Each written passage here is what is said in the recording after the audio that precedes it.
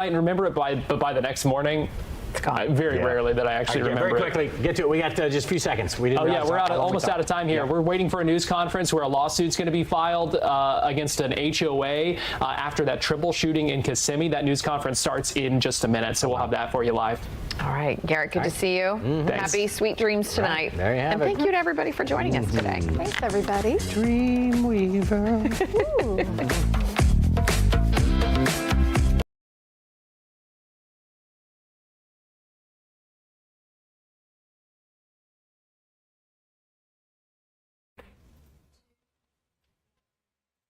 You're watching Fox 35 News Plus, streaming on Fox Local.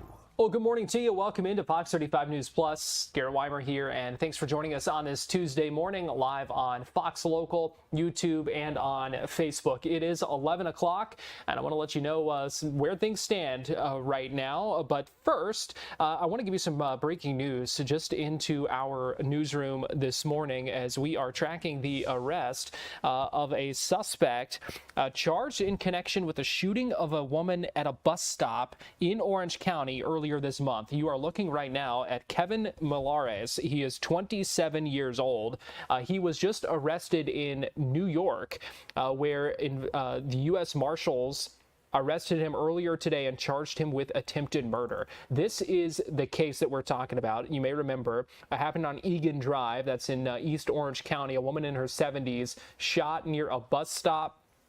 There was a standoff nearby in the hours after that we thought may have been connected, but no one was inside that building, and so no arrest made or anything like that. This is a video showing that scene and investigators on that scene earlier this month. Again, investigators believe that the suspect took off, fled the state after that shooting, and again, he was arrested today in New York and is being held right now at Rikers Island while he is awaiting extradition. So again, 27-year-old Kevin Milares, the suspect, arrested. And we are continuing to follow that breaking news. If we get more details for you in the next little bit, we will bring you those updates. Let me also give you a live look right now in Orlando, where we are expecting to hear any minute now from the daughter of one of the 3 victims killed in a shooting in Osceola County.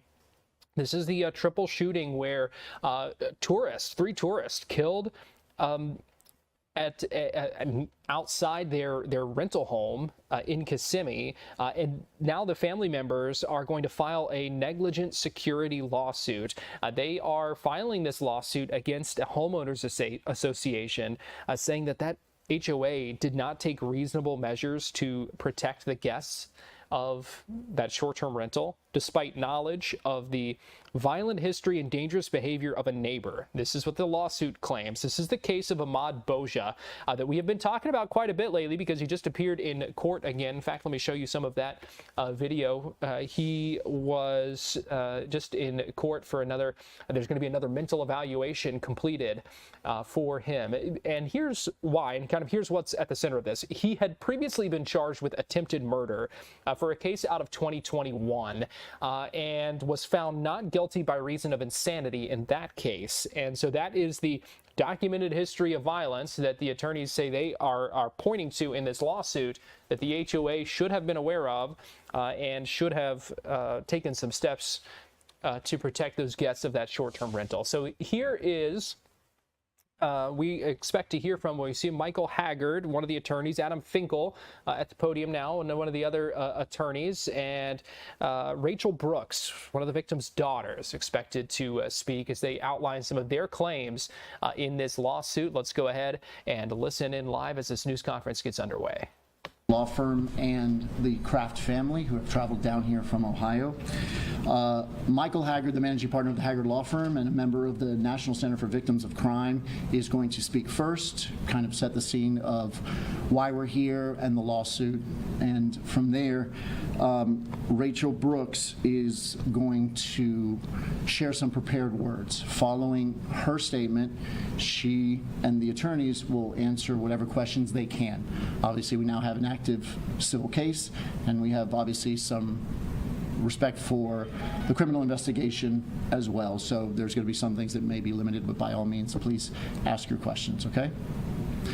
Also, on the email that I sent out, there's a Google Drive link. If you haven't seen it already, that Google Drive link has several pictures that you have not seen before, and then the lawsuit that was just filed yesterday. Okay? Mr. Haggard. Good morning, everyone. Again, my name is Michael Haggard, along with my partner, Adam Finkel. On behalf of the Haggard Law Firm, we're here with the Kraft family today. On January 17th of this year, Doug Kraft, Bob Kraft, and James Puchon were gunned down and murdered outside of an Airbnb that was within a homeowner association by the name of Indian Point Homeowner Association in Kissimmee, Florida. I would stand here with Doug's wife, Marcy, his two daughters, Rachel and Mallory, to announce not only this lawsuit, but bring awareness and attention to this matter. Florida is and always has been a tourist state, and we have a new serious problem in our state that has really risen in numbers of a number of different tragedies over the last couple of years, and that is short-term rentals. The reason it's one of the absolute biggest new dangers in the state of Florida is it's virtually unregulated.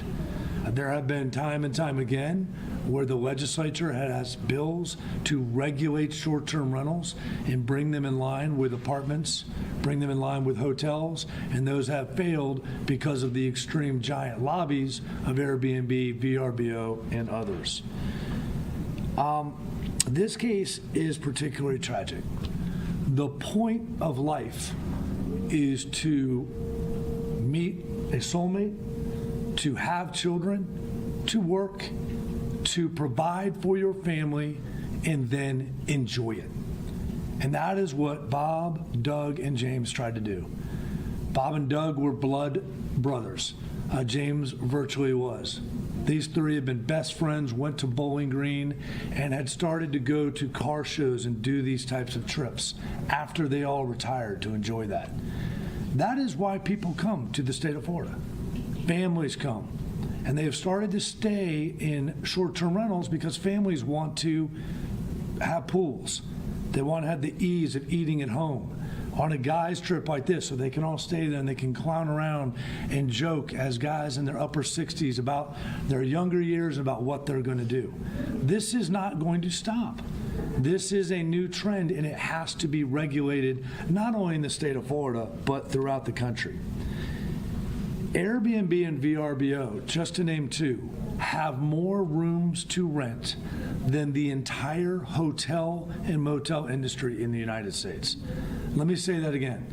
These two companies have more rooms than Marriott, than Hilton, than Hyatt, and they don't have 1% of the regulations with regard to their pools, as all of you know, with the #1 rate of pool drowning at any location right now is at short-term rentals, and with tragedies like we see here. The defendants in this case are Indian Point Homeowner Association and the owner of the individual house. Why are they defendants in this case? The murderer in this case, who I will never mention by name out of respect to the victims, was very known to the HOA president, who only lived a couple of homes down, as well as to the HOA owner. How was he known? In 2021, he was arrested for attempted murder, shooting at vehicles, shooting at people at a gas station just a couple miles away from this place. When he returned home in 2022, he had several visits from the authorities because of the different mental crises that he was undergoing. There were numerous complaints of various neighbors that he was doing suspicious activities, that he was not right, and absolutely nothing was done by the Homeowners Association in this case. The reason this is such a problem is that we have homeowner associations, developments that are being exclusively built for short-term rentals. It's a great investment idea for someone. You get a second home that you use and you can rent it out for income, but there has to be some type of regulation. There's regulation with your homeowner's insurance. you're not allowed to rent your home and have it be covered by homeowner insurance. You have to get additional insurance. There's regulation by the Internal Revenue Service, but there's nothing by the state legislature right now and by local authorities other than some basic concepts with short-term rentals. And we're seeing it more and more, and you guys driving around Central Florida have seen these communities that are built for this purpose. And there has to be some structure here. Does anyone doubt that here at the hotel we're at now, that if an individual in room 415 had shot at someone else, there would be action? Does anybody have any doubt that if there were continual complaints about a certain room in a hotel, there wouldn't have been action? But because of that, these three gentlemen in their absolute prime have been taken from this family, and this family's been robbed. They don't want this to happen to anyone else. Doug should be with Marcy planning their next trip. He should be with Mallory, who's in the back, and Rachel and the grandkids planning their next trip. And that's why they're here. That's why they had the courage to file this lawsuit, and just as much the courage to come in front of all of you so that this never happens to anyone else. A lawsuit can bring justice to this family in some realm. It can never bring their loved ones back. But action needs to be taken. And it doesn't just have to happen in Tallahassee. Local communities, whether it's county, whether it's city, and homeowner associations can regulate short-term rentals and have rules as to what they do when they have a problematic problem. This individual was plain and simple a dangerous condition. He was known a dangerous condition, and something has to be done about that. And that's why the Kraft family has had the courageousness to not only bring this case, but to bring awareness and attention to this issue that's not going to go away until we do something about it. And Rachel's going to talk about her dad for a minute, and then we'll be available for questions. Thank you all very much.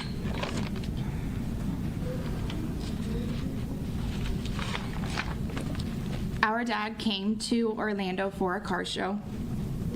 He came with his brothers and his best friends, and like so many others, they looked towards Airbnb as a hotel. We all need to stop doing that. The community where his rental was knew that it was filled with Airbnbs. They knew my dad's rental was next door to a dangerous, violent person, but they did nothing to warn him and nothing to protect him. Our dad shouldn't be gone.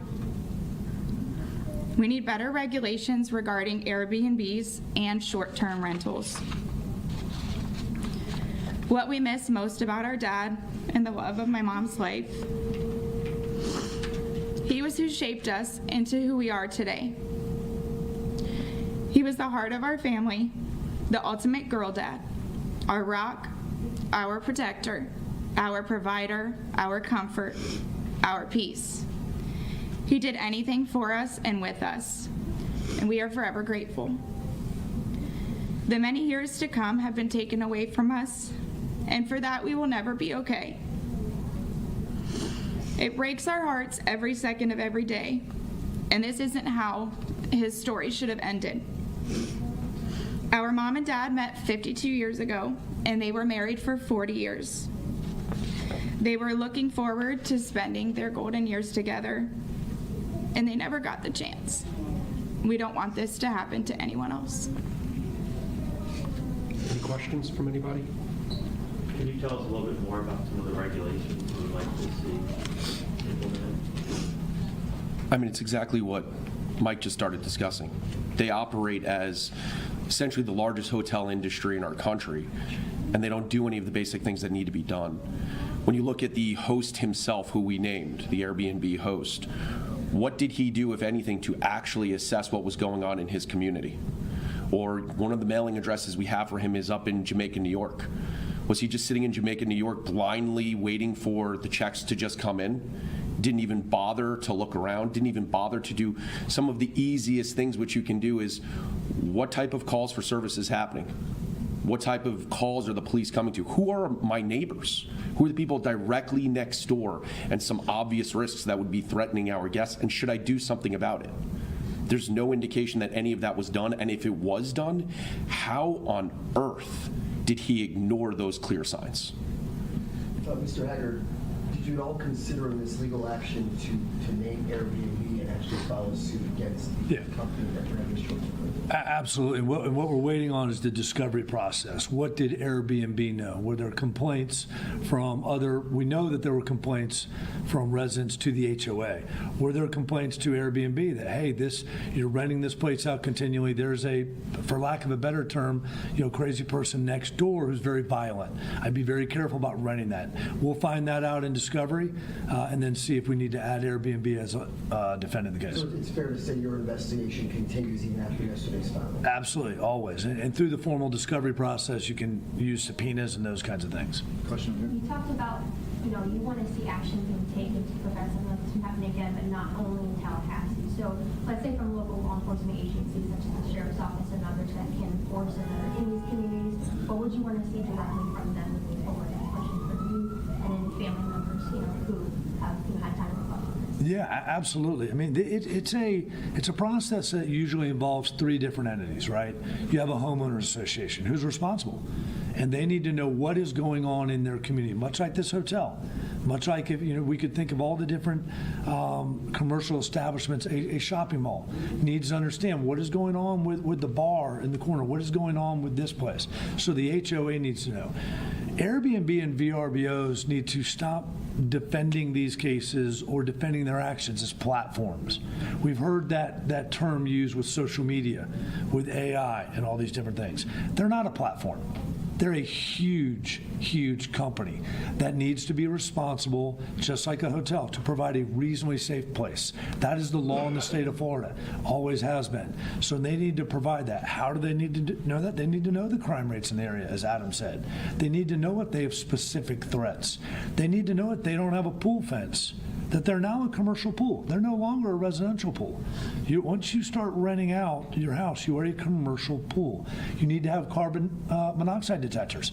We could go, we could start a tour right now. Every room in this hotel is a carbon monoxide detector, as should every VRBO. It should be up to a commercial code now. So the reason I mentioned not always in Tallahassee is we know it's not easy to get things done in Tallahassee. It's much easier in local communities. There are a lot of folks that don't like Airbnbs or short-term rentals in their neighborhood. So there are these complaints. There's an upswelling, but it's also a great thing to have. So we need to have balance, and we need to have fair laws that protect people first.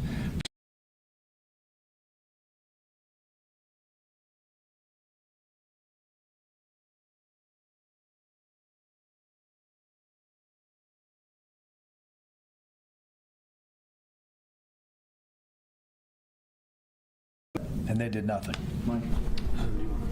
So Linda Scalata, who's mentioned, not named in the lawsuit, but mentioned in the lawsuit, she's the HOA president. I had a chance to talk to her on the phone both last night and today. She didn't even know about the lawsuit until we reached out.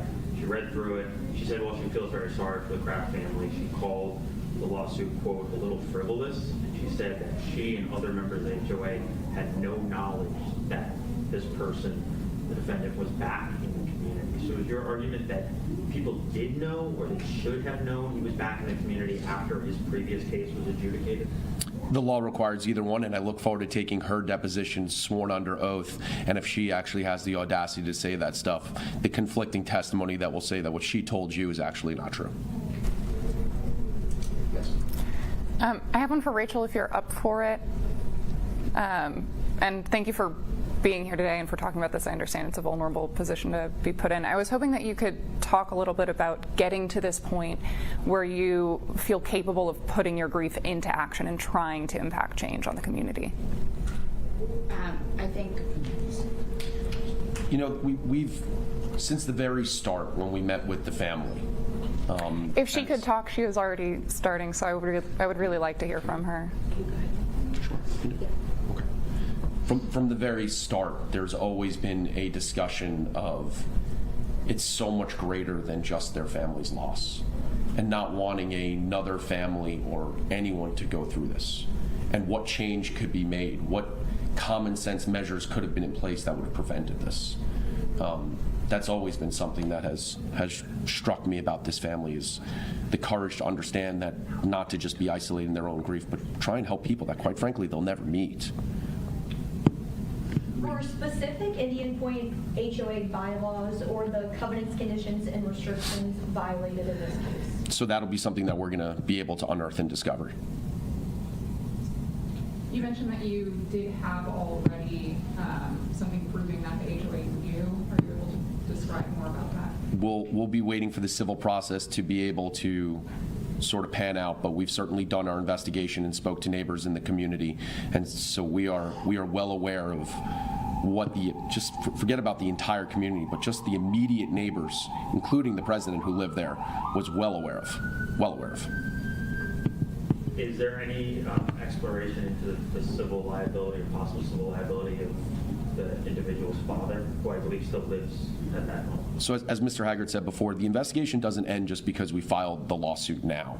It was time for a lot of reasons to be able to file against these two entities, and our investigation will continue in all different angles. Rachel's going to try to answer yours real quick because she. Thank you. The time that our family has taken with all of our family members and the strength that it's taken to get here, we knew that it was time. We never thought in a million years that something like this could happen, or that we would ever know someone personally that this could happen to. And it's us, and it's our family, and it's our life. Yeah, there's no words for what has happened, and the time we've taken to try to be strong together and navigate our grief. We can't allow this to happen to anyone else. Could you speak a little more about your dad's relationship with his brother and the other gentleman? Just it sounds like they were like the three of me. Speak more to their close relationship. Yeah, they did car shows together, college, homecoming football games at Bowling Green. All of our family events growing up, everyone was there all the time. Poochon included. He may not have had Kraft blood in him, but he was an honorary Kraft, and they were all brothers. But my dad looked forward to these trips. They all did. And on their trip, they were making future plans for what other car shows they wanted to go to, and they're never going to get to do that.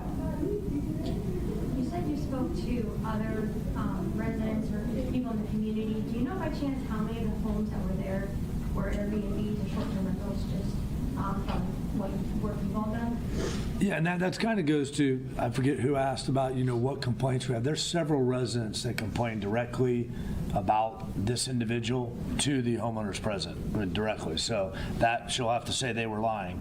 There's over 400 homes in this community. And I don't think, we don't have an exact number yet of how many have been short-term rental, but there's a lot. I mean, we have an entire long list that we've gone through just through some of the major sites to be able to see enough that the homeowners association was aware that there was a problem with short-term rentals throughout the community. This was not like the one, What do you mean by problem there? There was a concern about the number of short-term rentals throughout the community. I mean, one of the issues that you have, especially when it's a residential community like this, is you're now inviting transient people. If you live in a home and there aren't any Airbnbs on your block, you know your neighbors. You may not know them by name, you may not be friends with them, but you know their face, you know who they are. You recognize people that belong there. When you start putting short-term rentals throughout a community, you're now inviting faces that you don't know. The assumption can then be that somebody who actually isn't at an Airbnb, maybe a criminal trespasser or someone else up to something nefarious, you assume that they're invited there and they might not be. That's one of the reasons why when you think of through a hotel, you have key card access, all these other things, because you know the number of faces are going to constantly be changing. What's happening in a residential community in order to monitor who actually belongs and who doesn't. And I'm sorry, did the Indian Point community at all, they're saying that they were unaware of the lawsuit, but specifically afterwards, have they had direct communication with you all, family members at all, expressing condolences or anything like that that you can speak to? Not that I'm aware of, no. Any other questions? JP, I was just going to add something real quick, too, because I thought it was a great question about the covenants and the rules of the association. And that, again, like Adam said, we'll get into in discovery. But that's one of the points of the family doing this, is that there's an HOA president out there watching. There's some people on the board saying, you know what? We need to tighten up our, what do we want here? Do we want this many short-term rentals? If we do, what are we going to do about it? Because that's a place that Airbnb and VRBO's lobbyists don't go. They don't go to the HOA board meetings. They'll go to Tallahassee. They'll camp out. They'll be in Tallahassee for 60 days until the session ends, and to get their immunities or whatever they want.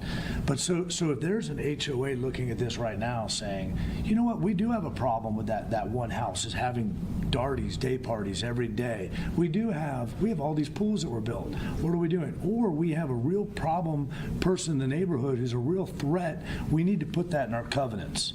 And so even though we'll find out they violated one here, maybe just as important is HOAs will take action and say, we're going to learn from the Kraft case so this never happens in our community.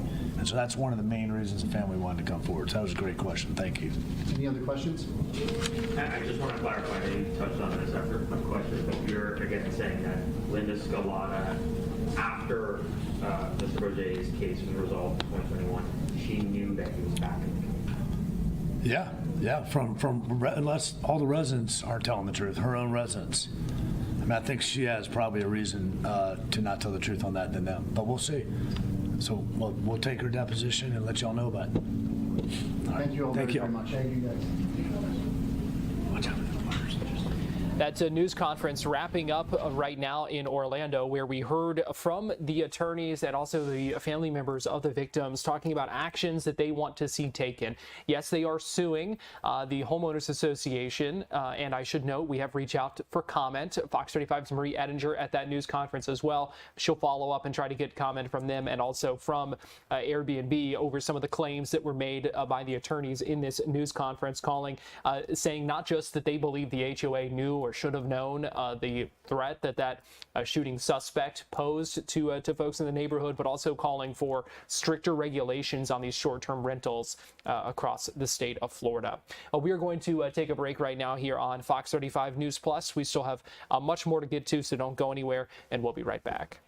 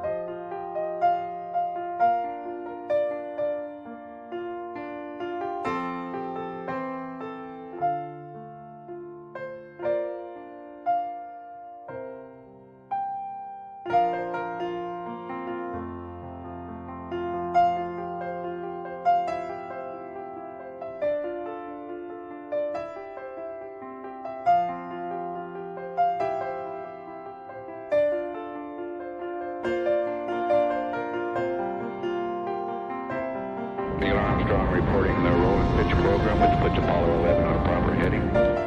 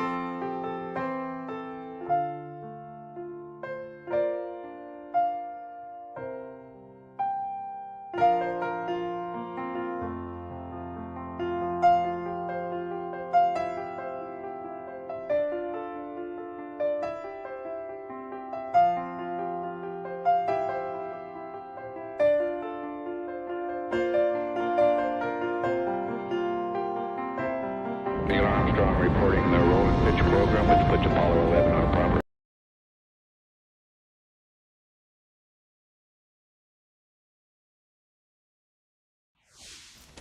Fox 35 Storm Team meteorologist Jessica Dobson joins me now, and Jess, we are talking more heat today. Oh yeah, it's going to feel like Florida as we head throughout not only today but the next couple of days.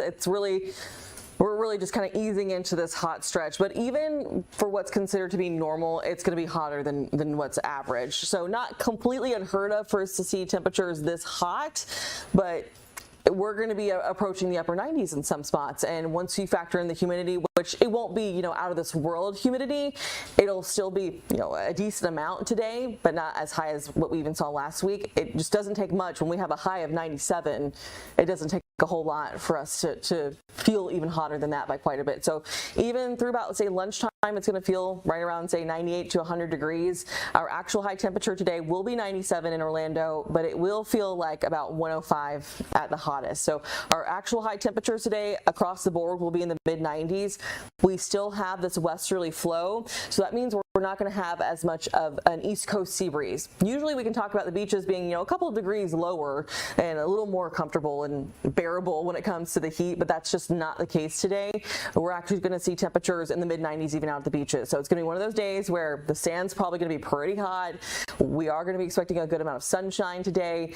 Just bottom line, make sure you're planning accordingly, not only with, protection on your skin from the sun with sunscreen, for your eyes with sunglasses, but also probably want to make sure you're wearing some form of footwear out on the sand, so that way you can protect your feet too, because that's the worst when you're trying to head out to the beach and you're like running and sprinting to the water because your feet are on fire. So you definitely want to make sure you're adjusting and planning for that if you have plans on going to the beach today.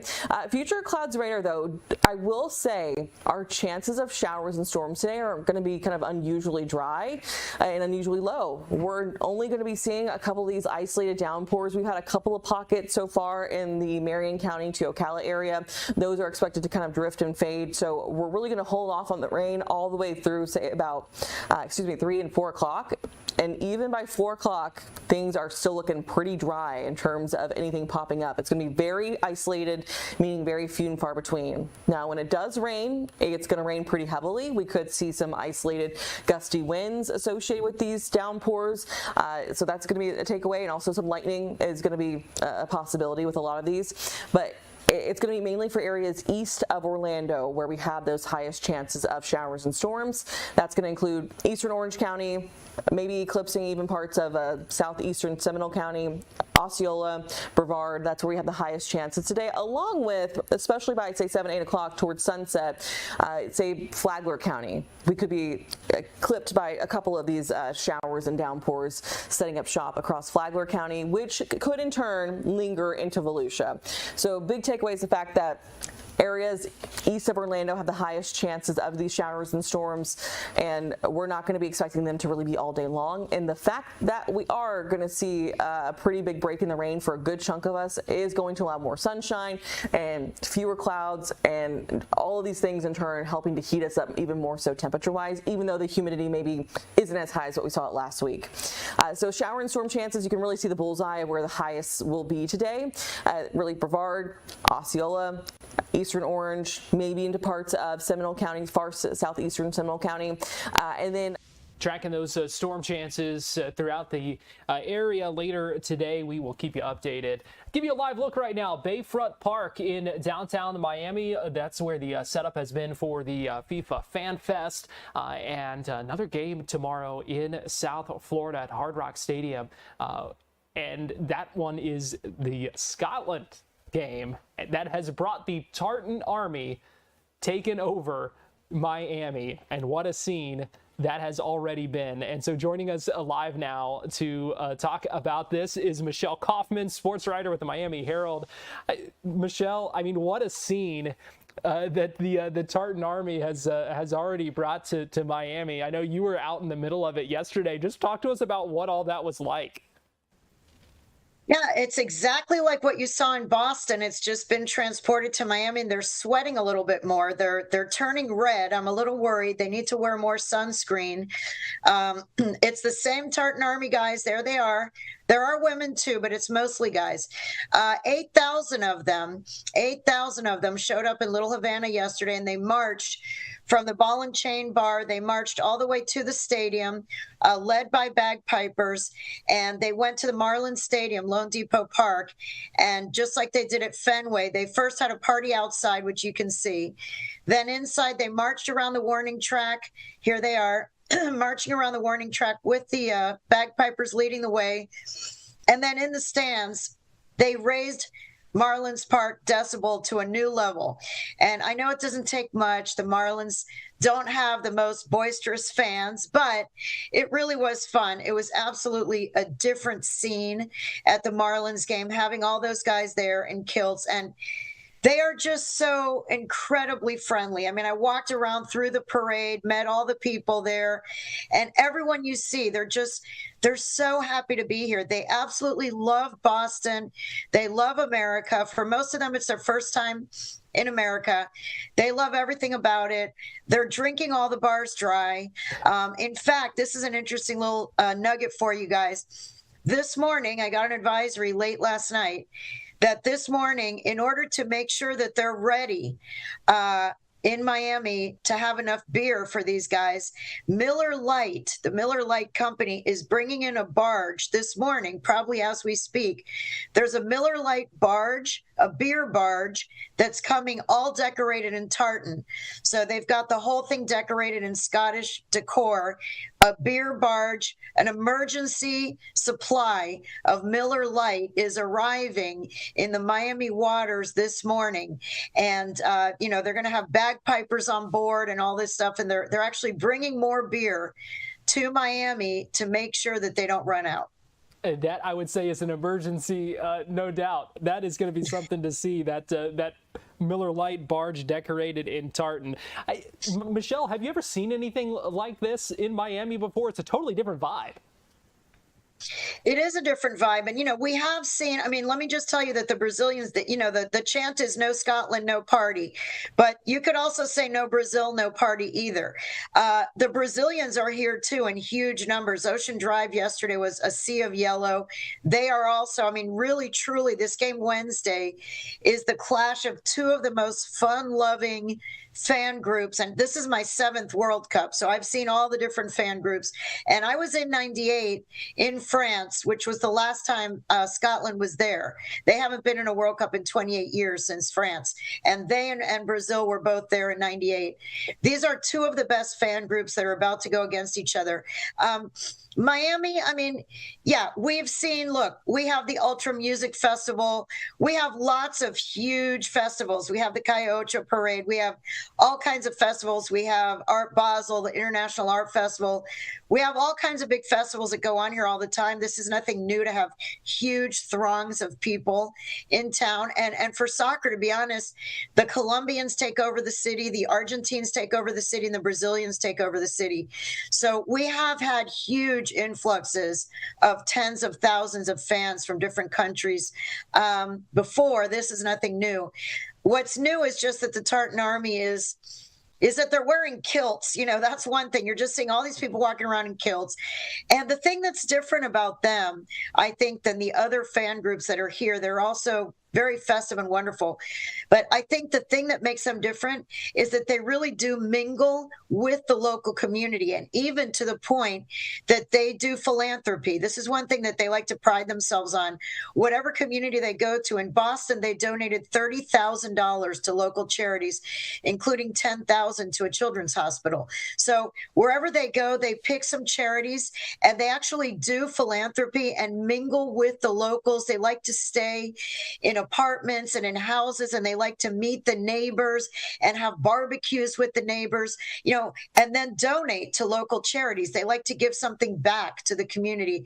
And that is something different from any other fan group that I've seen in 7 World Cups, which is there are huge groups of fans that show up and party in whatever town they're in, but they don't they don't embed themselves in the community the way the Tartan Army does. And I think that that's what makes them so lovable. And if you look up, the Boston Globe published a full-page ad the other day thanking the Tartan Army for what they brought to the city of Boston. This is not just a normal soccer fan group. This is a group of people who really embed themselves in the community, and it's been really fun to have them just for 48 hours so far in Miami. That is really cool to see. And Michelle, thank you so much. Michelle Kaufman, Miami Herald sports writer. We appreciate you joining us and sharing some of your observations and reporting with us. I know you are very busy, just coming off an appearance on the BBC. So thanks. I was on BBC Scotland.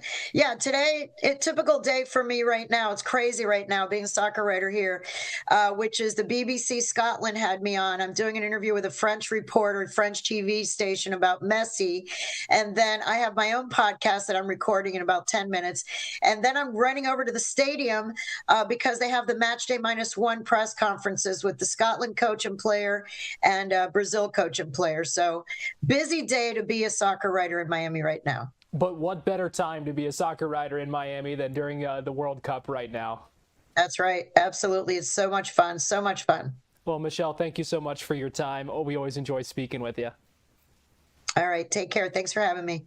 As we go to break, let's give you another live look at Bayfront Park right now. We're going to take a break and we'll be right back.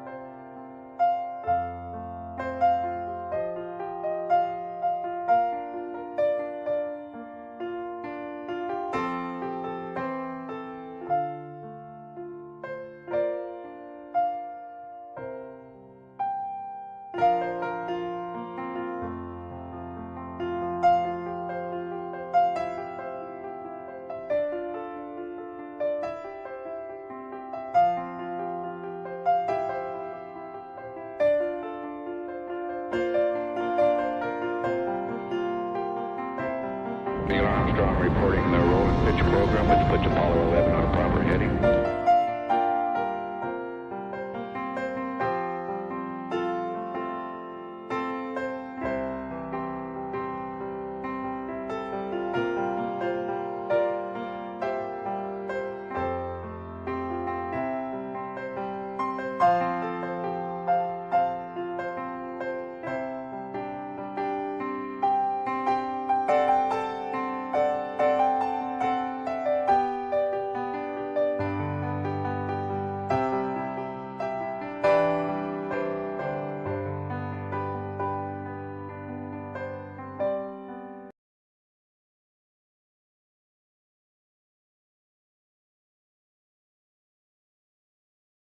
You're watching Fox 35 News Plus, streaming on Fox Local. Welcome back into Fox 35 News Plus. Garrett Weimer here, and thanks for joining us on this Tuesday morning, live on Fox Local, YouTube, and on Facebook. Let me give you a live look right now outside the White House, where we are awaiting the departure of President Trump. He is going to be heading out, boarding Marine One. You see some of the rain falling there in Washington, D.C. The president going to be boarding Marine One, going to be taking Air Force One to Pennsylvania, where he's expected to speak later this afternoon at Mack Trucks. And so that's in Pennsylvania, scheduled for his speech around 2 o'clock. We will, of course, bring that to you live right here on Fox Local when that begins. So again, we are waiting to see the president head out of the White House. He often stops and takes some questions from reporters. Unclear if he might do that today with the rain falling, but we will see. And if he does speak, we will bring you the Q&A, that gaggle, as it happens as well. So a couple of things there that we are monitoring. Also want to let you know, coming up in just a little bit, around 1 o'clock, we expect to hear from Attorney General James Uthmeier holding a news conference at the Office of the Attorney General in Miami.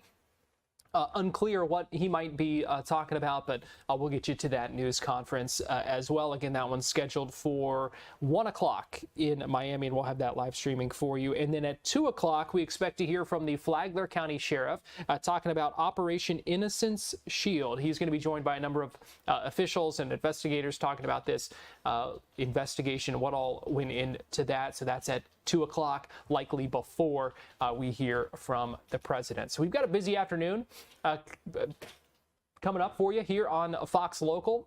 Just about 15 minutes away from the afternoon, and again, we'll keep you right on top of all of those events. We also heard just a little bit ago from some officials with the Department of Justice talking about a big where things stand with fraud, some of the fraud efforts that they've been working on, kind of cracking down on when it comes to healthcare fraud. Medicare, Medicaid fraud, that kind of thing. That news conference just wrapped up a little bit ago. And so we'll hear a little bit from that. I think they provided some numbers, some additional context to some of what they've been doing and what they've been keeping an eye on, and that kind of thing. So that we still have much more to come here on Fox 35 News Plus. Now, we are also right in the middle of hurricane season. Started in June. It's been fairly quiet so far. We have had the one tropical storm, no impact to us here, at least no direct impact to us here. We're also, as we have talked about throughout the week, dealing with Saharan dust right now. It's that annual kind of flow of that dust from Africa that puts a damper, in a good way, on hurricane season and has some impacts on the likelihood of storms forming. Fox 35's Reina Nieves had the chance to speak with Will Ulrich, who's the warning coordination meteorologist with the National Weather Service Melbourne, who put into context for us how or the role this Saharan dust plays in the hurricane season. Now that summer's underway, can you talk to me about this Saharan dust season in particular? Sure. Each year, every summer, we see these plumes of dust that move off of the west coast of Africa. So it's not uncommon. This is the time of year when we begin to see those African easterly waves, which are those showers and thunderstorms that sometimes turn into tropical cyclones. But this time of the year, they're quite dry. So what happens is, as they move across Africa, they pick up dust, as you might expect, from the Saharan desert, and then transport those large quantities of dust across the Atlantic. And typically, these episodes of Saharan air really peak as we move into late June and the month of July. So if we're going to see it, we're going to see it this time of year. And now talk to me, we haven't seen like the threshold of it yet, but do you guys predict a normal season, an above normal season, below? How are things looking? We don't right now. We do not predict the activity associated with the Saharan air. There's still a lot of things that we don't know about it, but we can say that based on climatology, looking back over history, that traditionally we see Saharan dust ramp up in activity over the Atlantic beginning in the month of June, and that continues all the way, especially through the first half of August. And it is part of the reason why we don't see a lot of tropical cyclones this time of year. Again, we might get a tropical storm or a hurricane, but overall the probabilities are quite low as we move into the beginning of the season.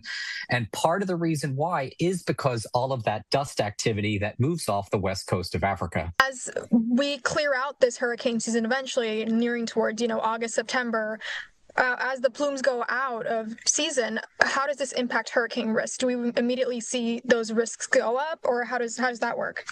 So there's a gradual drop in the amount of Saharan air that moves across the continent into the Atlantic, because those same African easterly waves that are picking up dust in June and July because they're quite dry really start to get wet. So you don't see as much dust move off the African continent as we move into August and September. It gradually lessens. And so that helps lead to a more favorable environment for showers and thunderstorms to develop over the Atlantic Ocean. And as those showers and storms become low pressure systems, they can eventually become a tropical storm or a hurricane. So the process is very gradual, but as we move through August, we see more and more of those storms move off the west coast of Africa that eventually can lead to the development of those tropical storms and hurricanes just in time for the peak of hurricane season, which is typically the first half of September. Will Ulrich with the National Weather Service Melbourne. We're going to take a quick break and we'll be right back.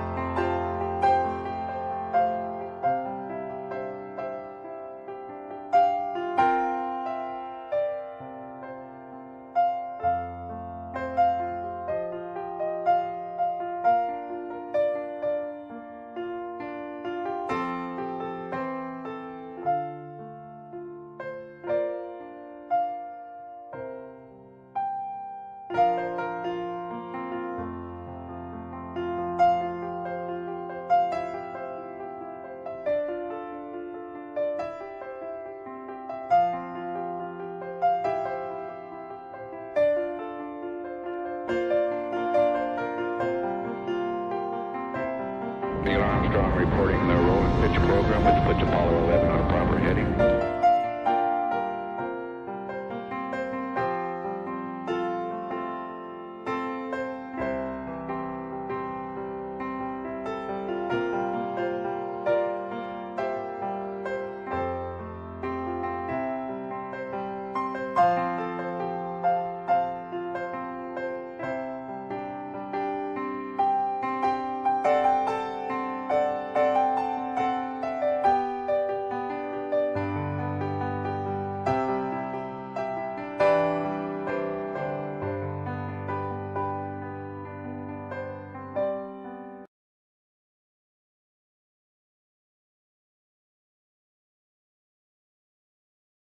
You're watching Fox 35 News Plus, streaming on Fox Local.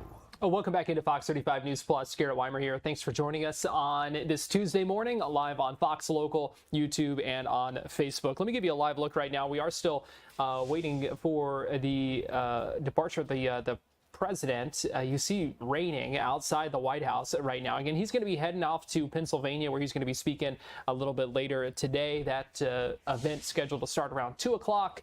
With the president's remarks, and we'll bring that to you live here on Fox Local. Meanwhile, here in Central Florida, an interesting discussion today in a Lake County Commission meeting where they are joining the list of a growing number of cities and counties across the state who are considering moratorium on data centers. This is the big discussion about these AI data centers and the utilities that they use, the impacts they have on the communities in which they are located. And so a number of different city and county governments are considering putting a pause or a block on some of those new data centers from coming in. And that was one of the things that was discussed today. Commissioner Anthony Sabatini, the one who wanted this discussed today. And so I want to play for you just a little bit of the conversation between these county commissioners in Lake County about what they are thinking about, what they're talking about when it comes to a potential moratorium on data centers in Lake County. We're back to the regular agenda, now right into commissioners. We're going through this pretty quick. Our commissioners' reports. So this Commissioner Sabatini. 22. Okay. This would be tab 22. A proposal for a moratorium on data centers. There's been 12 applications for large data centers just in the last year. I think that number's going to accelerate. I think this is the conservative position. I'm not asking for an outright ban. I think we start with a moratorium, take a look at this, and then as we get closer to October 1st, 2027, when SB 180 expires, then we can talk about what we really want to do with these centers. But they're understudied. Even the legislative bill that passed the session this year doesn't really do that much when it comes to these data centers. They're understudied, they're misunderstood. They're very, very serious commitments to utilities and land use.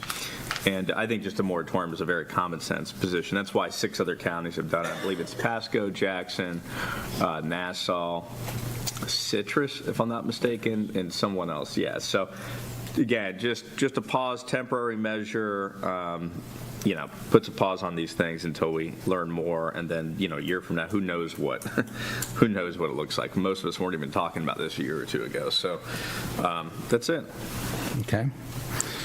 All right. Any other discussion on it? Yeah. When you're talking about data centers, everybody has a thought in their head of what a data center is, right? So data centers can be of all different sizes.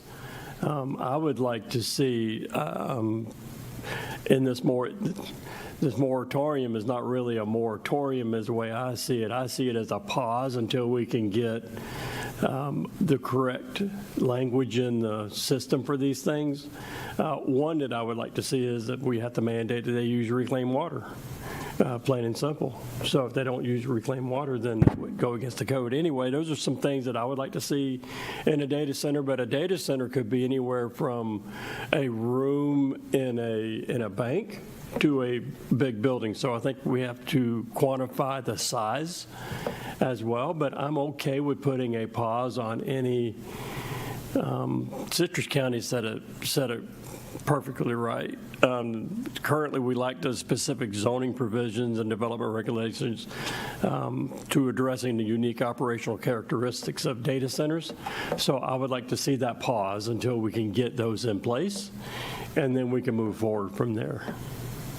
Yeah, good comments, and I agree. I think we'll use the word pause because we got to always be careful, and I know you said that too, Commissioner Sabatini.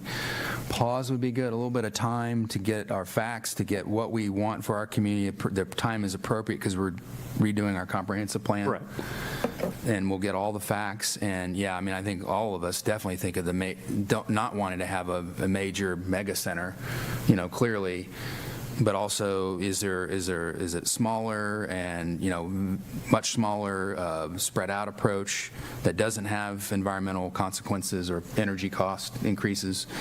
But we just have to have all the facts. So I think this is a great idea to have a pause. So I would be in support of that for sure. So do I need to make a motion on that? I think Commissioner Campione, do you have some comments? Well, no, I'll make the motion. I'm glad to make the motion. I appreciate Commissioner Sabatini bringing this forward. And of all the times that we push back when the state tries to take rights away from us as local governments over our own decision-making process, I think this is one of the times when, if the state would, in fact, take a more assertive position and look at the state as a whole and actually do an evaluation of whether these have to even exist in Florida. Is our environment too fragile? Can our grid support them? How does it affect residents? All of those things need to be taken into consideration. And if there is a need where you have to have them in certain locations, that it would be looked at comprehensively. And this, if they would take the leadership role in this one, this could actually make sense. Now, I wouldn't want anything imposed upon a local government that did not want to have a large data center in their community. But it just seems to me this is one of those times when it really has to be looked at comprehensively.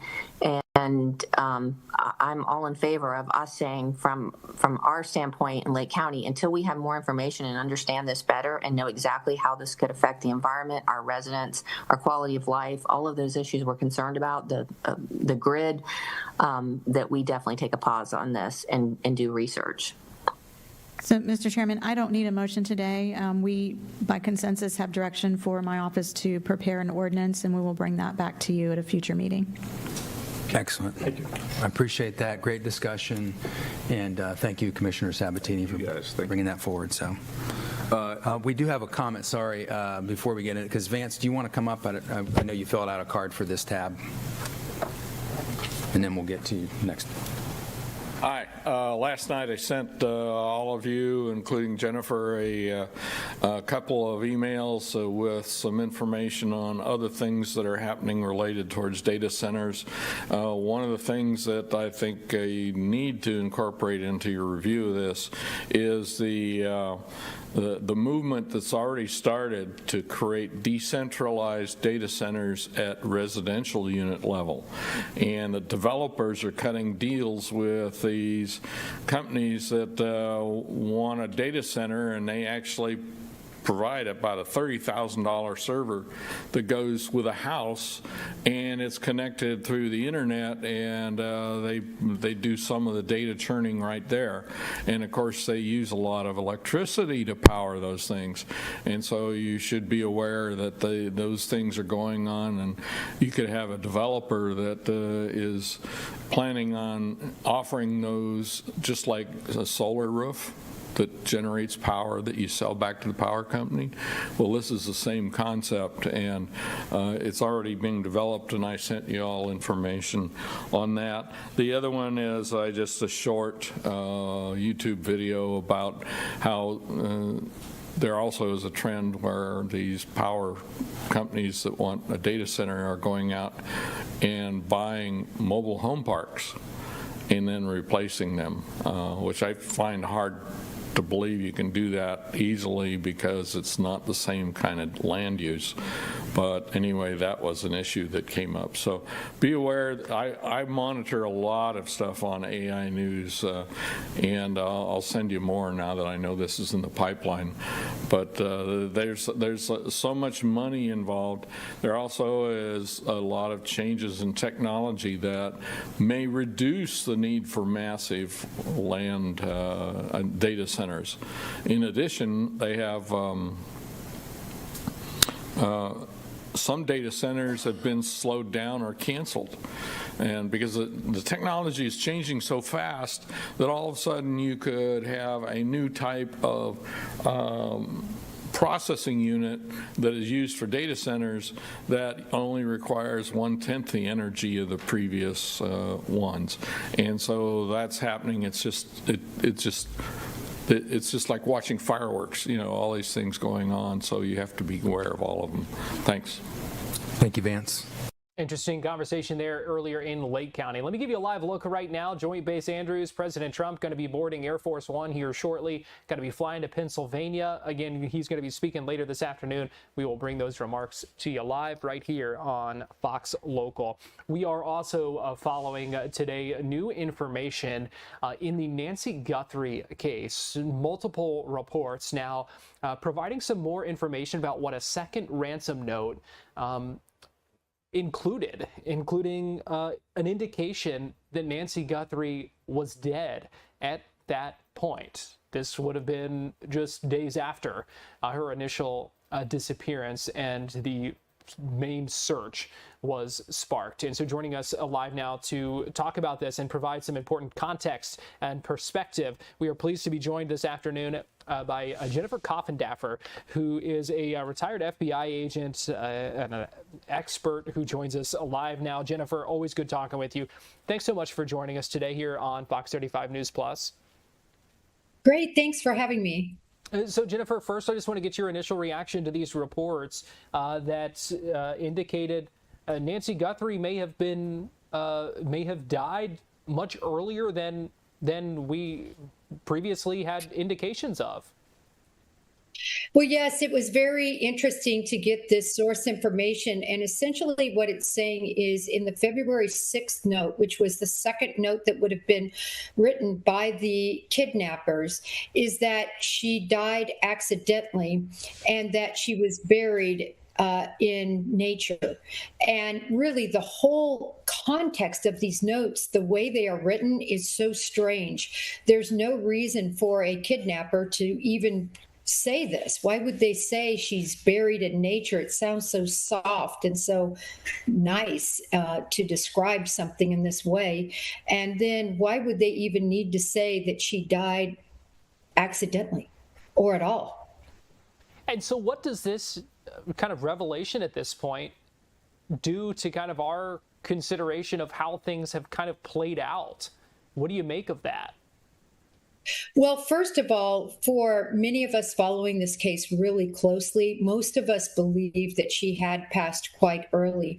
And we base that on the family's response to the second note. Even though we didn't know this exact verbiage, we know that the family had said, we understand, and that it's still important to have her back, to give her, or for us to have peace.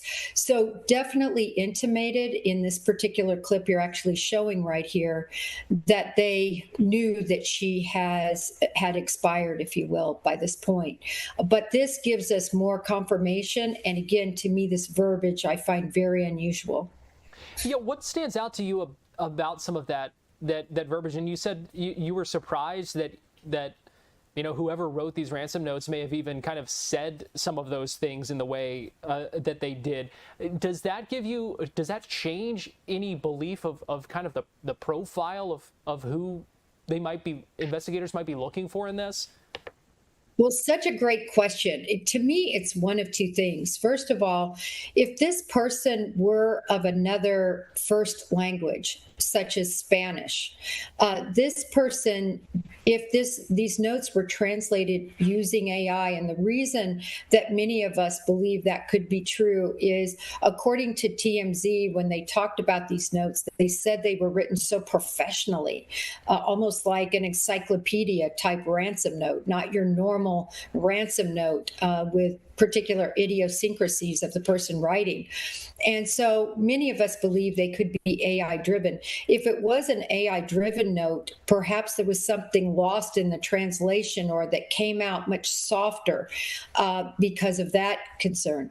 If it wasn't, if this was truly an English speaker, but they used AI to write this, it really shows that somebody seemingly had some ounce of empathy, that this wouldn't be your normal kidnapper who was completely estranged from the family.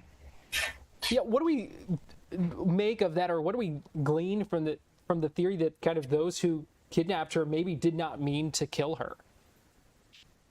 Well, right. That's a huge statement, right? It also backs up the theory that many of us have, that she was actually kidnapped for ransom.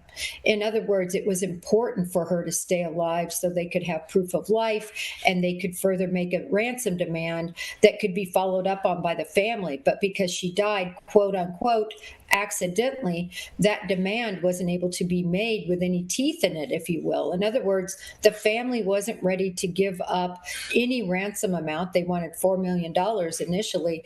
They weren't ready to do that without proof of life, and they just didn't have the proof of life to give.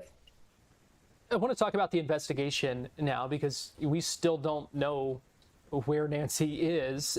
So what happens now with continuing to try to find her and find who may have been behind this? Does this change anything with that, or what are the next steps now?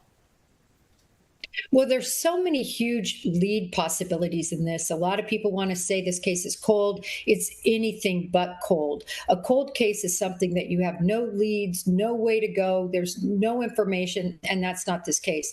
There's DNA information. We know there's a rootless hair that the labs are working on. That's just going to take months for them to ferret out and do genetic genealogy on. We know that there's at least one other DNA sample, but it's kind of useless at this point because the technology is behind being able to divide up 3 different profiles, but there could be much other DNA that was gleaned from that home. In addition, they have all the videos they're looking through to see if they can discern if there was a vehicle that left that neighborhood or that area. So they're looking through all of that. They also have the porch guy video that they're going to continue to distribute, hoping somebody comes forward. And in addition, they also have the interviews and the tips that are in the thousands that they still have to ferret through. And that's just going to take a lot of time. Is there still hope that this case is cracked? I think the case will be solved. It's going to take a while. I mean, they have so many clues. If you look at how Porch Guy was, what he wore, he had a backpack that was only made at Walmart and only distributed by Walmart, about a $10 to $15 backpack. They're going to be able to trace that, but you can imagine the amount of time it's going to take because of all those that have been sold over the years. But they have a lot of clues, and I think they will solve it. Before I let you go, I do have one other follow-up on something that you brought up earlier, and the potential that these ransom notes were written with AI. And I'm just curious from an investigator's kind of standpoint, when you're trying to look for any sort of clues that you can and trying to build a profile of a potential suspect and that kind of thing based off of things like this, does the potential use of artificial intelligence to create some of these things, does that make this harder? It makes it much harder, and it also shows the sophistication, if indeed that's what happened, of these ransom note writers, because now it takes off the individuality of how somebody writes when they use a capital, if they make spelling mistakes, if they make grammar errors, just how their phraseology is. All of that is gone now if you are having AI write a note. And again, I base this on strictly the interviews of TMZ and what they've said about these sophisticated notes that sound like they're written so intelligently. That is not the usual case of your average kidnapper. All right, really interesting stuff, and still hoping for some answers. You know, we've heard from Savannah Guthrie speaking again, saying that this has just been so heartbreaking. It's so difficult. You can only imagine what they are continuing to go through even now, as they just don't know, Jennifer. Yeah, they don't know. And today she made another plea. She hasn't done that in quite a while, just asking for somebody to please come forward with information. Every time there's a break in the story like this, obviously she knows about it. She's in media. And even though she doesn't comment about it, this was a day that she just, I don't think, could hold back her emotion. And that was very honest and forthright, what she had to say. It was heart-wrenching, to be honest. Yeah, retired FBI agent Jennifer Coffindaffer. We appreciate you joining us. Thanks for talking about this and breaking down some of these new revelations and what it means for this investigation. Thank you. We are going to take a quick break right now here on Fox 35 News Plus, but we'll be right back.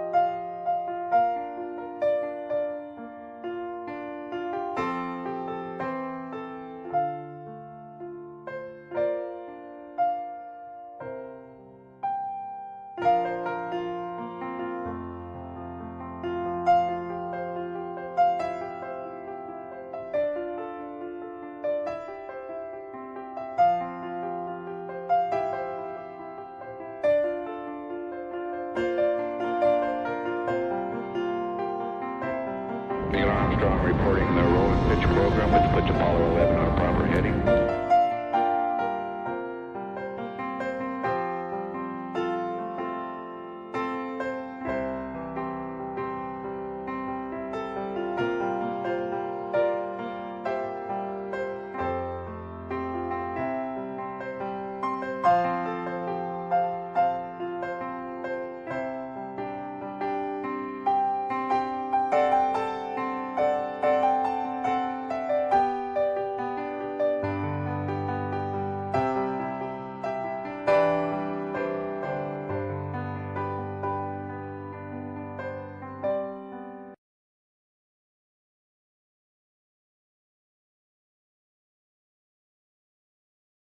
watching Fox 35 News Plus, streaming on Fox Local. Welcome back into Fox 35 News Plus. Let me give you a live look right now. Air Force One sitting on the tarmac at Joint Base Andrews, where President Trump will arrive shortly. He will climb aboard and then is going to be flying to Pennsylvania, where he is going to be speaking a little bit later this afternoon. Again, that's scheduled for 2 o'clock, and we will bring those remarks to you live. Again, you can see the rain coming down pretty hard right now in the Washington, D.C. area on this Tuesday afternoon. Let me also give you a live look right now in Southern California, where the U.S. men's national team going to be playing their next game Thursday night in the World Cup. That one, 10 o'clock. You'll be able to watch it on Fox 35 against Turkey.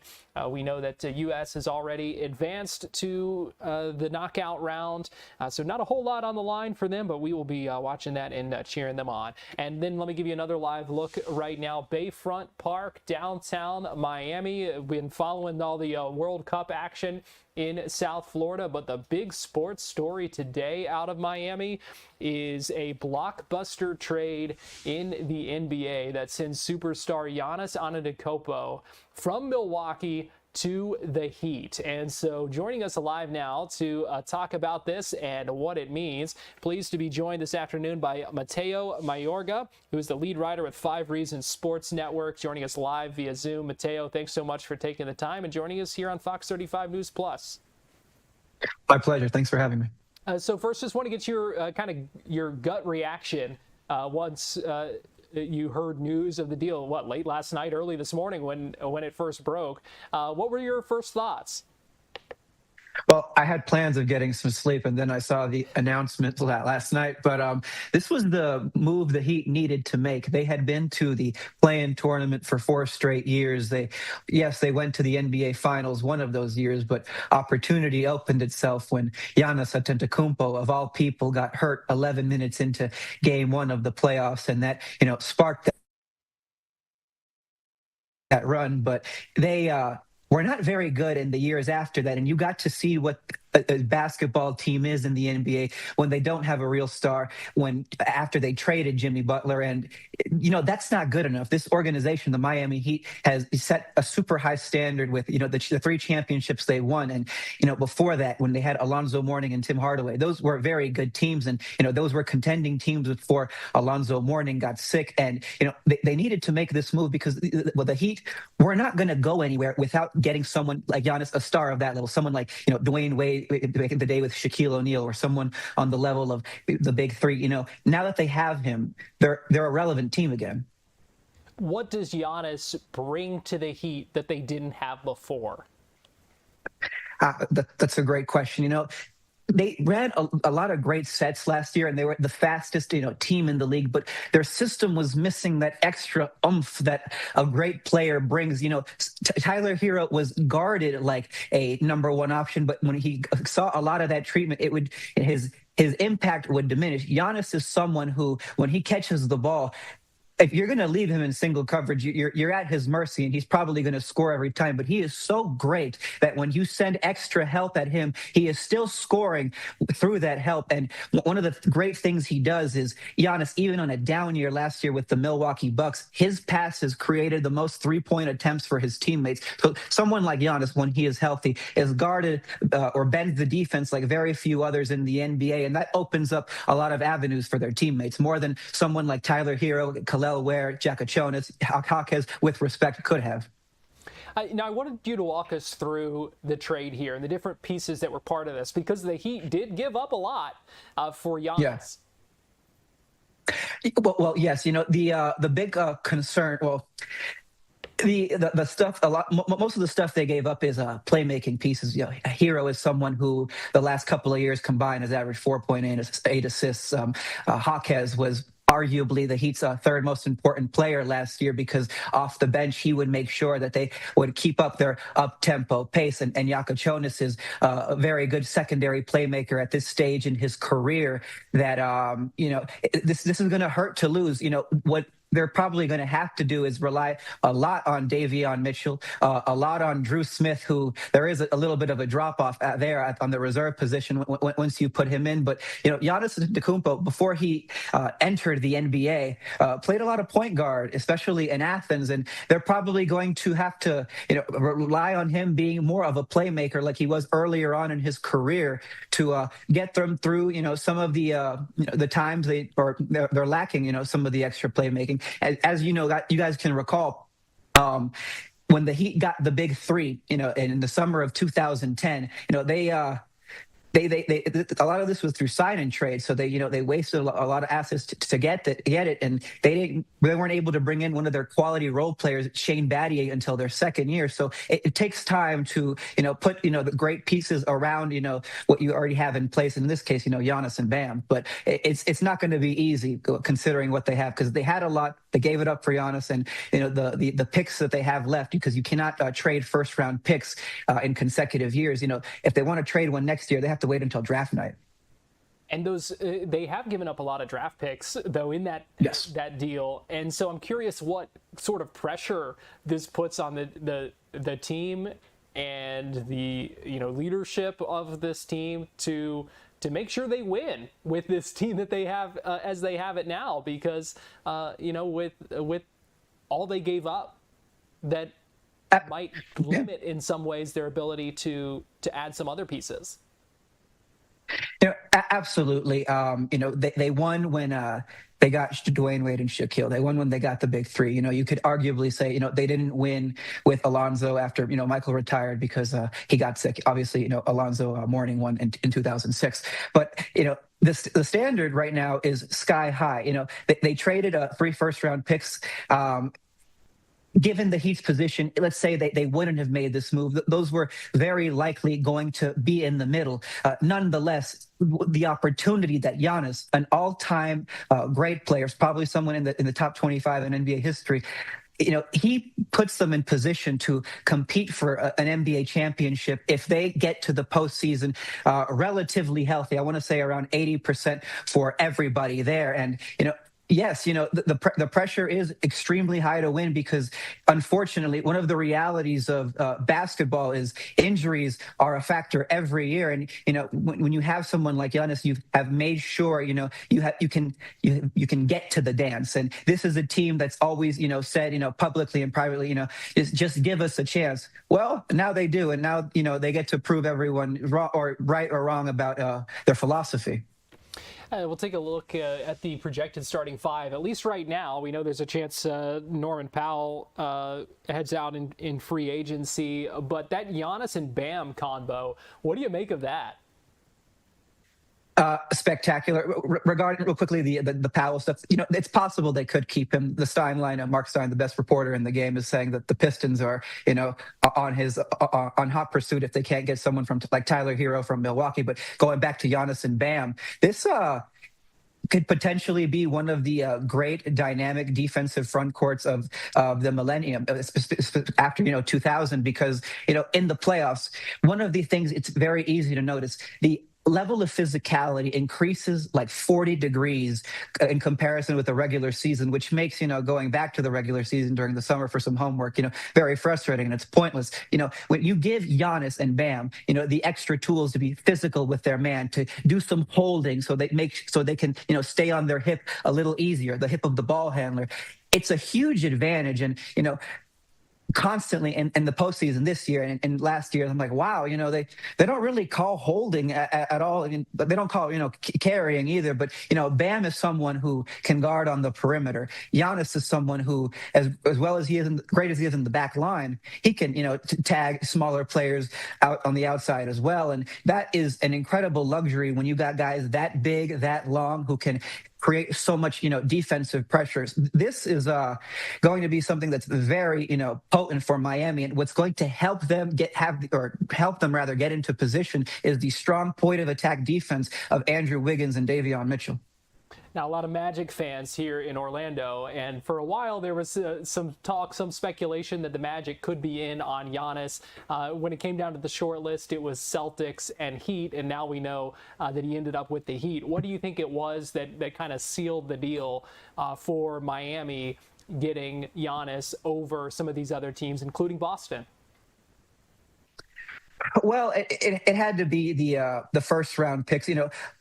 I don't want to undersell Khalil Ware. He is a very promising big man. When he is playing with a high motor, he looks like someone who could average 22 points and 14 rebounds with a few blocks. But the concern with him is the motor. But if you can get him to play with a high motor at all the time, you're talking about a future all-star. That was very enticing. But the first round picks here, specifically getting 3 of them unprotected with a swap in 2030, this was the stuff that puts them over the top, because as the reporting has told us, Jaylen Brown was the trade bait from the Boston side, and he is a great player in his prime, a better player than that the Milwaukee Bucks got right now. But what would be the point if he's at the end of his prime and no longer the same player right when the Milwaukee Bucks are finally getting off the ground? These picks are going to make sure the Milwaukee Bucks can get off the ground. They handle them properly. Last thing here, Mateo, let's fast forward to next season. Mm-hmm. Where are the Miami Heat by the end of it when it comes to playoff time? What do you expect from this team with Giannis? Well, with Giannis, at least a top 4 seed. This past season, they won 43 games. And yes, they did give up a lot, but with him coming there, with Bobby Portis, the impact is greater. And I'm expecting somewhere between 49 and 53 wins. And when you look at historically, that should land them anywhere between a 4 and a 1 seed. A 1 seed, granted, in a weak year in 2021-22, the Miami Heat were the 1 seed with 53 wins. And the following season in 2023, the Denver Nuggets were the 1 seed with 53 wins. So, Giannis is one of these great regular season players on top of being a playoff riser. And being great in the regular season is not something you got with Jimmy Butler. He saved himself for later. And the problem with that is that, it really costs himself, or really cost the Heat with positioning and made sure they had to go through a tougher road. And, now when you think about the versatility of Bam and Giannis, and how they're how much attention they attract, how it's going to open things up for shooters. I am expecting, yes, between 49 and 53 wins, and for them to have home court advantage at least through round 1. And once they get there, anything is possible. Mateo Mayorga, lead writer with 5 Reasons Sports Network. Thank you so much for joining us here on Fox 35 News Plus today. Anytime, man. Thanks for having me. We're going to take a quick break, and we'll be right back.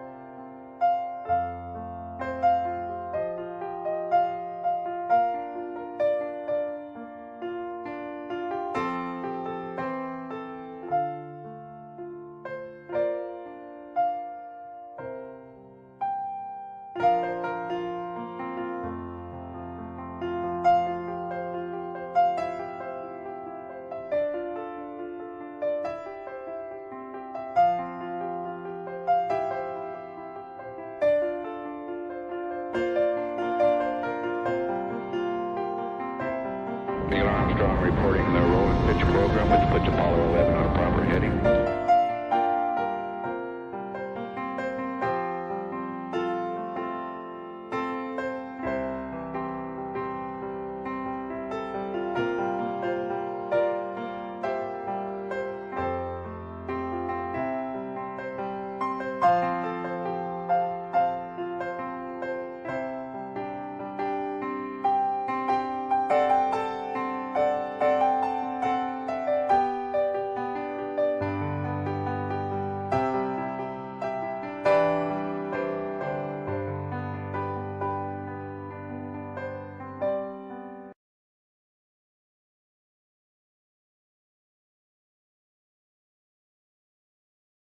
watching Fox 35 News Plus, streaming on Fox Local. Welcome back into Fox 35 News Plus, just about 12:30 on this Tuesday afternoon, and we appreciate you joining us. Air Force One has taken off from Joint Base Andrews. We'll be watching for the president's remarks coming up in a couple of hours in Pennsylvania. Also at the top of the hour, we're going to get you to Miami, where Attorney General James Uthmeier is having a news conference alongside Siobhan Harris, who is the Secretary of the Administration for Healthcare and Families, and so the Healthcare Administration. And so she's going to be speaking there with him. This news conference is at the Miami Office of the Attorney General. So again, we'll get you to that news conference coming up in about half an hour when that gets underway. Right now, though, I want to get you to a news conference that happened just a little bit ago in Washington, D.C., where we heard from Acting Attorney General Todd Blanche, FBI Director Kash Patel, Health and Human Services Secretary Robert F. Kennedy Jr., and Dr. Oz, who is the administrator of the Centers for Medicare and Medicaid Services, all talking about this crackdown on fraud when it comes to healthcare and Medicare and Medicaid. Been a big focus of the Trump administration over the past 6 months or so. And in fact, in this news conference today, they gave some numbers, some context, and called this the greatest federal and state effort of combating fraud in history, a coordinated effort to address this and crack down on this. So I want to play for you some of that news conference from just a little bit ago at the Department of Justice in our nation's capital. National healthcare fraud takedown. This announcement marks the greatest combined federal and state effort in combating healthcare fraud in history. Thanks to the leadership of President Trump and the Vice President and all those folks standing behind me and next to me, we are more united than ever before. This team is working tirelessly to take down fraudsters who steal from taxpayer-funded programs and prey on vulnerable Americans. When we talk about the team that's working on these cases, I want to give some context around that. There are 9 healthcare fraud strike forces that have been part of this effort, 57 U.S. attorneys' offices, 41 state attorney general's offices, not red states, not blue states, but both working together with the federal government. Multiple law enforcement agencies, including inspector generals, some of the agencies that are here with me on this stage. That's what we talk about when we say this is an all-government approach to combating fraud. It's not just the Department of Justice. It's not just HHS. It's all government, including working with our state and local partners. Today, we are announcing federal charges, all of which were charged or unsealed at some point over the past 2 weeks, the past 14 days, coordinated nationwide action. Since June 8th, we've charged 455 defendants across 56, like I said a minute ago, U.S. attorneys' offices, and 45 U.S. states and territories. As alleged in the various indictments, these individuals participated in healthcare fraud schemes involving over $6.5 billion in false claims submitted to Medicare, Medicaid, and other healthcare programs. The team around me will get into more specifics, but here are a few points that stand out. In one indictment, we're bringing charges against a corporate executive in Arizona in connection to over a $1 billion fraud involving unnecessary wound grafts. This alleged scheme costs Medicare over $1 million per patient. In total, our indictment charges 11 defendants for over $2 billion in fraudulent claims in connection to alleged wound care schemes. The indictment also alleges that these individuals then used the taxpayer money to bankroll multi-million-dollar homes, luxury vehicles like a $135,000 Maserati, jewelry like an $865,000 Bulgari necklace, and to top it all off, to fund the construction of a $4.6 million hotel at a beach resort in the Philippines. We're taking back the money, the luxury cars, the jewelry, and these alleged fraudsters will face justice. The coordinated actions of the past 2 weeks have resulted in over $182 million in cash and other assets seized, making clear our healthcare fraud enforcement efforts generate a significant return on investment for our taxpayers. In terms of Medicaid fraud, we're able to announce today the creation of the West Coast Strike Force and the deployment of additional prosecutors, allowing us to bring charges against a record-setting 295 defendants. Our indictments allege over $518 million in Medicaid fraud between these individual defendants. You're going to hear from Director Patel in a moment, but apprehending alleged fraudsters remains a top priority of the Department of Justice and the FBI and our other law enforcement partners, including the DEA, who's here as well. At last year's takedown, a year ago, we charged multiple individuals for allegedly running a $10.6 billion medical equipment scheme using stolen identities to make false Medicare claims. Today, I can announce that earlier this month, we apprehended 2 of those defendants extradited from Estonia. Separately, over the weekend, we conducted the foreign transfer to custody of a defendant who is allegedly connected to another $3.7 billion in intended loss. I want to thank our tireless federal, state, and local law enforcement agencies who work hard every day and participated in these whole-of-government operations. This is just the beginning. Fraudsters can no longer rip off American taxpayers. If you seek to harm or cheat Americans, we will find you, seize any assets, and prosecute you to the fullest extent of the law. Thank you very much. I'm going to turn it over now to Secretary Kennedy. Thank you. Thank you, Attorney General Blanche, and thank you to the White House Fraud Task Force, to Colin McDonald of the Justice Department, to Director Kash Patel of the FBI, to the HHS Office of Inspector General, Dr. Oz and the CMS team, and the investigators and law enforcement officers who brought these cases forward. President Trump directed this administration to confront healthcare fraud aggressively, and we are doing that. The 2026 National Healthcare Fraud Takedown uncovered $6.5 billion in alleged fraud, the second largest amount ever charged in a single healthcare fraud operation. The Department of Justice charged a record number of Medicaid fraud defendants. More than 440 defendants now face charges. This effort brought together federal agencies, state partners, and U.S. territories across the United States. 18 of the participating states, as Attorney General Blanche pointed out, were blue states with Democratic governors. Fraud does not recognize party lines, and neither does accountability. Today's cases include the largest Medicaid fraud enforcement action in the Department of history, 165 defendants charged with allegedly submitting more than $200 million in false claims to Medicaid. These schemes did not target government programs, they targeted the American taxpayer. They stole money from workers who pay taxes, from families who depend on Medicare and Medicaid, and from patients who trusted their health care professionals to be serving their health interests when it turns out they were just chasing money from our agencies. The allegations in these cases are particularly disturbing. Some defendants allegedly ordered medically unnecessary tests.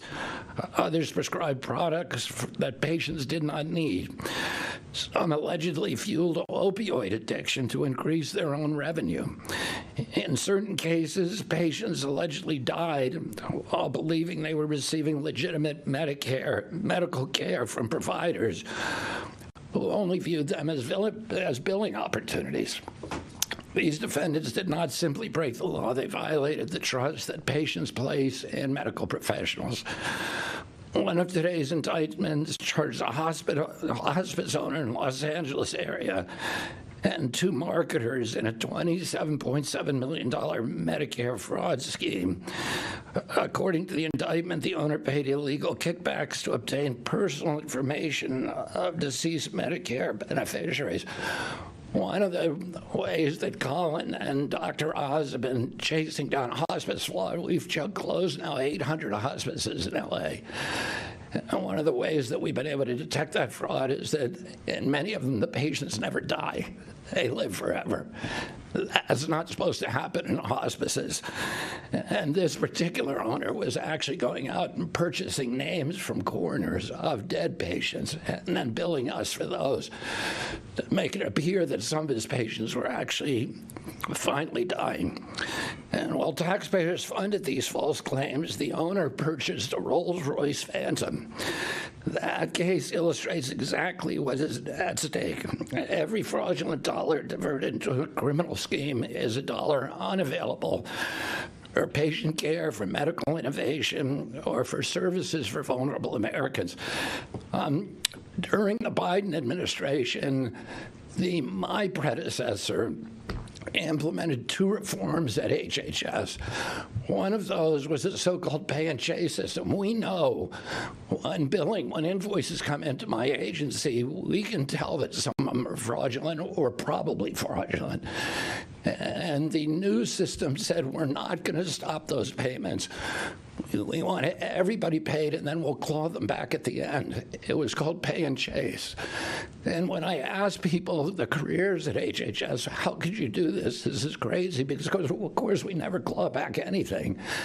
They said that they were told to focus on enrollment and not fraud. The other thing that they did is to liquidate our program integrity office.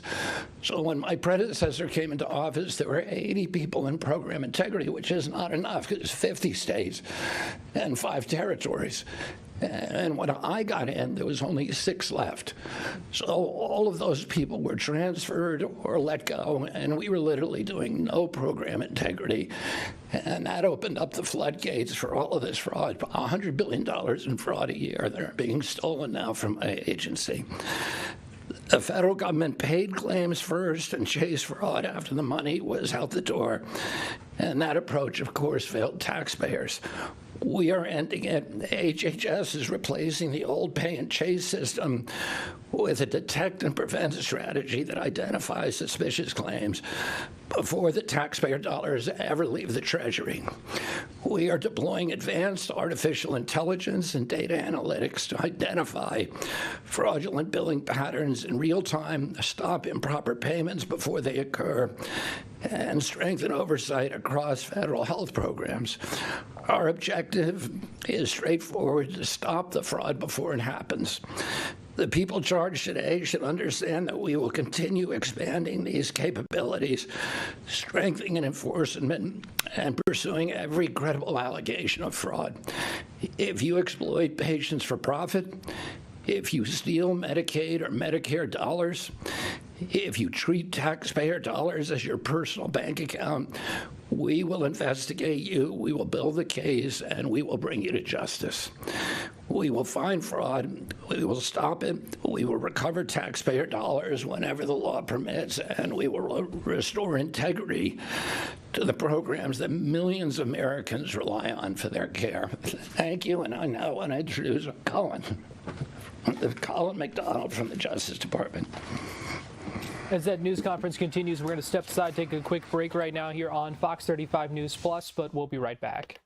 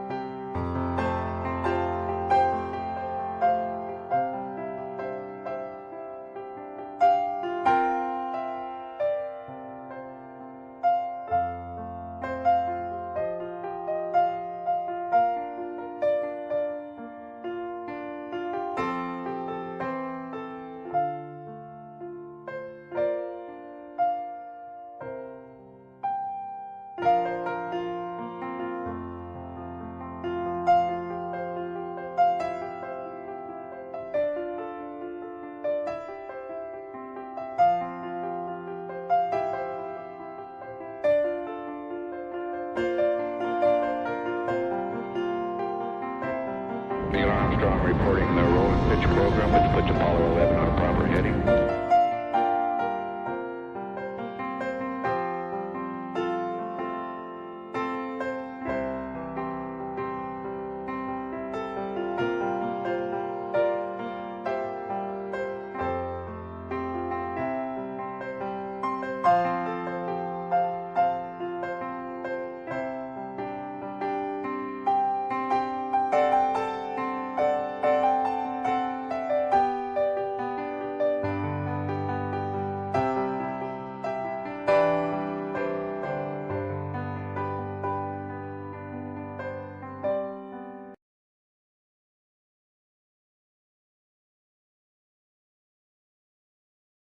You're watching Fox 35 News Plus, streaming on Fox Local.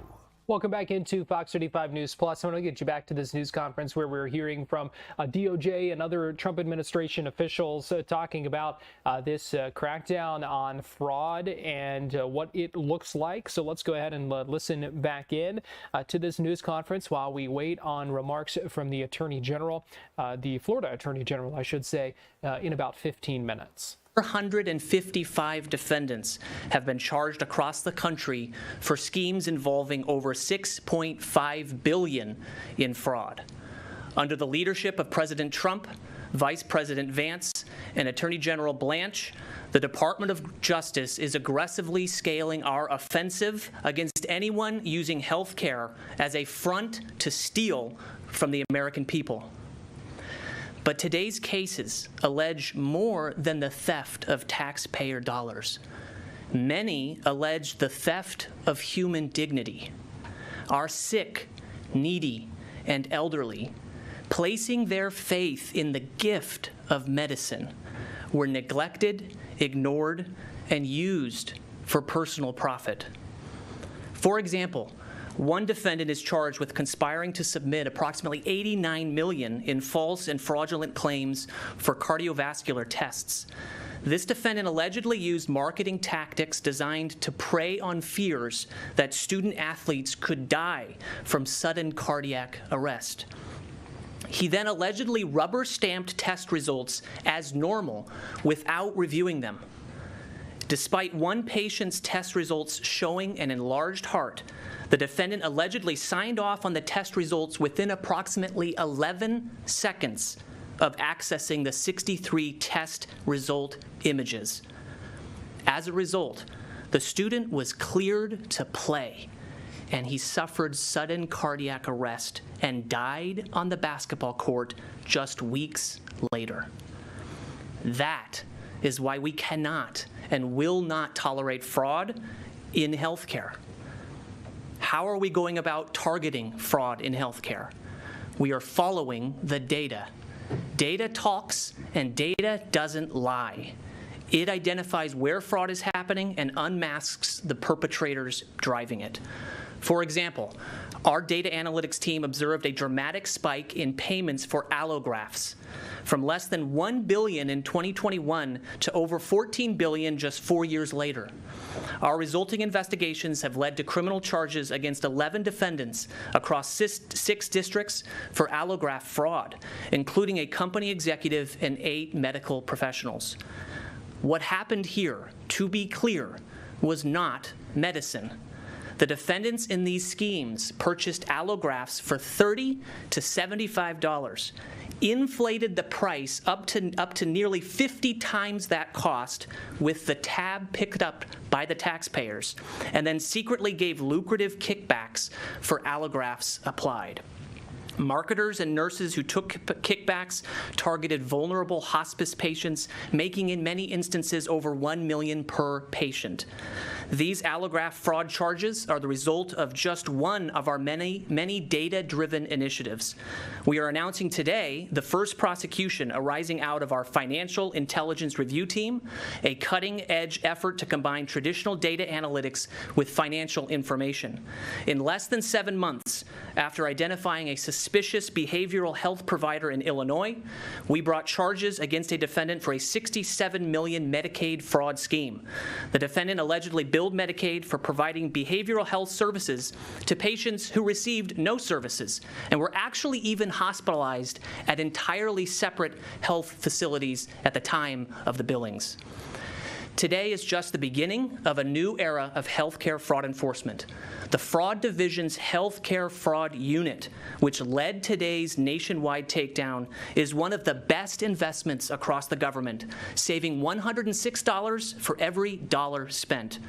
And with the whole of government laser focused on rooting out fraud, under the leadership of the White House Task Force to Eliminate Fraud, we are rapidly enhancing our fraud fighting capabilities. Today, we are announcing an agreement with the Centers for Medicare and Medicaid Services to obtain dedicated cloud computing space in the CMS's cloud environment to run real-time advanced analytical models to detect fraud. We are also announcing agreements with the Federal Trade Commission and Customs and Border Protection to eliminate data silos and enrich our algorithms. And we're coordinating with prosecutors, agents, and analysts from across state and federal government at a scale and scope that has never before existed until today. The era of getting rich off America's healthcare system is over. If you defraud the American people and put profit over patients, we will do everything we can to put you in prison. I'll now turn the podium over to a critical partner in our fight against fraud, Director Kash Patel.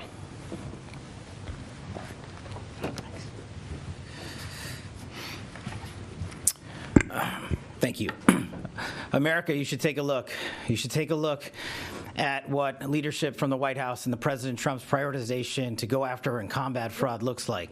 America should take a look at the Vice President's task force and the initiative by the Justice Department here under AG Todd Blanche and AAG Colin McDonald. Fraud is no longer being tolerated, it is not being put up with, and you've seen the staggering numbers that in just the last 2 weeks, that's all we're here to talk about today, is just the last 2 weeks of fraud, of perpetrators and criminals who have been arrested and apprehended from around the world, totaling over $6 and $7 billion in fraud, in money stolen from the American people. Our precious taxpayer dollars that are supposed to service our seniors and our kids were being stolen outright by individuals who thought they could get away with it. But thanks to the Trump administration and the Vice President's task force and the White House task force and the Department of Justice's courageous prosecutors, we have now been able to charge a record number of individuals.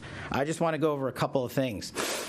One such individual, the FBI is responsible for what we call foreign transfer of custodies, FTOCs. Last week, the FBI executed 4 FTOCs on 4 separate continents in 24 hours. We did this because we had the backing of the White House and the U.S. government and the Department of Justice to go out and apprehend criminals wherever they are. One such individual related to fraud was apprehended in Turkey thanks to the relationships and partnerships between Ambassador Tom Barrack and the Turkish government. Mr. Hilmi was arrested after perpetrating a multi-billion-dollar fraud in Turkey, apprehended and transferred back to the United States of America while he faced prosecution. I also want to highlight the Vice President's brilliant idea to put together a most wanted fraudsters list. The FBI has always had our top 10 most wanted fugitive list. But in 2 weeks ago, I think we were all in Ohio where we announced our most wanted fraudsters list. And in just the last 2 weeks, thanks to the help of the American people and the world, we have apprehended 2 of the most wanted fraudsters already. One of those individuals, Herbert Leon Kimball, was apprehended in the Philippines. He's an American citizen. He had been bilking, allegedly, the system against Medicaid for billions of dollars since 2014, $1.2 billion in telemedicine specifically alone. That individual was apprehended in the Philippines and transported back to the United States of America where he will now face justice.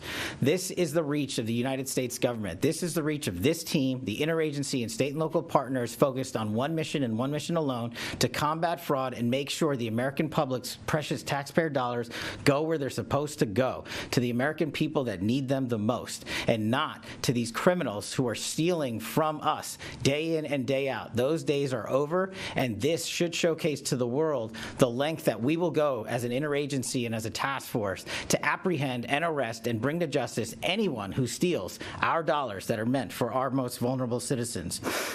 We're also going to ask what we did in Ohio a couple of weeks ago, and we'll circulate it on social media later. We're adding 2 more individuals to the most wanted fraudster list. I said then, and I've said it before, the American people in the world are our best sources of information. There is no such thing as bad information. So if you have any information on Khalid Sitari, who is wanted for a $547 million genetic testing scheme, and we believe to be hiding in the United Arab Emirates, call 1-800-CALL-FBI. 1-800-CALL-FBI. Let us know. You saw what we did in just 2 weeks by apprehending 2 of the most wanted fraudsters. With your help, we will apprehend the rest of them. The last one is Emily Tai, who's also wanted in connection with the genetic testing scheme for allegedly stealing $90 million. And she was previously on an ankle monitor and fled, we believe, to Vietnam.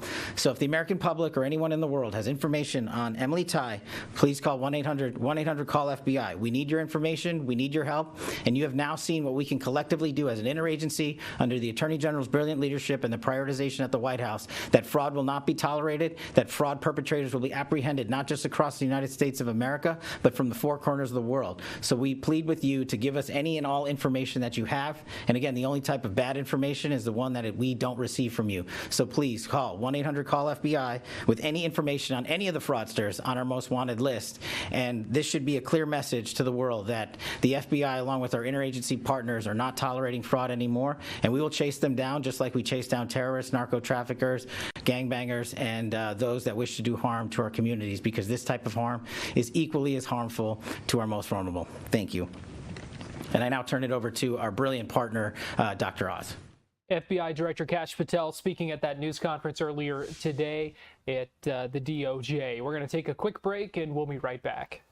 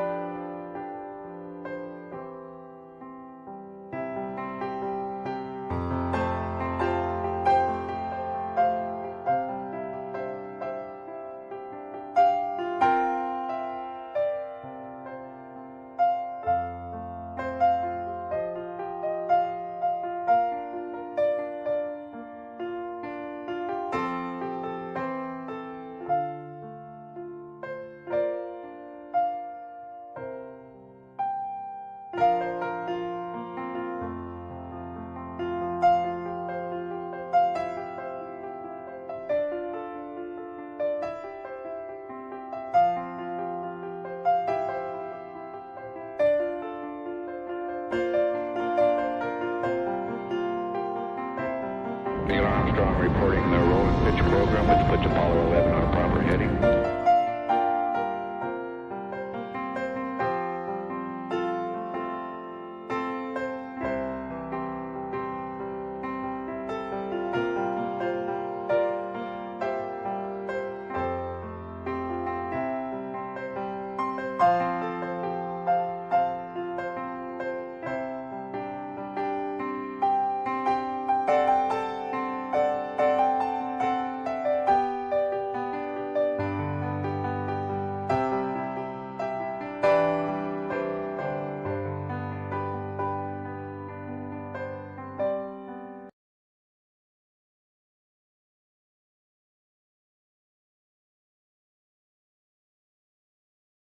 You're watching Fox 35 News Plus, streaming on Fox Local.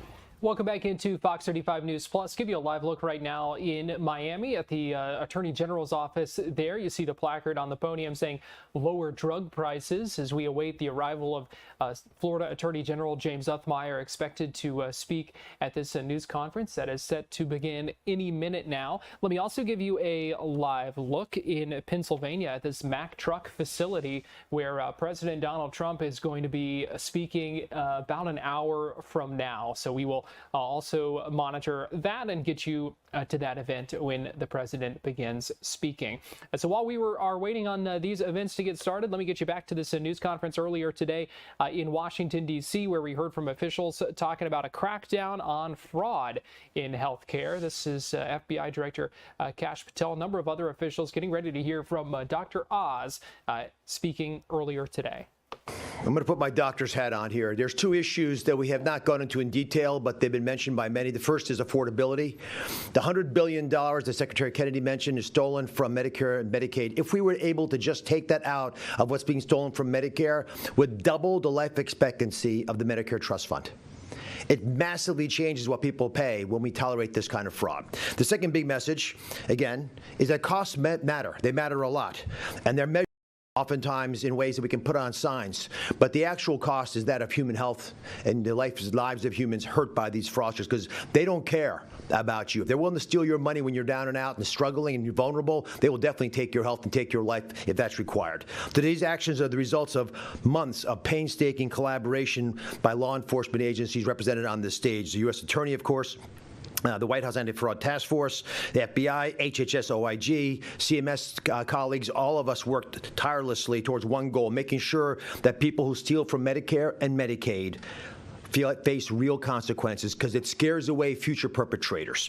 As Secretary Kennedy mentioned, the general approach has been slow, meandering, and non-consequential for fraudsters, which is why after COVID they rushed into this space. CMS's role in this partnership has fundamentally changed because of the nature of the fraudsters. We now use techniques that historically were never thought of. Instead of just flagging problems, we build cases. Under the leadership of Secretary Kennedy, we've created a stellar team at CMS. Fraud fighters, including Kim Brandt and Janine Uwugo and others, who brilliantly reinvent how we catch these criminals. And by the time our law enforcement partners are ready to move, we aim to hand them a file that is already complete, already ready, supported by payment suspensions and provider revocations, funding deferrals, real-time fraud detection that never existed before. Now, the numbers tell the story. I'm going to give you two really important ones. The first is, in the first quarter of last year, we revoked billing privileges for fraudsters of 1,006 providers. Pretty good result, we thought, at the time. This same period this year, the first quarter, we made 1,400 revocations. That's a 40% increase over last year. So 40% more revocations. We also have payment suspensions where we just don't pay the bill because we don't think it's legitimate. And this is impressive. The first half of this year, we made 1,000 Medicare payment suspensions. 1,000. That's a lot of people. Nearly 800, by the way, from one state, California. For a similar period last year, we made 219 suspensions. So a five-fold, 500% increase in payment suspensions, because we're using tools now that historically had been used marginally. Now, these efforts brand all kinds of new tools for Medicare and Medicaid. The fraud war room that has been put together is a purpose-built tool to identify, track, and neutralize bad actors, often from foreign countries, much more effectively than the old system. The formula is straightforward. The DOJ brings a prosecutorial firepower. Law enforcement brings investigative tools. CMS brings data, the analytics. We use administrative muscle to push things through, and we are closing loopholes that fraudsters have avoided and been exploiting for years. Those days are over. Fraudsters, your time is up. Now, speaking of fraudsters, I want to highlight an important case that drives home what everyone on the stage really feels deeply in our heart. Kim, if you can be, this is Kim Brandt that I mentioned earlier. Just bring that poster of the young man up. Yeah. This young man has been referred to already. His name is Caden Francis. I spoke to his mother last night. Kim, just bring it up if you don't mind. Looks like a pretty good athlete. This young man was involved in a scheme run by fraudsters, including doctors, a cardiovascular testing company whose medical director approved EKGs and echocardiograms, as was mentioned earlier, by Colin, in as little as 11 seconds. That was this kid's case. The EKG was taken. His parents were told he was fine. The doctor, we believe, from the moment he got the image to said it was fine was 11 seconds. The parents, who had been marketed to, claiming that their kid might be at risk, were therefore told the kid was fine, when in fact nothing had been done. The October EKG was read as normal. The kid was dead a month later. Now, I talked to the mom, of course, still in pain. The family was told the tests were normal. Unfortunately, and despite all these internal communications that we revealed, which acknowledged by the company that they knew these were not normal tests and they had done something terribly wrong, they kept doing it. So that kid was hurt irreparably, passed away because nothing was done about these fraudsters, and they went right after it. Their company billed over $90 million while a child was buried by their family. No remorse whatsoever. Caden's mother wanted me to give you a quote. I'm going to read it exactly as she gave it to me. The doctor is as bad as any greedy criminal who is killing people in the streets. I hope he rots in jail so no one else is hurt, but my son will never come back to me. That's the real human costs that we were speaking of on the stage. Julian, the mother, shared the autopsy and revealed that her son's heart was 2.5 times normal. Instead of being this big, I'm a heart surgeon, that's a normal-sized heart, the size of your fist, 2.5 times larger than that. There is no way you could miss that, except they didn't care. That's why mom runs them to rot in hell. This is not a diagnostic company. It's a predatory scheme dressed up in medical clothing, and we're going to treat it as such. We've got a couple big breakthroughs. I mean, put them in some of these numbers to at least give you some confidence that the pay and chase model that CMS had relied on, that Secretary Kennedy spoke to, has been abandoned. And instead, we don't want the money going out the back door. We want the fraud detected as soon as it happens, and we can stop it that way. In original Medicare so far, in the year of 2025, we've done a remarkable job.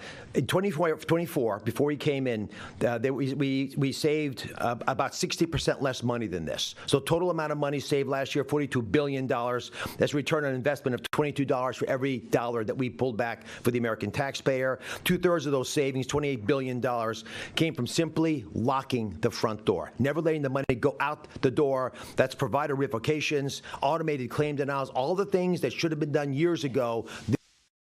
Well, welcome back into Fox 35 News Plus. This is Attorney General James Uthmeier walking to the podium right now to begin this news conference at his office in Miami. Let's go ahead and listen in live. And make this the best state in the country to live and raise a family. This morning, we're here to announce that we have launched some subpoenas to CVS. Here in Florida, it seems like prices for drugs and health care always go up. Healthcare costs are always going up. We have a lot of patients, a lot of seniors, a lot of retirees, and that's tough on them. So here in Florida, we're always going to lead. We're always going to fight back where you have big corporations choosing profit over public health and safety. In Florida, we recently, about 3 years ago, we passed legislation aiming to bring more transparency into the pricing and the relationships between PBM insurance companies and your retailers. CVS Health Corporation owns both its own PBM, Caremark, as well as the CVS pharmacies that are very close to most Americans. PBMs, as people at home know, are middlemen that handle drug insurance for insurance companies and big employers. There are about 3 PBMs that make up 80% of all prescription drug insurance in the United States. So here again, you have a situation where CVS owns its own PBM and as well as all of the pharmacies. Because they control so many customers, pharmacies feel they have no choice but to join their networks. CVS, through Caremark, is one of 3 companies controlling 80% of the market. But many small independent pharmacies also need to join Caremark to stay in business and serve customers.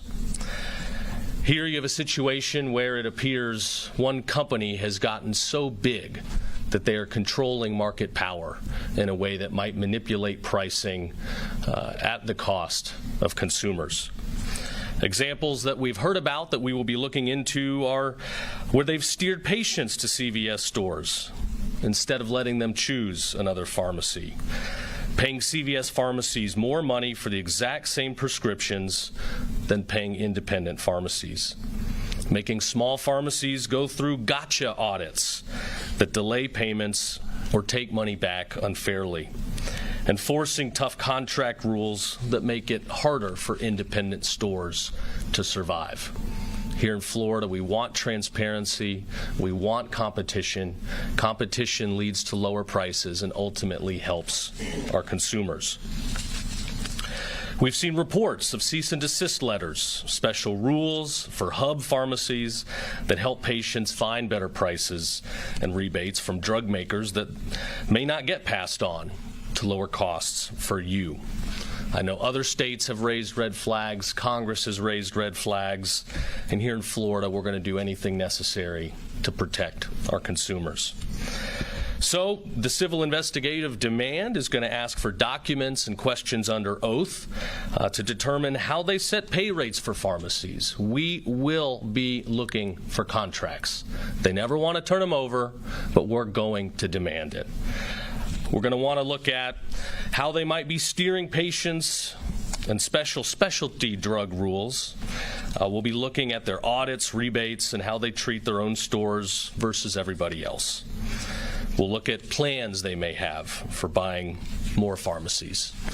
So we've given them a deadline of July 26th to get back to us with our initial requests.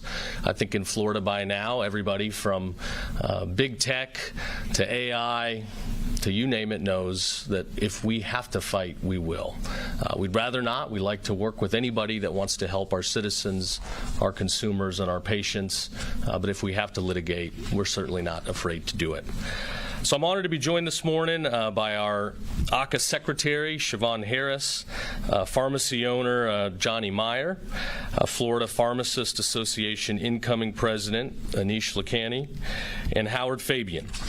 We've got some independent pharmacy representatives that are here today, and I appreciate that. We've asked them here to help us as we're seeking transparency in pricing. And I do want to say if there's any effort to punish them for being here, it's not going to go over well. So I thank them for being here. I'll turn it over to hear from our great guests. And again, in Florida, we will always fight to make sure there's an even playing field, that there's fair competition, and that ultimately it is patients and consumers prioritize number one, not big corporations looking just for profit. So Siobhan, I'll turn it over to you. Thank you. Thank you. Thank you so much, and good afternoon, everyone. I want to start off by thanking the Attorney General for his leadership, partnership, and relentless pursuit of justice. Today's topic should hit home with all of us. At some point in our lives, we will find ourselves contending with an illness and may require a prescription drug. Hopefully, it's for nothing life-threatening or catastrophic, but no matter the reason, you want to know you can access the treatment that your doctor has prescribed without unnecessary bureaucratic red tape. Pharmacy benefit managers play a critical role in the administration of prescribed drug services for many insurers and Medicaid programs across the country. When done well, they can help insurers protect against waste and can facilitate timely receipt of medications at local pharmacies through efficient point-of-sale transactions. Rising drug costs are a real thing, and PBMs have the ability to negotiate better rates with manufacturers that certainly benefit the system. However, when it goes awry is when profits are put before people. We've seen it time and time again when one entity has too much control and power and they abuse it. When PBMs do it, the people that ultimately suffer are patients and local pharmacy owners. When these harms extend into government programs like Medicaid, it's yours and my tax dollars that are at stake. Under the leadership and direction of Governor DeSantis, ACA has fought against these kinds of practices for years in our Medicaid program. We've initiated audits and studies looking into PBM practices to better help us understand what is happening at the ground level. And without a doubt, it's always been a fight to get the information that we need. But we've made contract changes with our health plans, including prohibiting spread pricing, enhanced reporting, and financial consequences for non-compliance. And we've worked with the Florida legislature to enact meaningful change that would restrict practices that force the little guys, like your independent pharmacies, out of the market. and that prevent vulnerable Floridians from accessing specialty drug products. Unfortunately, we can never take our hand off the wheel or our foot off the gas pedal, because every time we do, you start to feel like you're playing a game of whack-a-mole. There are new schemes crop up that you have to fight against. And when I look at what's going on across the country, multi-million-dollar lawsuits and settlements because of these aberrant practices and the kinds of things that the Attorney General stated earlier, we know we have to continue to do everything that we can to get transparency in the system. So I applaud the Attorney General for today's action. I want you to know ACA is happy to be a partner in this fight. We will provide any resources or information that you need to ensure that these practices stop. The strongest tool we have is accountability and transparency. ACA is committed to ensuring our healthcare system works for patients and not the middleman, and that local pharmacy owners can operate within a system that is fair and doesn't put corporate interests ahead of patient care. Thank you. Thank you. Yeah, you could see where if there are rebates or various incentives that benefit the CVS locations over independent pharmacies, that would be a problem. You can see where if there's situations where these guys are subject to audits and extra scrutiny, a lot of harassing paperwork, whereas the local CVS retailer down the road is not, that's going to be a problem. So we've heard a lot of these complaints. We're concerned. Again, we're going to do due diligence. Everybody's got an opportunity to, defend themselves, and we're always going to work with people that want to do right by consumers, but we definitely need to take a hard look. So we will now have Dr. Anish Lakhani, incoming president of the Florida Pharmacy Association. Good afternoon. My name is Anish Lakhani, and I'm an independent pharmacist and pharmacy owner here in South Florida. I am also proud to serve as president-elect for the Florida Pharmacy Association, representing thousands of pharmacists and pharmacy professionals across this state. I am here today as a pharmacist, not just as a pharmacist, but as a voice for every independent pharmacy fighting to stay alive in the state of Florida. And more importantly, as a voice for every patient. Patients cut their pills in half. I watch mothers walk away from the counter empty-handed because the copay on their medication that their child needs costs more than they make in a single day. These are not statistics. These are my neighbors. These are your neighbors. And here's what most people don't know. It doesn't have to be this way. Pharmacy benefit managers, also known as PBMs, like CVS Caremark, have positioned themselves as the invisible hand controlling what patients pay, what pharmacies are reimbursed, and also, ultimately, who gets access to life-saving medications. They pocket billions in rebates from drug manufacturers, all money that should be used for reducing costs at the pharmacy counter for patients. They reimburse independent pharmacies at rates so low that we are often paid less than what the drug actually costs. This is not a business model. What this is a shakedown. And Florida's patients are paying the price. As president-elect of the Florida Pharmacy Association, I can tell you that what I witness in my pharmacy is not unique to me. Independent pharmacies across the state are closing their doors at a rapid rate. Rural communities and underserved neighborhoods are becoming pharmacy deserts. And the patients left behind are sicker, less adherent to their medications, and more likely to end up in an emergency room. I did not go to pharmacy school to become a middleman's victim. I went to pharmacy school to take care of people, to counsel patients, and to catch dangerous drug interactions, all while being the most accessible healthcare provider in my community. But I cannot fulfill that mission when I'm being financially strangled by a corporation that has decided profits matter more than patient lives. The Attorney General's action today, subpoenaing CVS Caremark, sends a clear and necessary message The era of unchecked PBM abuse in Florida is now over. My patients deserve better, Florida deserves better, and we will not rest until this system is fully held accountable. Thank you. All right, next we have Johnny Meyer, who's the Vice President, owner of My Community Pharmacy in Wellington, Florida. Thank you. First of all, I'd like to say thank you to the Attorney General for having the guts to do this, to go up against a 10,000-pound gorilla. So it takes a lot. No other Attorney General in the country has taken on this burden, so I applaud him. As the Attorney General said, I own a pharmacy in Wellington, Florida. Owned it for the last 17 years.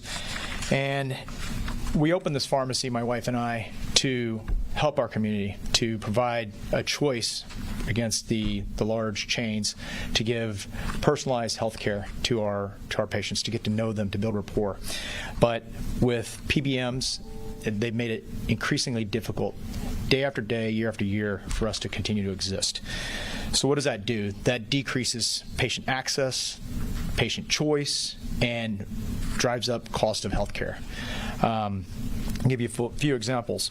They inappropriately deny drug requests through systems like prior authorizations. So a physician will write a drug, they don't want to pay for that drug, so they'll make us jump through all kinds of hoops, as well as the physician, in order to provide that drug to that patient or get reimbursed for it. And a lot of times we're not successful. But what that does is that degrades the health care of that patient, because they're waiting for that drug to be dispensed, if it ever gets dispensed. So that is a patient health care safety issue. They don't allow pharmacies like mine into their closed contracts. So, perfect example, I have a technician that works for me. Her mother works at a bank. The bank's insurance is CVS Caremark, but I can't fill her birth control that's sitting on the counter right behind her. She has to go to CVS. I can't fill it for her. So that limits patient choice, patient access. Then they have to order it, and sometimes they don't get it on time, which could be another issue. They only allow me to fulfill a particular formulary. So I can only fill the drugs that they allow me to fill, and they'll send specialty drugs to their mail order pharmacy or to the CVS's, which in turn is a loss of revenue for me for these expensive drugs. So it creates an unfair playing field where they are able to derive that benefit and that revenue, and I'm not, which again goes back to patient access and patient health care and patient choice of being able to choose my pharmacy over theirs. They don't pay for compounds. So just on Saturday when we were working at the pharmacy, my wife ended up compounding a drug for a baby that was just born that they wanted to discharge. Now, if we weren't able to compound that drug, the baby wouldn't be going home, and they wouldn't be going home to their mom and dad. So we were able to compound that drug, but at the same time, the patient had to pay for it cash out of pocket, as well as her premium that she pays every single month. So they're double dipping there. They're saving on the cost of the drug, and they're getting her premium. But then brings us back to the other fact: if we don't exist anymore, who's going to compound that drug for that baby? Reimbursing us at lower rates than they reimburse their own pharmacies. Again, unfair playing field. They're able to utilize those extra revenues to employ more staff, buy more advertising, get more lives under their umbrella. So they buy drugs at a lower rate than we buy drugs. So that's unfair when we're paying $1,000 for a GLP-1 when they're paying a lot less for that. And then whenever we go to dispense it, we're losing money on top of that. So as Anisha mentioned, that we are underwater on a lot of these claims. And then when we do get a person to come in to our pharmacy, because I met him at a health fair 2 weeks ago, took his blood pressure, talked to him about his meds and his supplements and things of that nature, comes in to try us out.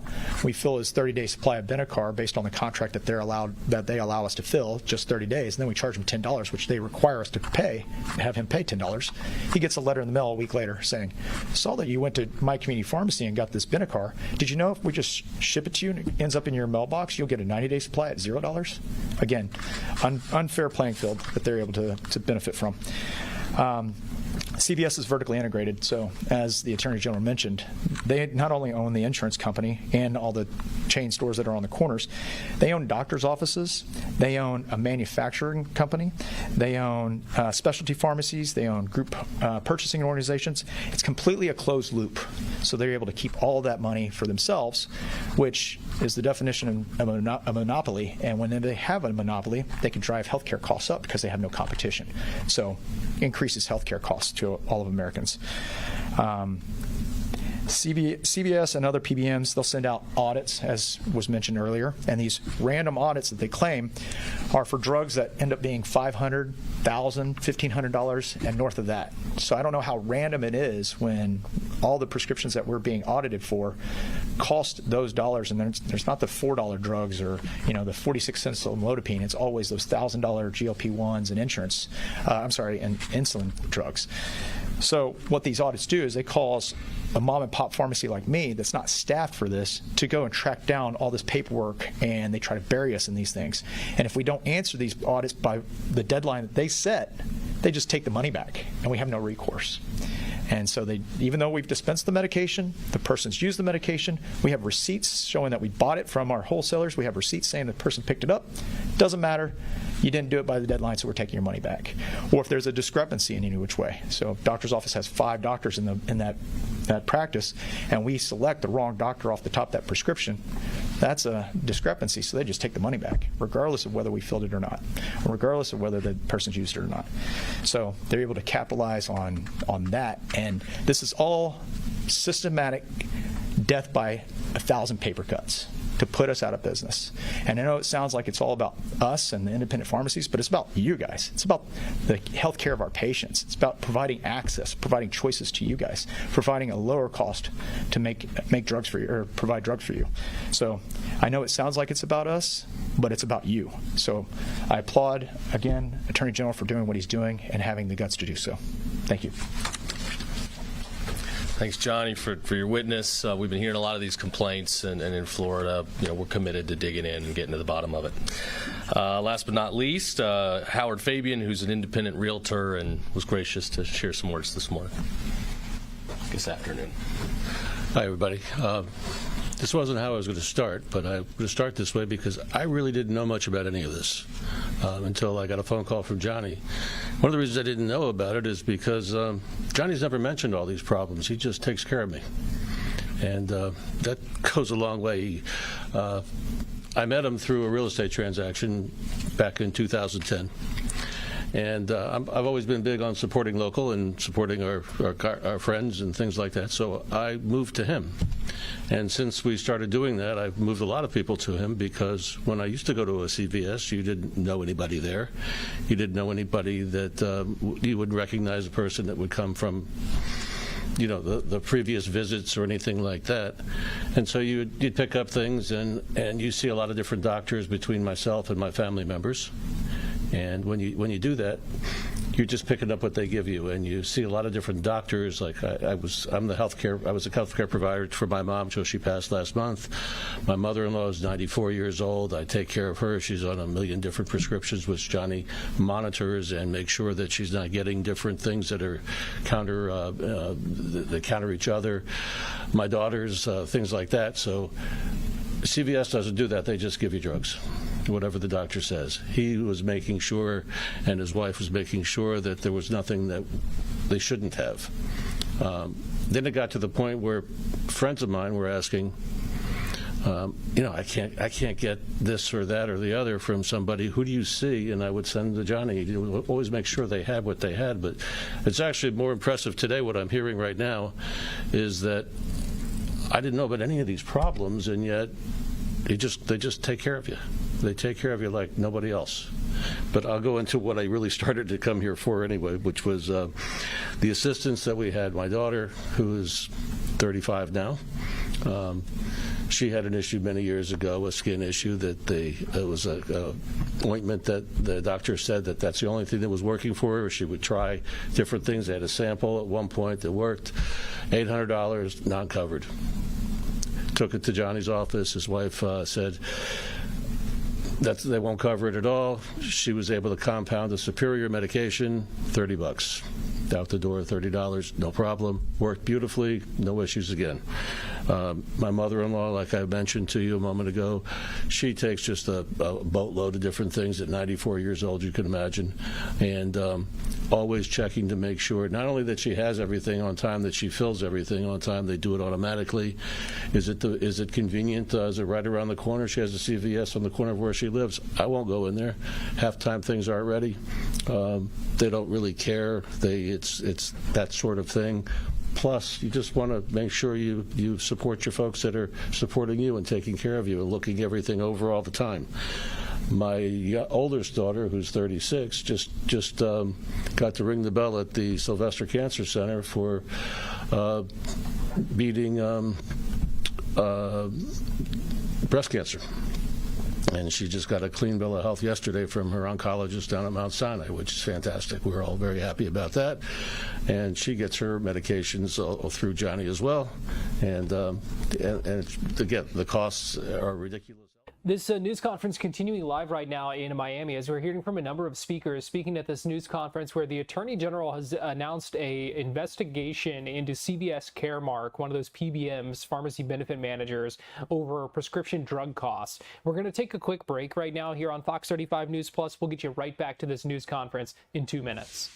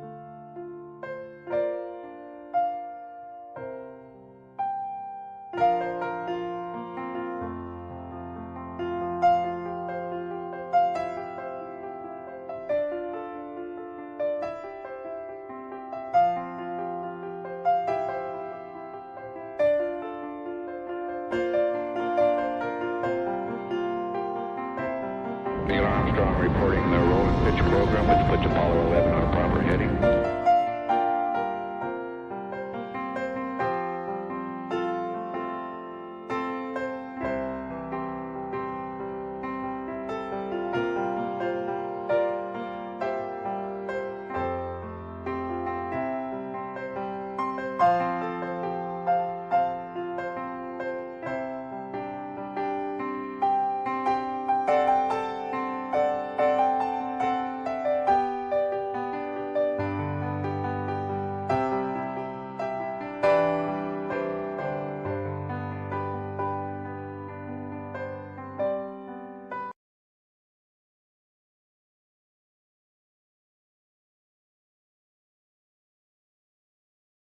You're watching Fox 35 News Plus, streaming on Fox Local. Welcome back into Fox 35 News Plus. Live look right now in Reading, or not in Reading, Pennsylvania. This is in the Lehigh Valley, where we're expecting President Trump to begin speaking shortly at this Mack truck facility. You see one of the Mack trucks there. But let's get you right back to Miami, where we are hearing from a number of speakers, including the state attorney general, who have announced a probe looking into prescription drug costs and specifically CVS Caremark, one of the pharmacy benefit managers. And so let's go ahead and listen in. The attorney general taking the podium back here and may take some questions as well. The independent pharmacies are having to close their doors and leave business. So in Florida, we're always going to stand for patient access, patient opportunity, transparency in pricing, and competition, because competition ultimately is going to lead to lower prices, and we're going to fight for our consumers here in Florida every day of the week.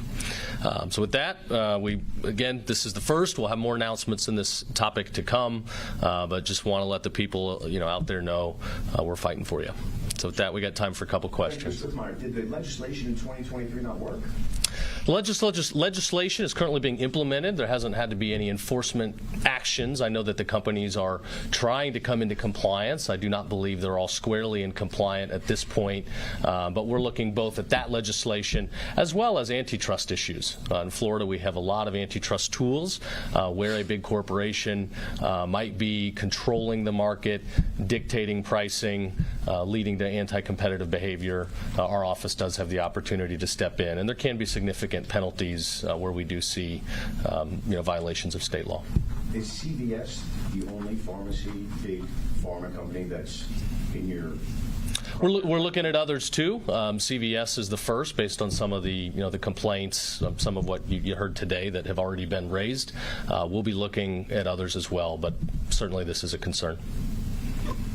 So if you could just explain, I mean, I know you all spent a bunch of time explaining what the problem is, but again, can you elaborate for us? What is the problem on a granular kind of basis? Yeah, I think the problem is you've got 80% of the PBM market controlled by 3 companies. Here you have CVS being vertically integrated, where they are the PBM deciding, where products are going to go, setting the pricing, using various contractual methods perhaps to incentivize certain retailers, and it does seem like they're putting a lot of pressure on the independent guys, treating them differently than their own CVS retail stores, which could very well be anti-competitive. So if they're engaged in kickbacks or rebates or some other price mechanism that's providing disparate treatment amongst their own guys versus the independent pharmacists, then there could be a problem. So it is accurate to say that PBMs that work with CVS have interactions with independent pharmacies, and is that accurate to say? That PBMs that work with, CVS has its own PBM. Correct. It also has the retail stores, the pharmacies. Correct. A lot of these guys still kind of have no choice. I won't speak for them, but seemingly face a lot of pressure where they have to subscribe to the same networks and may have to go through, more stressful, strenuous treatments, audits than the CVS stores themselves. So again, we're at the initial phase of an investigation. We're at the subpoena phase. We can't really go into too much more detail because we've got to dig in, have some discovery, take some interviews under oath, and better understand what the facts of the contracts and relationships are. But thank you for the question. What's the end game? Well, the end game is always to make sure we're doing everything we can to fight for our consumers. If there is monopolistic or anti-competitive behavior, it has to stop. That could lead to litigation. I hope not. We always like to go the easy way rather than the hard way if we can help it. But at the end of the day, we need to be able to get in, conduct some discovery. They don't like to turn over contracts. We need to make sure that they're following state law. All right. Thanks, everybody. Have a good one.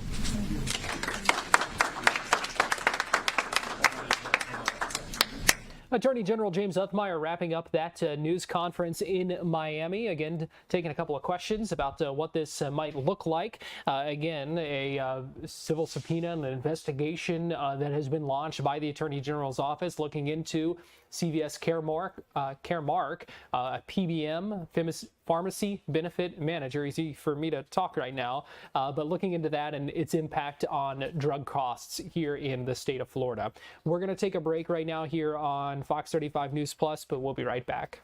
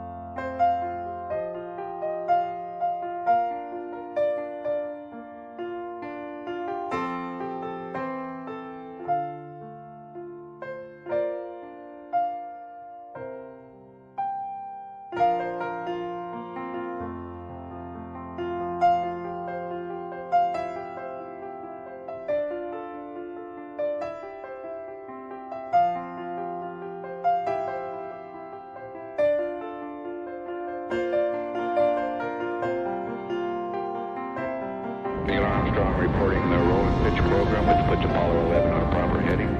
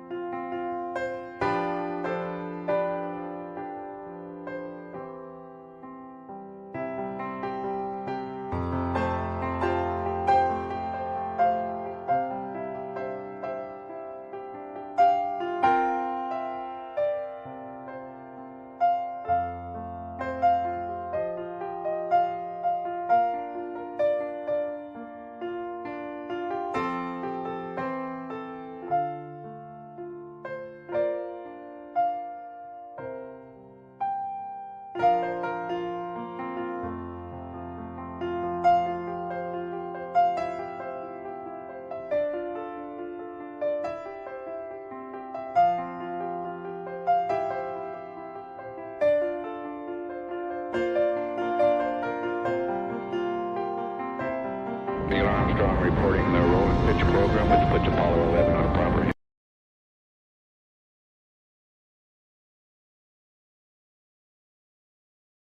You're watching Fox 35 News Plus, streaming on Fox Local. Welcome back into Fox 35 News Plus, and I want to give you a live look right now in Pennsylvania. This is inside that Mack Trucks facility where President Trump is expected to speak in about 25 minutes. 2:05 is the scheduled time for his remarks. We will listen in once that begins. He did arrive at the Reading Airport just a little bit ago, took some questions from reporters, talked about the Iran war, talked about the latest in the Nancy Guthrie case, a couple of other things as well. Want to play that for you again. This was just moments ago on the tarmac after Air Force One landed in Pennsylvania.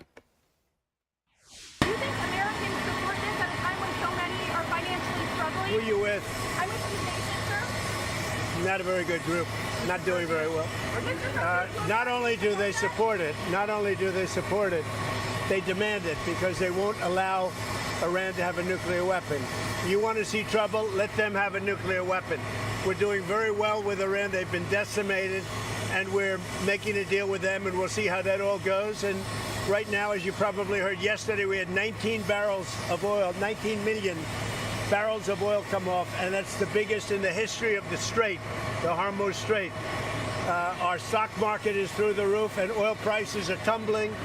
We actually hit for a moment today. In fact, I think it's going to break it, $70 a barrel. That's lower than we were when we started, and it's been amazing. And the big thing is, Iran will not have a nuclear weapon. But sir, how does that feel? What's on your agenda for your meeting tomorrow with senators on the lunch about Save America Act? Well, we're just going to talk about Save America. We have to pass the Save America Act, which is voter ID, which is proof of citizenship, etc. We have to pass it. So we're going to have to talk about that and many other things. A lot of good relations. Mr. President, the Senate Majority Leader, John Thune, has told you many times he doesn't believe that they have the vote to what pass being a leader it. is about. You know, he's a leader. John's a leader. That's what being as a leader about. Look, we have to be able to get proof of citizenship when you vote. Otherwise, we don't have elections. We have to be able to get voter ID. So John is a leader, and hopefully he can get the votes. Mr. President, on Iran, the Iranians are saying there's no scheduled visit for the IAEA inspectors. Is that part of your agreement? They're wrong. They're wrong. They know they're wrong. They told us inside, and we have it down 100% inspection. And if they were right, I'd cancel the meetings right now. And Iran says there's no agreement to buy ag products. From your view, Mr. President, when will those inspectors actually be on the ground? At the appropriate time. At the appropriate time. There's no rush, but they'll be on the ground at the appropriate time. Sir, on Lebanon, sir, please, Israeli forces have opened fire in southern Lebanon today, killing 2 people. Are you confident that the ceasefire is still holding in Lebanon? We'll see what, look, they've been fighting each other for many, many years, decades, and we'll see. But it's going to come along. Mr. President, I have a question on the reflecting pool. There's a note that our Ryan Ensign reported on that says that she's dead, she's with nature. Is there any hope that the FBI and investigators find her? I hope they find her. I mean, Savannah's gone through a rough, that family's gone through hell.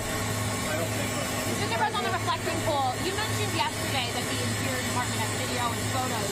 We reached out to them and they haven't shared it with us. Are you going to compel them to release it? They've arrested, I think, 6 people on the reflecting pool. So the reflecting pool looks fantastic. I just got pictures of it. It's beautiful. But somebody went in with a knife and cut it. They cut it up good.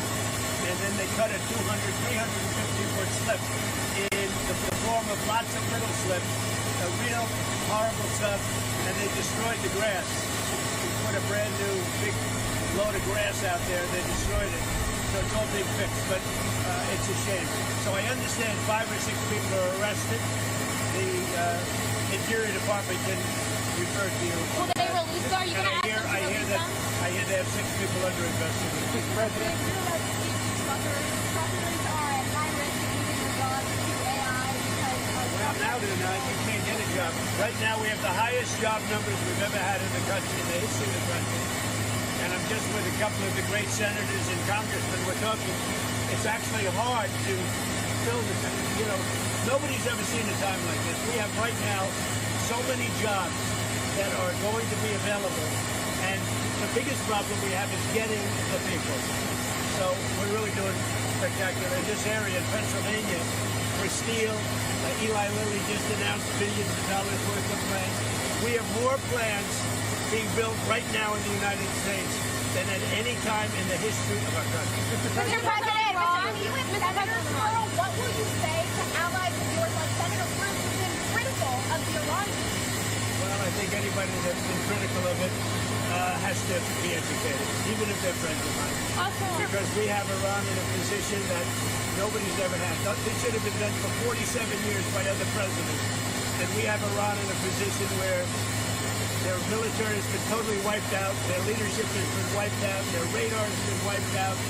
Everything's been wiped out. They have not a good negotiating position. But despite that, and money that will be taken out of Iran is going to go to our farmers to get corn, soybeans, wheat to Iran because they have a hunger problem, they have a food problem, they have a medicine problem, they got a lot of problems.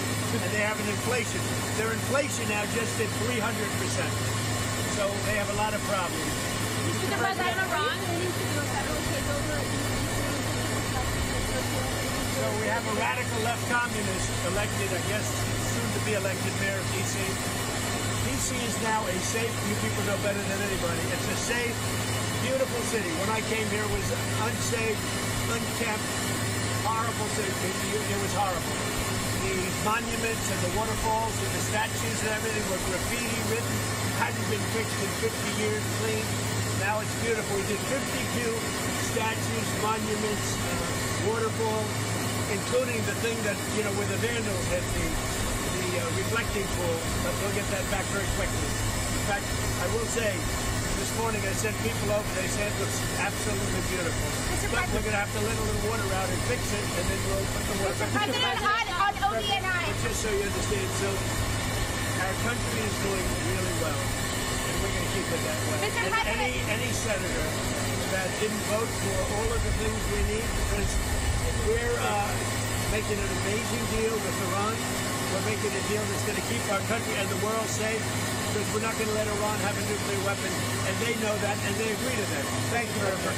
Thank you. President Trump speaking just moments ago on the tarmac at the Reading Airport, where he arrived in Pennsylvania and is going to be speaking shortly at this Mack Truck facility, a plant in Pennsylvania, where he will be speaking in about 15 minutes is when it's scheduled for. We'll see when that begins. We will have more coverage of that for you coming up in just a little bit.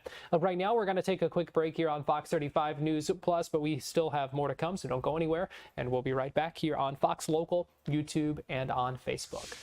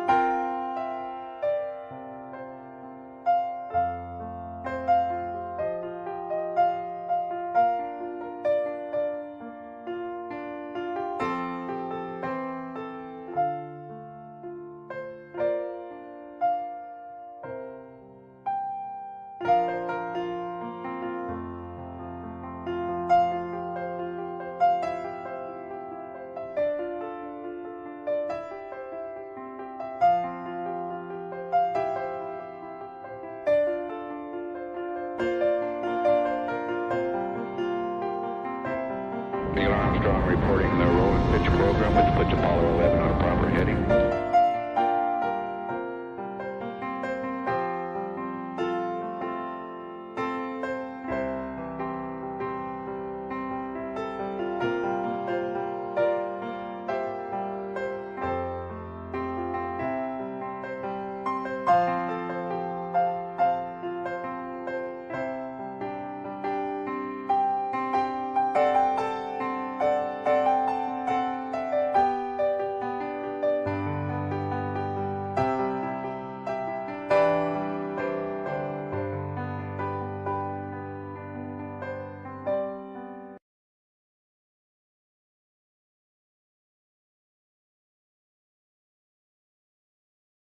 You're watching Fox 35 News Plus, streaming on Fox Local.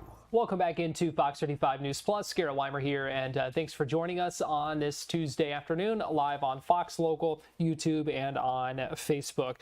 Major leaguer Jack Caglione returned to Tampa Bay for the first time as a major leaguer. He is a Tampa native. He attended Plant High School and is in town this week as the Kansas City Royals take on the Tampa Bay Rays at Tropicana Field in St. Pete. And he spoke with reporters ahead of that series opener. Here's what he said about playing in his hometown for this series.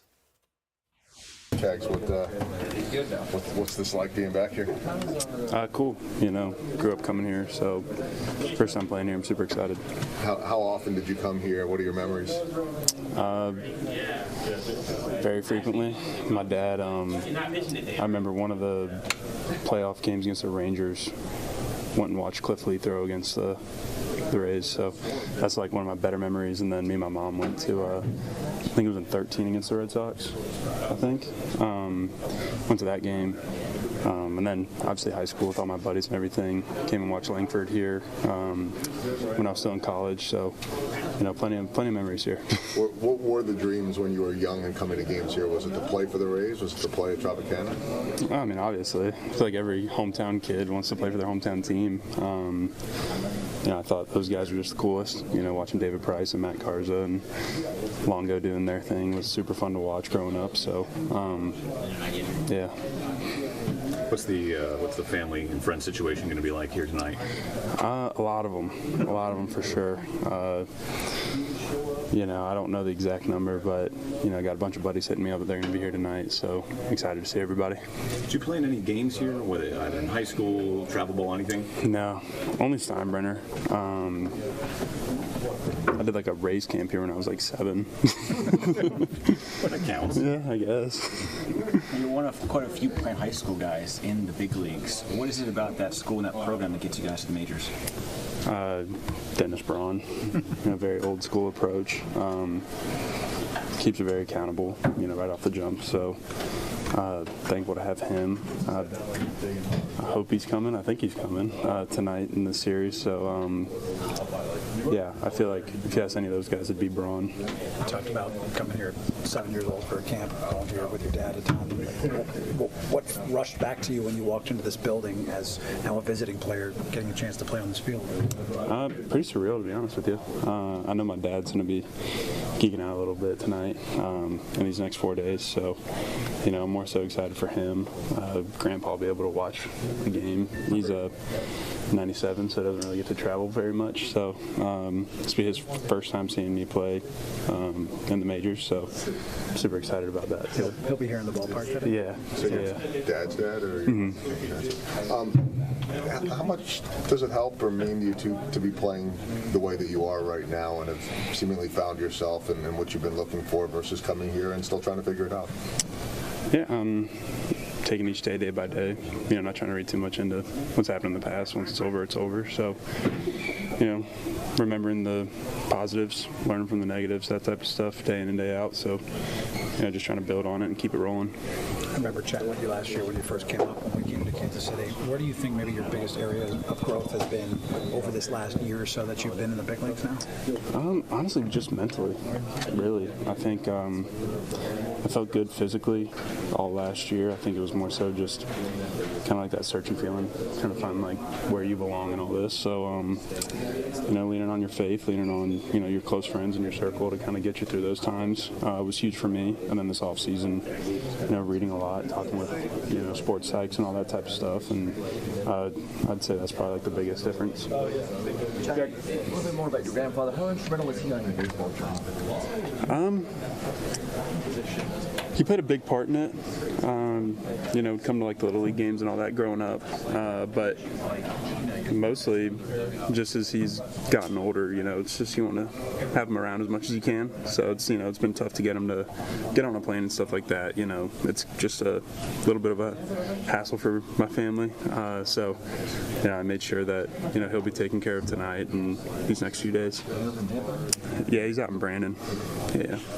Derek, is this home base for you during the off season? Yes. And then just also, like, in general, going back to when you left Florida and then were thrown right into the minor league system, just what was the biggest learning curve for you with having to play so many games? And is there a little bit of a learning curve with stamina when it comes to this sport? I would say so. In college you play 5 games a week early on, and then it drops to 4, and then, in the minors you play 6 a week. So, the workload wasn't that much of a difference. It's really just the length of it. You're playing an extra 4 months. So, definitely took some getting used to. Last year being the first full year was, kind of a whirlwind. So, I have a lot better bearings now. I feel like the playing tour guide these next 4 days, guys asking you places to go, where to eat, where to hang out? Surprisingly not. Because we're staying in St. Pete, so I don't really know St. Pete that well, to be honest with you. So I don't know if anybody wants to take a trip over the bridge, and I'd be happy to help. Jack, to touch on some of your memories as a kid, did you ever sit close enough or be close enough to the field where you 0 for 4 last night was Caglione in his first game back home, but the second game of that series, 6:40 tonight at the Trop, the Royals and the Rays. Well, we're going to take a quick break here on Fox 35 News Plus. We still have more to get to. We're standing by for a couple of news conferences in the 2 o'clock hour, so we will get you to those, get you caught up on that in just a couple of minutes. We are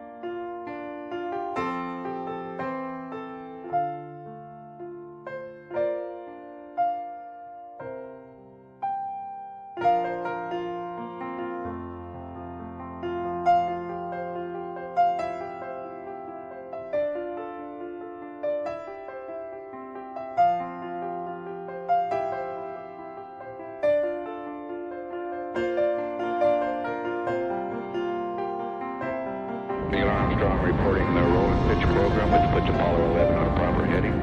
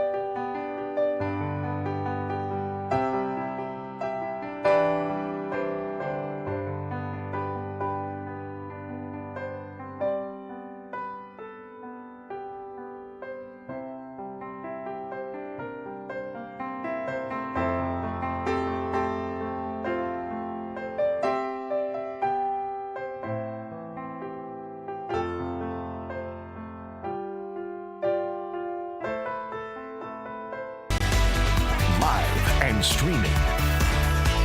This is Florida Live. Oh, welcome into Florida Live. Garrett Weimer here, and thanks for joining us on this Tuesday afternoon live on Fox Local and on Fox 35 Plus. Want to let you know we are standing by for a couple of things here this afternoon in case you are just joining us. Let me give you a live look right now in Pennsylvania, where we are waiting to hear from President Trump. Going to be speaking any minute now at this event at this Mack truck plant in the Lehigh Valley. He landed just a little bit ago in Reading at the airport there. We heard him answer some questions from reporters, speaking about the latest in the Iran war. The reflecting pool also was asked about the latest in the Nancy Guthrie investigation, spoke briefly to reporters gathered on the tarmac at the airport just a little bit ago. Played those remarks for you just a few minutes ago as well if you were with us on Fox 35 News Plus here on our digital platforms.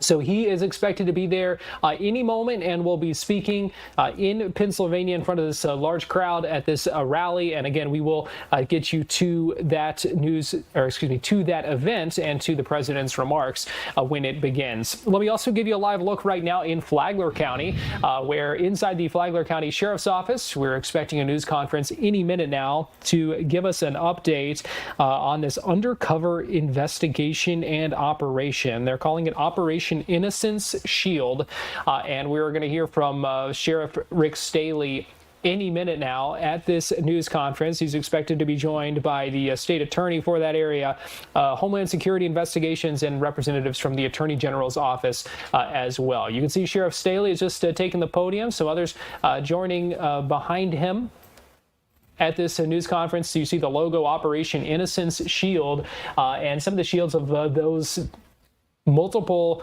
law enforcement agencies that played a part in this. So we don't know many of the details of this just yet, but we do know this was some sort of undercover investigation, and you can see several of the folks who we expect to hear from today. So let's go ahead and listen in. Rick Staley, they're holding up a paper, being very helpful to our photographers in the room there, giving us a white balance, and let's go ahead and listen in as the sheriff begins to speak.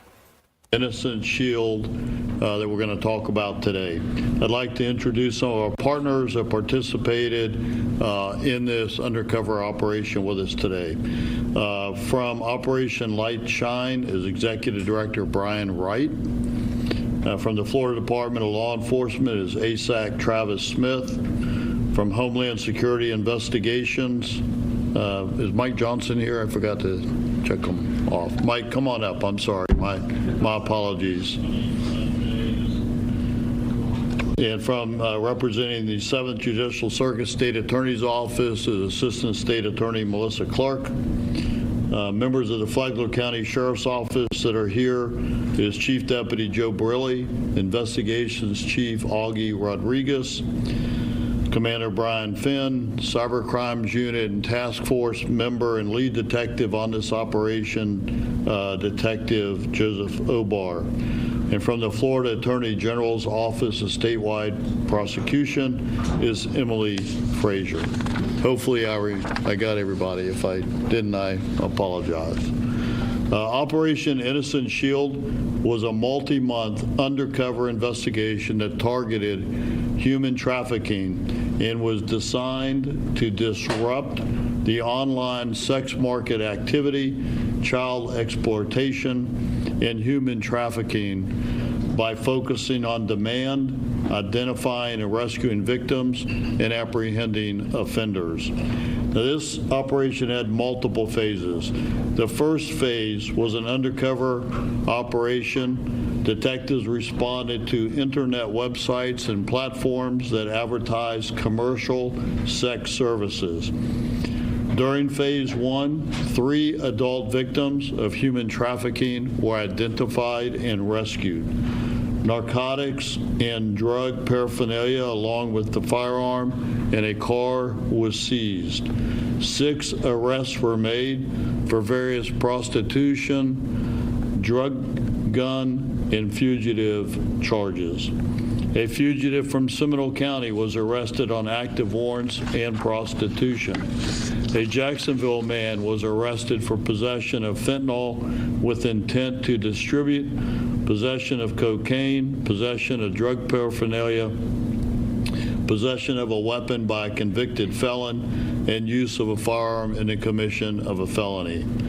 A Melbourne woman was arrested for prostitution, who also was a fugitive from Seminole County for violation of probation for possession of cocaine. Another Jacksonville man was arrested for possession of drug paraphernalia and operating a motor vehicle without a license. A Jacksonville woman was arrested for prostitution, possession of fentanyl, possession of cocaine, possession of drug paraphernalia. And another Jacksonville man was arrested for possession of cocaine and resisting an officer without violence. In phase 2 of this operation, detectives focused on individuals seeking to purchase sex services from online ads. This phase resulted in 4 arrests of individuals who offered to solicit prostitution. It included a Jacksonville woman was arrested for prostitution, possessing synthetic cathinones. 2 Palm Coast men were arrested for solicitation of prostitution, and a Melrose, Florida woman was arrested for prostitution. The next phase, which is actually still ongoing, phase 3, based on our interviews and forensic examination of digital evidence conducted by the Sheriff's Office Digital Forensics Unit, detectives have identified and are investigating 3 human sex traffickers. The investigation is likely in phase 3 to identify additional victims, lead to further seizures of narcotics and firearms, and lead to additional arrests and charges. Now, hopefully you can see it, but I'd like to play a slight video of part of the operation in an undercover capacity.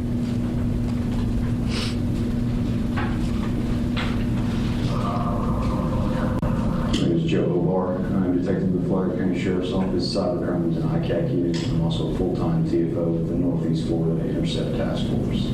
Currently, the Florida County Sheriff's Office, in conjunction and partnership with the Northeast Florida Intercept Task Force, its partner agencies, and Operation Light Shine, is conducting a multi-day human trafficking, recovery, and rescue operation within Florida County. We are actively seeking out females and males who are currently being trafficked in the sex market in the surrounding counties and area in an effort to rescue them from the lifestyle that they're being forced into. This one's going to be treated a little bit differently. It's a little bit more secretive than a normal operation, but everything we are doing is being done in an effort to genuinely save and help people. With these more takedown style operations, we will actively apprehend somebody and they go directly to jail. However, in this operation, we have spent several months collecting a list of NGOs and other non-LE partners that can provide care and comfort to these victims, be it beds, rooms, services, mental health, and they are being immediately interviewed, triaged, and then taken to wherever they get the best care needed to help get them out of this lifestyle. I've been in law enforcement for a very long time now, and I have had a lot of different roles and jobs in this field, and this has hands down been the most taxing and physically and mentally exhausting part of my career that I have ever experienced. Every now and again, we do have that one moment in an operation or a case where you recognize why you're doing what you're doing and you see the immediate reward for the effort that we're all putting into it. Rescue, you did a great job, guys. Thank you so much. You just saved somebody. Good job. Tonight, after many nights of long hours, we were able to save somebody. It's not something you get to say every day, and I can tell you that that is the sole reason we were here, and that reward alone is worth everything for what we did today, this week alone, to get that poor victim somewhere safe, and hopefully we can continue to get her on a path to recovery and go after that person who was victimizing her and potentially other women. It was a great win, felt great. I'm really pleased with them and the effort that they did, but unfortunately, he's still out there, still hurting more women, so I've still got a lot more work to do. Consider that.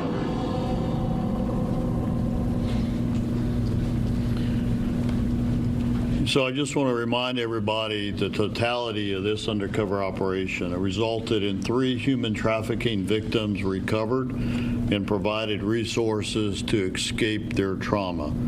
A total of 10 arrests were made. Drugs, a gun, and a car were seized, and people that had active fugitive warrants were arrested. I have a few warnings that I would like to say to the members of our community that think they can find sex or advertise sex on the internet. You might just be talking to an undercover agent. What you're really looking for when you do that, you're really looking for is for us to arrest you, which is what we're going to do. For the victims of human trafficking, please know we want to help you escape. You or someone you know may be the victim of human trafficking. You can call the National Human Trafficking Hotline at 1-888-373-7888, or you can call the Florida Human Trafficking Hotline at 1-855-352-7233. And locally, we have the Family Life Center, and I didn't see Trish, but somebody told me she's here somewhere. So you're blocked. Hey, Trish. You've always been a great partner, whether it's domestic violence or sexual assault or victims of human trafficking. So thank you for that. I want to remind our community this is not a victimless crime. Victims are often drugged, they're threatened, or made to perform sex acts against their will. Robberies, drugs, and guns are often involved. So in closing, before I see if any of our partners would like to make some comments, I want to thank our partners, both federal, state, and county law enforcement agencies, prosecutors, our community partners, along with the Tim Tebow Foundation, all of which support and help fund the Northeast Florida Intercept, which is Interagency Child Exploitation and Persons Trafficking Task Force. We are serious in Northeast Florida about attacking human trafficking, rescuing victims, stopping people from preying on our kids, and arresting the offenders when this occurs. The Cyber Crimes Unit in this Sheriff's Office is the fastest growing unit in the Sheriff's Office because of everything that's going on, and this is just one small piece of what we are seeing with the use of the internet. I want to commend Detective Obar and the team for putting this together. As you saw in that video, there was a lot of effort, a lot of work, a lot of planning that went into this operation. And I will tell you, there are some people that are probably going to hear about this. They are probably wondering if that phone call they made or that person they were interacting with on the internet was really an undercover detective. And I will tell you that if you think you made one of those calls, it probably was. You just didn't show up because you would have joined them. We had many interactions going on but some had been drinking and were sitting in a pool. Maybe somebody will remember that if they hear this. And many others couldn't find a ride or variety of reasons, but they actively engaged our undercover operations. So I want to commend the team and our partners for rescuing 3 victims, because I can tell you we see a lot of these operations, you don't always get 3 victims that you rescue. So it was a great job. So with that, I'll ask our Flagler County Sheriff Rick Staley speaking at this news conference, announcing 10 arrests and 3 human trafficking victims recovered as part of this undercover operation they're calling Operation Innocence Shield, looking at disrupting the online sex market in Flagler County. We're going to take a quick break right now here on Florida Live, and we'll be right back.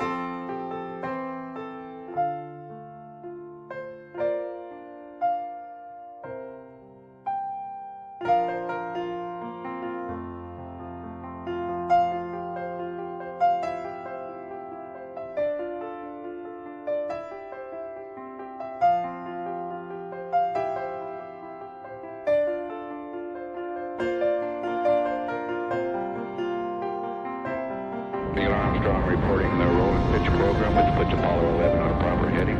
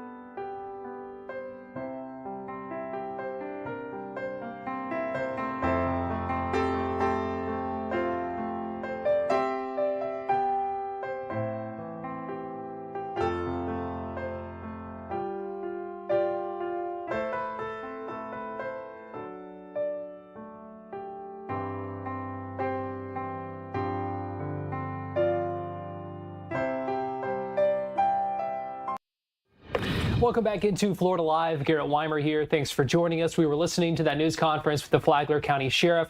He's about to wrap up, taking a few questions right now. We'll keep monitoring that, but we are going to go ahead and check in on a couple of other things at this time, including our Tampa Connection, where we take a look at some of the big stories this afternoon in the Bay Area. And so joining us live now, Fox 13 senior content producer Nancy Gay. And Nancy, good afternoon. Good afternoon, Garrett. Well, deputies in Hernando County, along with the FBI, have launched a new search looking for victims of serial killer Billy Mansfield. They began this search yesterday and continued it this morning. They are looking into wooded areas as well as ranches, specifically focusing their efforts around Dry Creek Ranch and Sunshine Grove. Now, they decided to focus their search on that particular area after specialized archaeological cadaver dogs flagged it. Now, the Hernando County Sheriff's Office, the FBI, Florida Gulf Coast University, as well as the state attorney's office are all participating in this large-scale operation. Now, this search stems from information tied to serial killer Billy Mansfield, as well as his brother Gary. Both of them were arrested in Nevada in 1980. Billy Mansfield was charged and eventually convicted of raping and killing a California mother of 3. That's why he was arrested in 1980 in Nevada. Nevada. Now, his brother had his accessory charges dropped in exchange for agreeing to cooperate with investigators. Now, then, after he was arrested in Nevada, investigators uncovered 4 bodies on the Mansfield property near Spring Hill, that's in Hernando County, in the early 1980s. 3 of the victims have been identified as Elaine Ziegler, Sandra Jean Graham, as well as Teresa Fillingham. The 4th body does have a registered DNA profile, but as of today, that woman's identity remains unknown.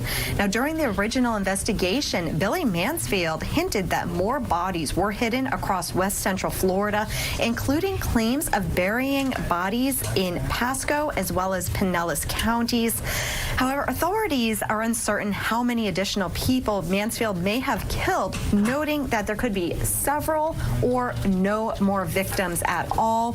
Sheriff Al Nienhuis explained that the likelihood of any new criminal prosecution resulting from a discovery of this search that is happening this week is likely 0 because Mansfield is already serving a life sentence. However, officials say the primary goal of this search is to bring answers and closure to families who have spent decades wondering what happened to their loved ones. Now, as I mentioned, this search began yesterday, and officials tell us that they plan to conclude this search this afternoon. Again, that all depends on whether or not they find anything. Now, the Sheriff Nienhuis, he spoke earlier today, and he did say that these bodies, if there are any bodies, have been buried since the late 70s or the early 80s. So he was saying that the odor they're emitting would be very faint, and that's why they do have these cadaver dogs out there. And he said that they subtly hinted in this particular area of Dry Creek Ranch and Sunshine Groves. He said, you know, because that odor is faint, the cadaver dogs may not make that immediate hit, but that is why they're searching that particular area this afternoon.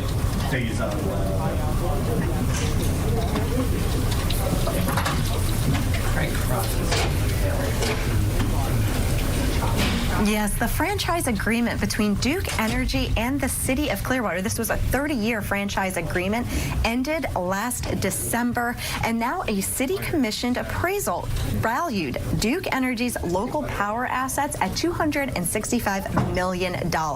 So Clearwater Mayor Bruce Rector says that city leaders are exploring ways to lower costs and find the best value for residents. However, Duke Energy is fighting back. The utility company disputes the city's appraisal, pointing to a separate report that concludes a government takeover would cost about $1 billion. Now, Duke Energy spokespeople call separating Clearwater from the electric grid complex risky and a process that could take years. Mayor Rector disagrees with that assessment, pointing to Clearwater's city-owned gas utility, which has successfully operated for more than 100 years, as proof that the city is capable. A local business owner we spoke with said he is satisfied with Duke Energy, praising their communication during outages.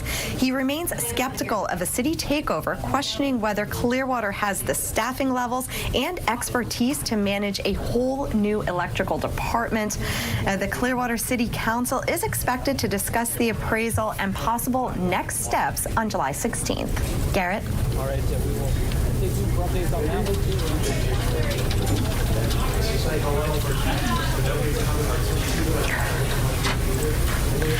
Yes, we are ending on a positive note because we are talking about 11-year-old Stevie Robinson. Now, his parents call him a Christmas miracle. So this child, he was diagnosed with acute myeloid leukemia last November, and shortly after being diagnosed, he slipped into a coma. And doctors told his parents on that time that his brain function was about 1%. But his parents, they refused to give up, and they put all of their faith into his recovery.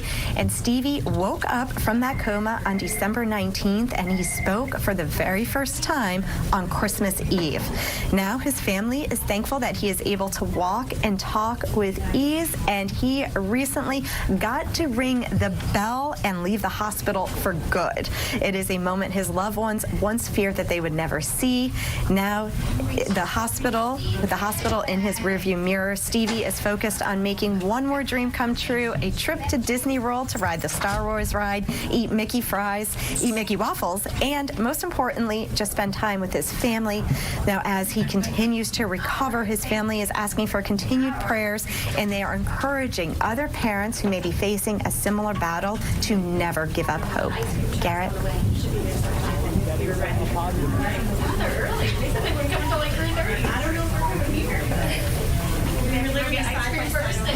Thank you. And we are going to take a quick break right now here on Florida Live, but we will be right back after this.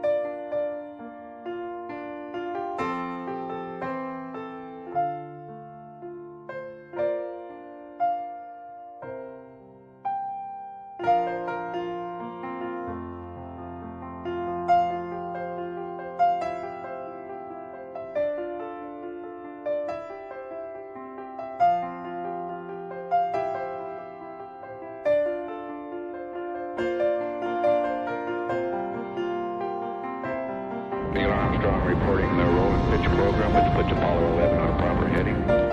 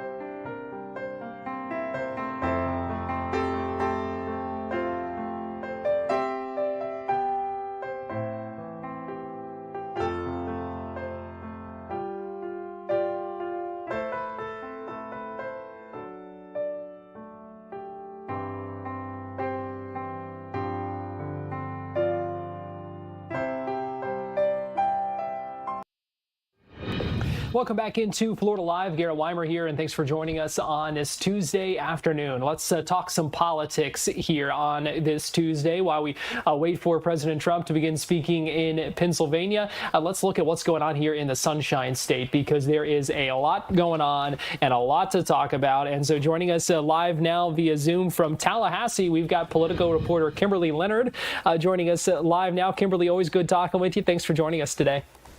Yeah, good to be back. So much to talk about here, and I don't even really know where to start. Let's start by talking about some of the congressional races that you've been covering. You've been writing a lot about them in the Florida Playbook newsletter this week, and looking specifically at a couple of congressional districts. One here, right here in Central Florida, that's 7th Congressional District, and then also the 24th down in South Florida. Yeah, very close to home for you guys, right, at Fox Orlando. Listen, Ryan Elijah, who, you know, was anchor of a major morning talk show, it talked to me about his congressional bid. And I just, you know, I really try to profile a lot of different people who are running for Congress, especially if they have unique backgrounds. It's still not that typical for many journalists to switch over and go into politics. But he and I really had the chance to talk about, you know, where he thought he could be strong in the district. He's running as a Republican. Corey Mills is facing multiple allegations and an investigation by the ethics panel in Congress. And, he denies the allegations against him, but it has invited, let's just say, a crowded primary of Republicans who are running. And so Ryan Elijah and I talked about the trust that he felt he's been able to build as a reporter. And I just thought it was a really interesting conversation because there are so many, I was thinking of Carrie Lake, for example, when she, ended her career in journalism and went into politics and how disparaging she was about journalism. And I didn't find that with Mr. Elijah at all. In fact, instead, he thought it was a place to build trust and to really arrive and knock on people's doors. And they already know you and they've already learned that they, can believe what you say and that you're someone, worth listening to and all that. So we had a good conversation. So I featured his interview in Monday's Florida Playbook. And some interesting dynamics in that race, too, because we know President Trump has endorsed Corey Mills in that race. But we also haven't seen Ryan kind of come out swinging against Corey Mills either. No, not at all. In fact, at one point, we were sort of halfway through the interview, and I said, wait, we haven't talked about the incumbent, what do you have to say about that? And he just said, look, no, I don't want this to be about attacking the incumbent. Obviously it comes up on the campaign trail. It's gotten a lot of national coverage, but he really wanted to stress, what he thought he could bring to the table. And, one of the things I've kind of noticed and something I didn't dive into as much in the newsletter, but I can share here is, politicians now so much are doing a lot of TV and radio and social media, right? And so actually it kind of seemed like the training of being on television and doing social media and talking about bills you passed or committees that you attended and things like that could translate pretty well from a career in journalism. So yeah, we talked about that a lot.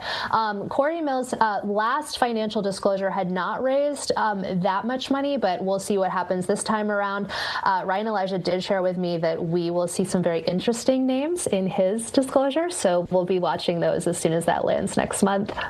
All right, now let's talk about the 24th Congressional District and the symbolic and the literal passing of the torch. Oh my goodness, what a moment, right? I've never seen anything like it. So Democratic Representative Frederica Wilson is not running for re-election, and she is someone who is really beloved in her district. I mean, when she announced that she would not be running for re-election, there were tears in the audience, even by many major Republicans who were in attendance. So it just really shows the impact that she's had in her district. And yesterday, she announced that she had chosen a successor. And there are many people who want this seat. It's a safe blue seat. There's 7 Democrats who are running. And so Commissioner Gilbert received the endorsement. And what Frederica Wilson did was she took a flaming lit torch and handed it to him and said, I'm passing on the torch to you. And her endorsement could really be pivotal in this race. And I should say Gilbert was already coming in from a really big position of strength. He has been a local elected official since 2008. And so people already know him very well. And he had $1 million in a political committee. So to come in new with a lot of name recognition, a lot of cash, and also bring in the endorsement from Representative Wilson, who, could have gone on and been reelected probably so many times, that makes this a pretty decisive race, most likely. And look, no one says that they're pulling out at this point, but it's going to be a tough ride for anyone else involved. Now let's talk about the Sunshine State Showdown. I had to say that very slowly so that I made sure I didn't stumble over it, because when I was talking about it earlier, I messed up multiple times. So it's a hard thing to say without taking your time. But Kimberly, you're going to have a role in that this weekend, and tell us what we can expect. Yeah, I'm thrilled to be involved. So this will actually be the first time that I'll be moderating any kind of a debate, but I'll actually be moderating 2 congressional debates for House seat 19 and 25. So on either end of the state there. And look, I'm looking forward to be part of the panel of reporters that'll be asking questions of the candidates. Not everyone is participating. I think that there's still time actually for some of them to decide. But the first seat is held by Congressman Donald right now. And what's interesting is that that Trump has not endorsed in either of these races. So it's going to be probably a pretty big free-for-all. I'm interested to see what they have to say. So the Sunshine State Showdown is mostly going to be an event where that's more like forums, you know, where candidates get to deliver some remarks. Maybe sometimes they get some questions. But these are the only debates that are happening are with House races. And so the fact that there's no gubernatorial debate has really been, to a lot of people, felt more like a Sunshine State letdown, as I've been calling it. But we'll at least have the House races to be able to assess some of the candidates. And I know that the audience is going to be mostly grassroots, you know, GOP volunteers. And so I think that they'll be very interested to see, you know, what the candidates have to say and just hear about some of the big issues in each of these districts, which are safe red districts, I would say. Yeah, it has been some controversy, as we've talked about in the past, over the lack of debates in that governor's race. Yeah, I mean, they advertised it initially that it was going to be a gubernatorial debate. I was looking forward to possibly moderating one of those, you know, but I'm happy to do the House races. It's a professional first for me. And so if anyone, you know, watching today has any questions that they think would be good for the candidates, I'm at kleonard@politico.com. So I'd love to hear from anyone in the audience, you know, about what they think House members should be talking about. Well, we will be tuning in and watching and certainly cheering you on, Kimberly. We appreciate you joining us here on Florida Live, and always enjoy talking politics with you. Same. Thanks so much. And before we go to break here, let me give you a live look in Pennsylvania, where President Donald Trump is going to be speaking here shortly, again at this Mack truck facility there in the Lehigh Valley. We're going to take a break right now here on Florida Live. We've got more to come, though, so don't go anywhere here on Fox Local and on Fox 35 Plus.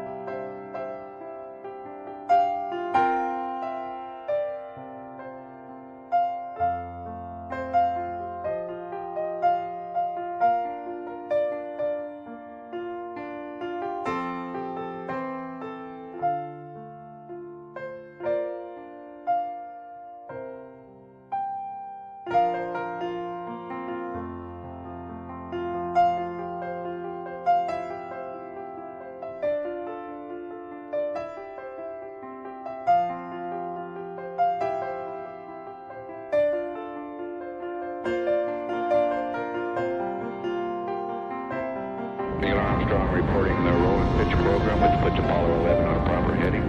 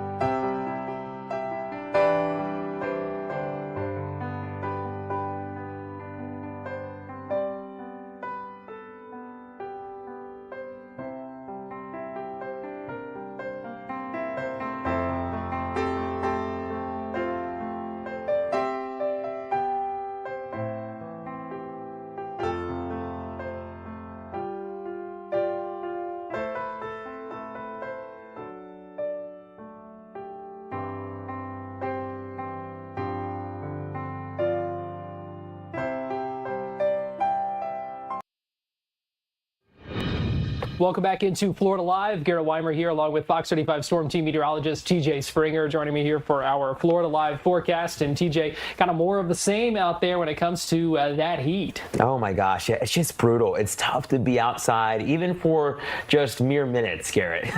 It is definitely pool or beach weather. Yeah. Because this heat, and you know, we've been hot to start the week, but going to continue ramping up a little bit more. Yeah, we hit 97 degrees yesterday, and I think it's going to be pretty darn close to that this afternoon. And yeah, I mean, some of our coastal locales have gotten past 110 degrees. So I'm actually shocked the beach isn't as crowded right now, but even on the coast, it feels hot. But it looks beautiful out there from our Hard Rock Hotel cam. We've been keeping tabs on a couple of storms. There is a little risk. There is some energy upstairs in the atmosphere north of the Fox 35 viewing area. Some of our neighbors to the north, our Fox 51 locales across Alachua County and Marion County. And that's where we've seen some of these storms over the last few hours, but they haven't had too much of a leg to stand on. We have the instability, but we don't have a lot of wind energy. So these kind of billow up and then they lose that punch pretty quick, even like what we saw last evening with some of those stronger storms across Osceola County. You can see that low-end risk of severe weather across the Panhandle, the state capital, just to the north of Ocala, up toward the Jacksonville metro. So we'll have to watch the remainder of the evening as that little disturbance works on. We're not expecting really a lot of storminess today because of some of that dry air upstairs in the atmosphere. But the heat, that is our big concern. A storm team alert day because of that. 111 degrees as that feels like temp in New Smyrna, feels like a 100 in Leesburg and Ocala. Most of us around the century mark, but there are some isolated spots that have soared beyond that. And I think even in Orlando, we could get beyond that at times here through the remainder of the evening. And even through sundown, still feeling like the mid to upper 90s. But we'll bottom out like we have been, above normal, middle to upper 70s. May see a couple of showers and thunderstorms off to our north. Those will fade away to the wee hours of our hump day. And then tomorrow, back at it, back above normal in the low to mid 90s. But tomorrow, as this cold front to our north starts to sag to the south, I think our rain chances, as this moisture pools ahead of that front, we may start to see a little more coverage of the storms tomorrow afternoon. So a bit of a change after a drier Monday and a drier Tuesday. Still feeling like the mid to even upper 100s for our day tomorrow. Major heat risk. That's why we have that storm team alert continuing into Wednesday. And it looks like we'll have more heat around this weekend.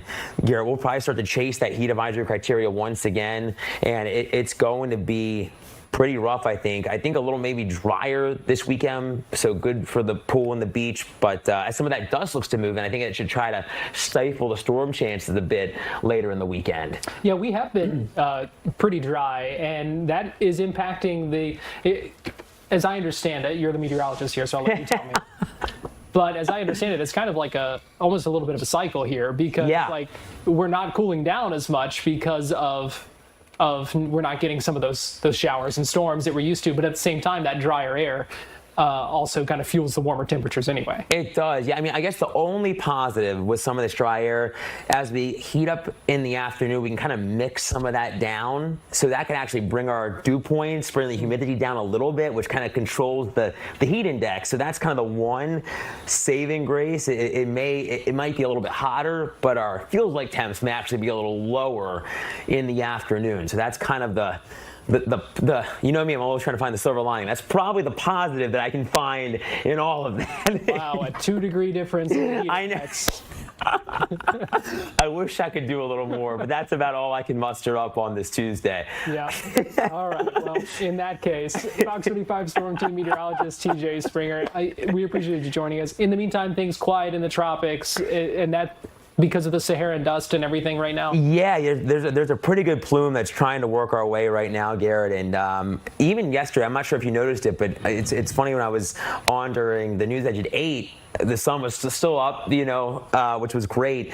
But looking out to the west, it did look fiery, and there is some of that in the Gulf, so that may contribute to some of that. But there's a really solid plume that's still working through the Atlantic right now, so that should probably reach us by the time we hit this weekend. And just because of the concentration there, it looks like that, if you are an allergy sufferer, and if we have some storms around, we could get some of that dirty rain, or our cars look like they've been soaked in dust and almost muddy, if you will. So we'll be watching that plume. But I think with that dry air, that may try to bring our storm chances down even more so heading into late this weekend and early next week.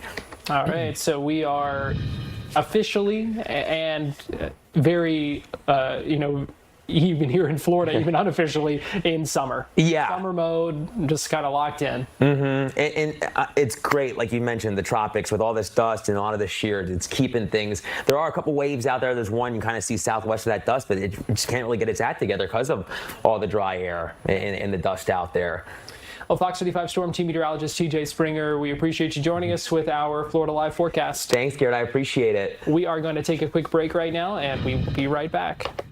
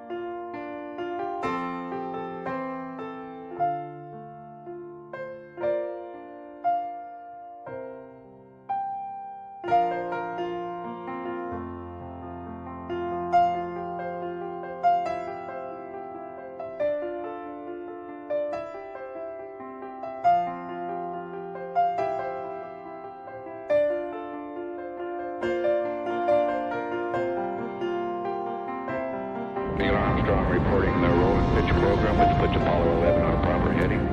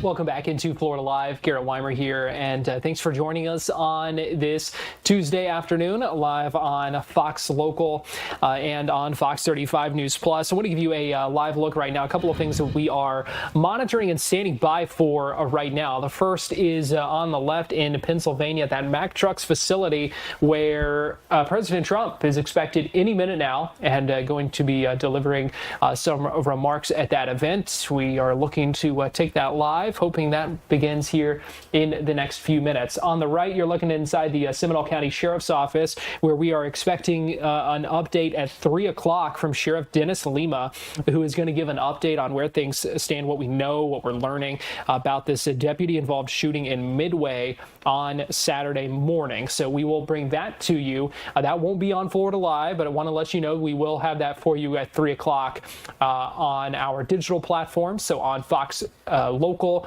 on YouTube, on Facebook. If you're streaming us right now, you will be able to see that. So a couple of things right now that we are monitoring. As for that event in Pennsylvania, we did hear just moments ago from Jared Isaacman, the NASA administrator, who spoke at that event a little bit ago ahead of the president's arrival, talking about the space race and a couple of other things that are of certainly a lot of importance to us here in Central Florida and along Florida's Space Coast. So while we're waiting on the president, I want to play for you those remarks from NASA Administrator Jared Isaacman just moments ago.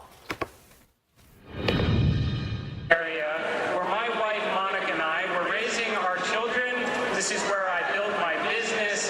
This is where my kids are growing up to learn the values that really define this community. And this is a region that has always been a place of builders.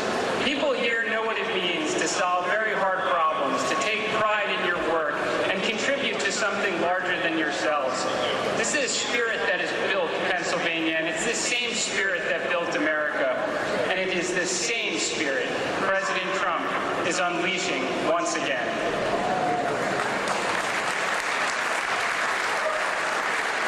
I'll tell you, I am proud to serve in an administration that believes that America's best days are ahead of us.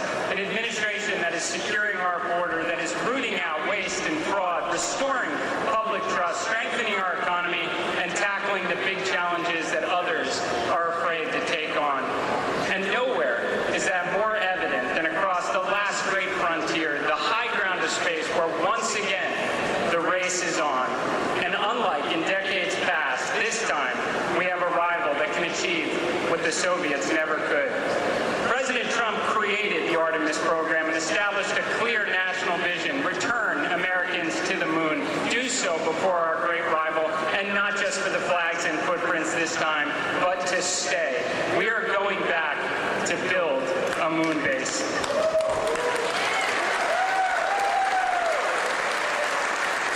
We are going back to establish a sustained American presence on another world.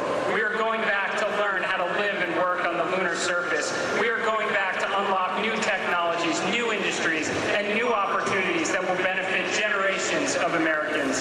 And we are going back because the moon is not the ultimate destination, but a proving ground for where we will inevitably go next. Now, just a few months ago, the Artemis II crew, the astronauts, flew around the moon for the first time in more than a half century, including Pennsylvania's own Christina Cook. What a mission, what a mission. And it reminded the world that when America commits to a bold goal, there is nothing that we cannot achieve. And with the historic Artemis II mission complete, we are preparing to launch the mighty rocket once again next year. And as President Trump has said, you cannot be first on Earth if you are second in space. And he is exactly right. Space is about exploration, but it's also about economic strength. It's about technological leadership and national security. The satellites that power our communications, navigation, weather forecasting, our financial systems, and our military capabilities all depend on American leadership in space. But most importantly, space is about the people. The story of American spaceflight has never been the story of government alone. It's the story of the American worker. The American worker is an astronaut flying around the moon. That was NASA Administrator Jared Isaacman speaking moments ago. Let's get you now live to Pennsylvania, where President Trump has taken the podium and introduced. Let's listen in as he begins his remarks. Thrilled to be back in this incredible Commonwealth with the proud, hard-working patriots of Lehigh Valley. And I'm also proud to say I won this state in a landslide. We won it by so much. And remember, I had the couple of little statements: too big to rig, make it too big to rig, because these people cheat like hell. They cheat like hell, but we won it by a lot, and maybe we should run again. Should we run one more time? I'd like to do that. But I got more votes than any candidate in the history of Pennsylvania. Can you believe that, Bo? You would have gotten more. And today I'm especially honored to be here in the place that builds some of the toughest vehicles on the road, Mack Trucks. Mack Trucks is doing a great job. We have all of the MAC people, the chairman. We have a whole group of here, all the leaders, the big guys. They're trying to get a contract for 15,000 trucks. 15,000. I said, that's a lot. I said, how many are you looking for? 10, 15? No, 15,000, sir. That's a lot of trucks. For more than 100 years, this legendary company has been making trucks right here in eastern Pennsylvania, building the heavy-duty machinery that keeps our economy rolling, our factories moving, and our industries roaring all across the nation.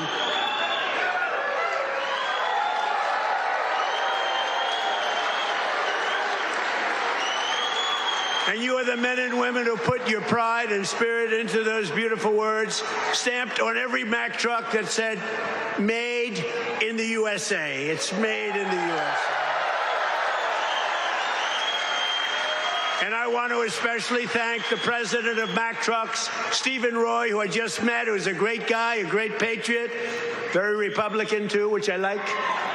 He's a very strong Republican. Stephen, where are you, Stephen? Stephen.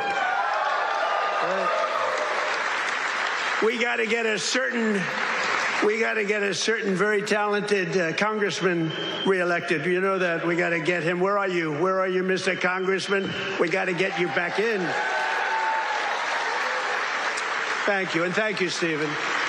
But a very special thanks to every single worker at this fantastic factory. The job you're doing here is incredible.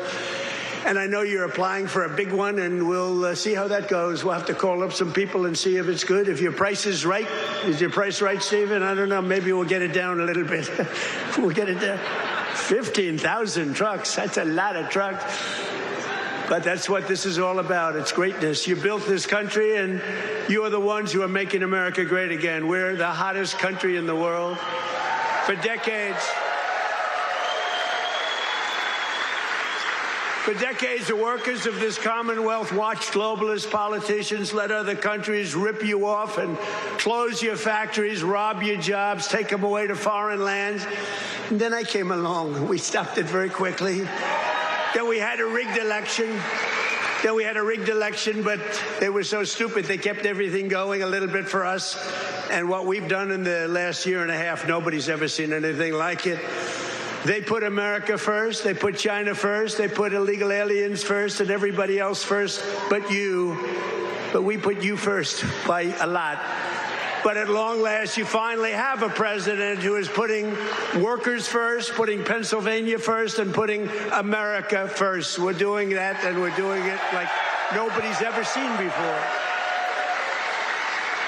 And starting on my first day back in office, and this goes all the way back to 2016 too, but right from a year and a half ago, nobody's ever seen anything like this. We're the hottest country anywhere in the world by a lot. But I stood up to the trade cheaters. They're cheaters and abusers and violators of the world like no president has ever stood up before. And now I'm standing up again because Iran cannot have a nuclear weapon, if that's okay. And we're doing quite well.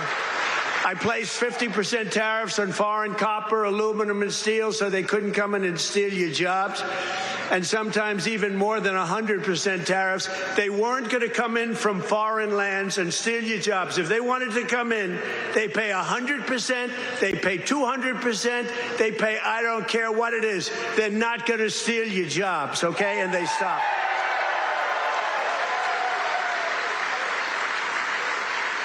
And right now we have more factories being built, and I mean car factories, AI factories, factories of every type, than we've ever had in the history of our country by 3 times. That's because they didn't want to pay the tariff. How don't you pay a tariff? You build your factory here and you hire American workers. It's quite simple, actually. But as you know, I placed a 25% tariff on foreign automobiles, and very importantly, I posed a 25% tariff on medium and heavy-duty trucks so that Mack Truck could do very well with its factory in Pennsylvania.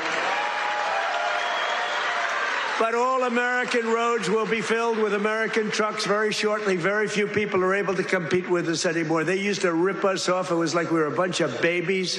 American labor worked with us, too. I just met the head of your unions, and they've been terrific. They work with us, and they're fair. They treated us good. Maybe we can negotiate a little bit tougher. Where the hell are the union guys? Those guys are great. They're great. There they are. I want to just say hello. We gotta make sure you vote for our congressman here. I'm not doing this for my health. Right? Muser. We even have Muser here. That's right. Within a single year of taking office, I slashed trade deficit with China by the largest amount in the history of trade. And we, by the way, have the biggest trade deficit cut in the history of our country, 67%. Think of this. We had a trade deficit. We cut our trade deficit. If you're a president and you cut it by 1%, they say, oh, you're doing a great job. 2%, you're a genius. I cut it by 67%. That's why you have all of these factories being built. And they'll soon be opening. They're already opening. But when those factories are opening, I don't know what you're going to do. You're going to negotiate very good salaries, that I can tell you, because they need you. In many ways, they need you more than you need them. American exports to the rest of the world are up by $150 billion. You hear that, Bo? It's not bad. You got to wrestle a long way to make that. Bo is going to have to win a lot of tournaments to have to make that money. Think of it, $150 billion up. We never had that. We always have losses. We take in much more than we send out. Now we're up $150 billion, and that's nothing, because when all these factories are opening up, Mr. Senator, another great one. President Trump continued to speak live right now at this Mack truck facility in Lehigh Valley, Pennsylvania right now. We are continuing to listen into this. We're out of time here on Florida Live if you're watching us on TV, but we will continue listening into this on our digital platforms, on Fox Local, YouTube, and on Facebook. We will also get you to that Seminole County deputy-involved shooting update coming up in just a couple of minutes. So thanks for joining us here on Florida Live. Said it 2 years ago. I was over there.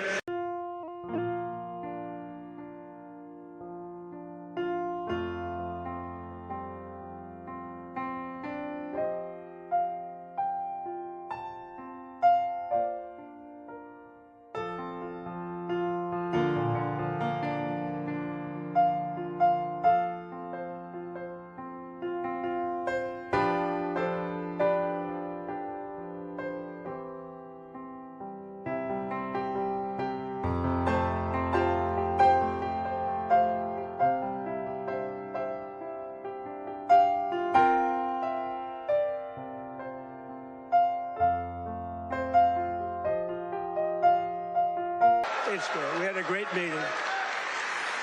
But as you know, we just achieved a historic peace agreement with Iran to end the conflict in the Strait of Hormuz. And by the way, yesterday, 19 million barrels of oil flowed out of the Strait of Hormuz, a very beautiful place. That's the most oil in the history of the Strait. No, it's never been any, you've never seen anything like that. It's called an oil gusher. And most importantly, we are ensuring one thing very importantly, because this is why I did it. I did it for this reason, 99% for this. Iran will never have a nuclear weapon, and they've agreed to that.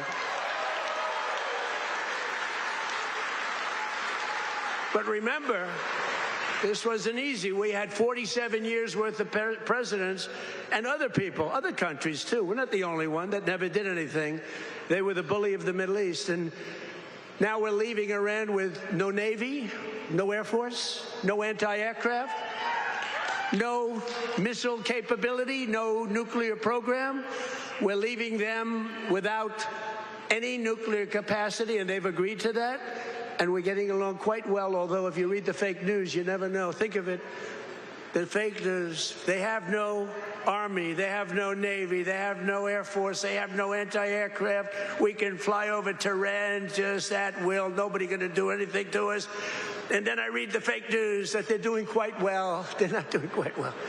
These people right there, look at all of them. Oh, Whoa. Whoa. That's a lot of press. That's almost as much press as Bo had at the White House last week when he knocked out his opponent in the first round. Right? I think you had more. Bo had more press. But the Iran economy has been crushed, and their defense industrial base has been damaged so severely that it'll take them many years to rebuild, many, many years. And now we're trying to work out a deal that's fair. And we also want to work out a deal. You know, the stock market hit a new high today again. And oil, for the first time in months, hit, think of it, $70 a barrel. So we got at 70. That equates to a very low price. Oil is going to come charging down. And with oil comes everything else.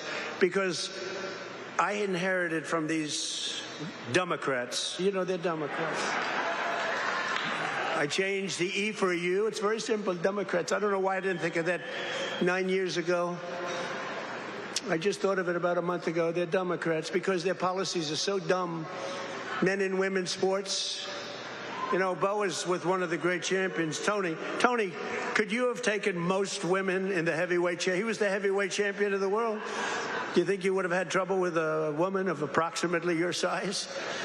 Be hard to find a woman of your size, but if we did, I think you would have been okay. What do you think, Bo? Could he have handled it? I think so. What about you, Bo? Could you handle a woman of approximately your, 182 or something? Think there's a 182-pounder that could give you a little tussle? I don't think so. I don't think so. He's such a nice guy. Say, no, not really. I don't think so. When she looked at those ears of Bo, when she looked at those ears, she'll say, I'll take a pass. She'll say, I'm not going to fight that guy. The average price of gasoline nationwide is down 60 cents a gallon just from a short while ago. And remember this. We had to make this detour. We had to go to Iran. You can't let them blow up the Middle East and then us, if that's possible. We would have gotten them before, but they would have blown up Israel. They would have blown up the entire Middle East. You can't let that. You want to see a bad economy? That's a bad economy. We will continue to monitor the president's speech. You can also watch that right now by scanning the QR code that you see on your screen. But we want to get you to Seminole County, and Sheriff Dennis Lima giving us an update right now on this deputy-involved shooting that happened over the weekend in Midway. For the call for service. I will conclude with some still images taken from the body camera of the deputy sheriff that was involved in the shooting. And then I'll play the entirety of the video with redacting some innocent witnesses and potential victims that were on scene. So, and at the very end, I'll open myself up for any questions. As you know, from our first slide here, there was an unsanctioned block party at the Cool Breeze. Now, the Cool Breeze is a bar in Midway that we are now focusing in on because it's a bar, but it's actually a residential home, a 12,000 or 1,200 square foot home that has a small occupancy. I would imagine you can't get more than 50 people in there without having fire concerns, fire risk. But they advertise this without any permitting process. I don't know if the promoters are directly connected with the Cool Breeze, but the party is advertised on the day of the party at this particular location. It actually draws in hundreds of people there. So it's advertised on Friday, July 19th. We pick up on it, and just after midnight, at around 12:30 Saturday morning, June 20th, we get a noise complaint call for service at the location. Deputies arrive on the scene. We have now at least 4 or 5 deputies who are already on scene, and over a 20 or 25 minute, more and more deputies are arriving there because they realize people are scattering all over the place. This location is on Sipes Avenue in Midway, and there's so many people in the roadway, you can't get cars up and down the road. And if there was an emergency, you can't get any emergency vehicles there. So multiple deputies, again, at least 4 deputies there, telling everyone, giving verbal commands, you need to clear the roadway, you need to clear things out. And then the 5th deputy, who was the deputy that was involved in the deputy shooting, arrives on scene just after 1 o'clock or so. He arrives there, he parks his car, he's walking northbound up Sipes Avenue. You can hear him giving loud verbal commands to everyone who's gathered in the roadway: clear the road, get out of the road, make sure that there's space available for people to get through, you need to clear out. He hears a verbal altercation that is on the west side of Sipes Avenue, which is now the opposite side of the Cool Breeze bar. He walks into the middle of the roadway, and he's standing in the middle of the roadway, and he's yelling to everyone to calm down because he hears that there's a verbal disturbance going on. He pulls out his intermediate weapon, which is his taser. You'll see the taser when I play the video. When I put some still shots up there, you'll see the taser. It is painted yellow. Very, very clear. He's given them loud commands, and then he immediately sees everyone running from that area, running towards him in the middle of the roadway.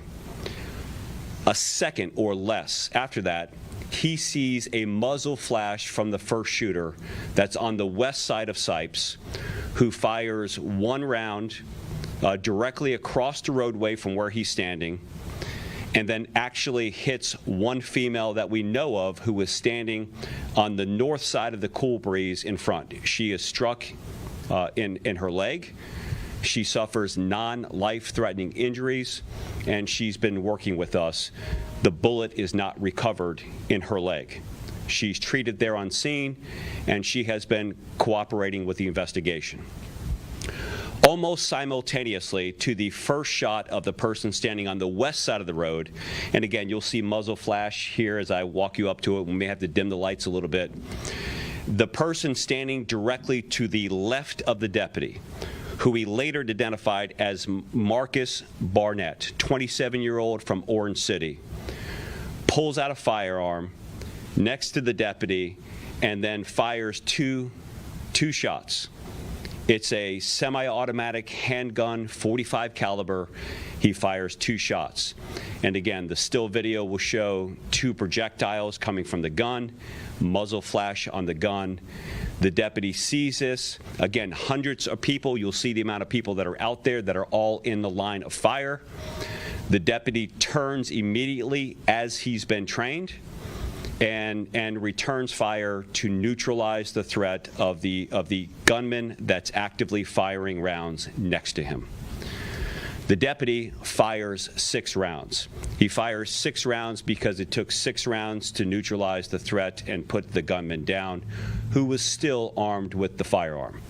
Had the firearm, the 45 millimeter firearm in his hand at the time that ultimately he went down. Another deputy that was on scene immediately secures that firearm, and people who are gathered in the area starts to render aid.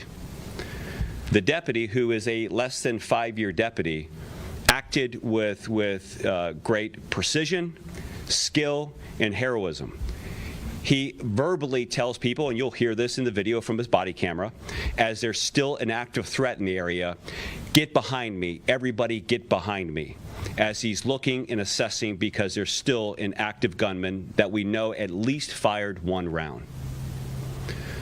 Ultimately, he gloves up and tries to render aid and CPR himself as other deputies are bringing in AED and doing whatever they can to save his life while he's on the ground. Ultimately, he's transported from the scene and pronounced deceased at the hospital. Deputies are trying to gain control of the area. You can hear the deputy that is actively involved in the shooting now becoming more verbal: "Clear the way. We need to get paramedics. We need to get the ambulance in here. We need to do whatever we can to rescue this person."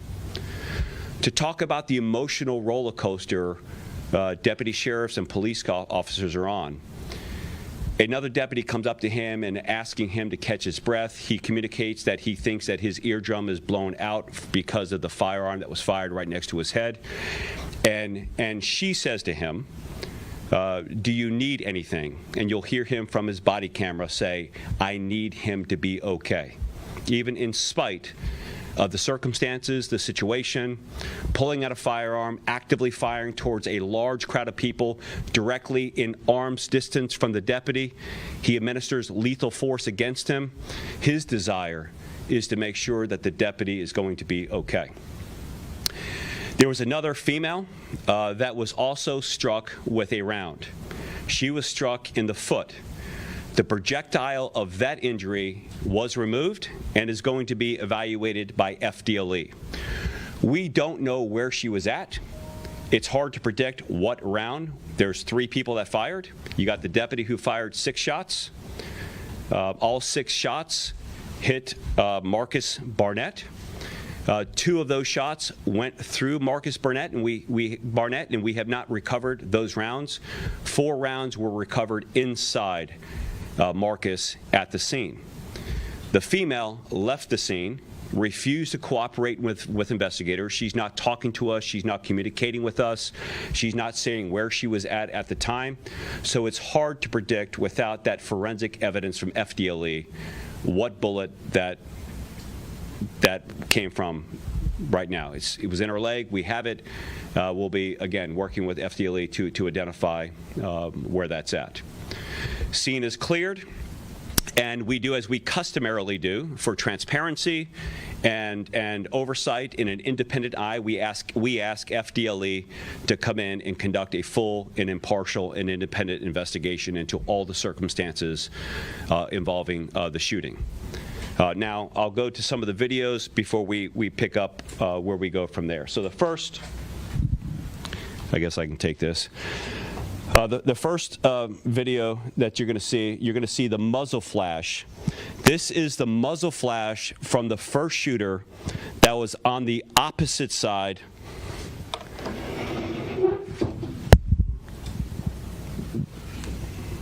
That was on the opposite side of the Cool Breeze bar. This is where the deputy that was involved in the shooting walked up to a group of people. He heard an argument going on. He pulls a taser out. He saw people running from that area. Likely, as soon as they saw a firearm produced, they ran from that area. And less than a second after that, the first shot is fired by the person that's across the street. We have not yet identified him. We hope that anyone who is on the scene or has information about who that shooter is will contact Crime Line at 1-800-423-TIPS, where you can remain anonymous and receive a reward, or to contact the Seminole County Sheriff's Office to provide information. Our investigators and detectives have been working hard, and we have leads coming in, but anyone who has information about that person who fired the first shot, we want them to contact Crime Line or us. The second is going to be Marcus Barnett. Now, there is rumors out there that people are talking that he never had a firearm, or he may have had a solo cup, or there may be other narratives that are out there. And this is why transparency within criminal justice organizations are so incredibly important. This is taken from the body camera of the deputy that's involved in the shooting. You can see this is Marcus Barnett. This is the handgun that he has. And the next photograph, you'll see projectiles coming out of the handgun. It's hard to see right here. Let me step back a little bit.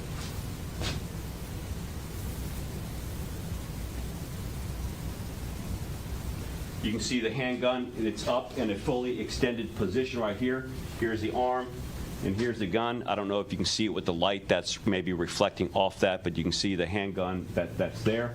And you can see the first shell casing that is discharged from the gun that's there. And this is the 2 shots, the 2 shell casings that are coming out.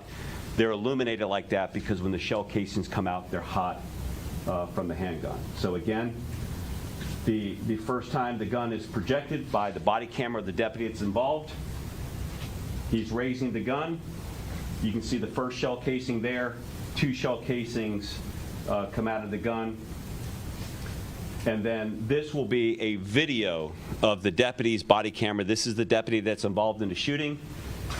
The top is going to be blurred out a bit because there's innocent people here that we're trying to protect their identity. But when they get out of the picture, you'll see us zoom in a little bit more. And we'll play this a couple times.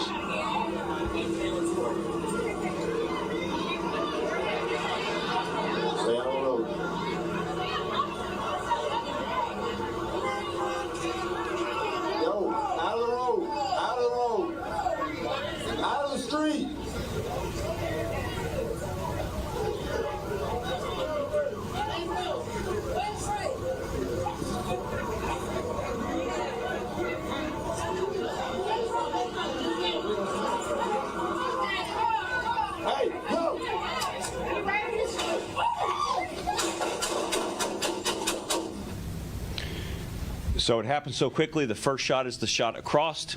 You can see the taser because he had the taser out. He transitioned from the less lethal when he heard the first shot, grabbed his firearm and turned and fired rounds. I'll play that video one more time again so you can see how quickly a situation like that can evolve.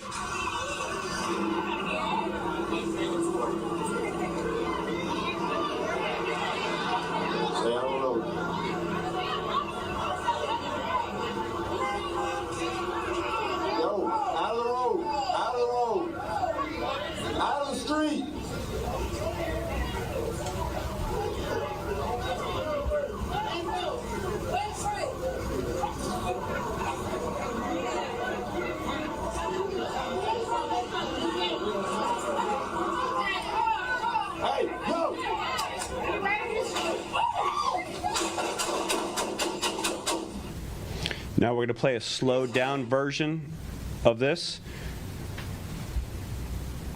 This is at 25% speed. You can see the gun coming up next to him, and then the transition when it's slowed down a little bit better. And I'll play this again for you as well.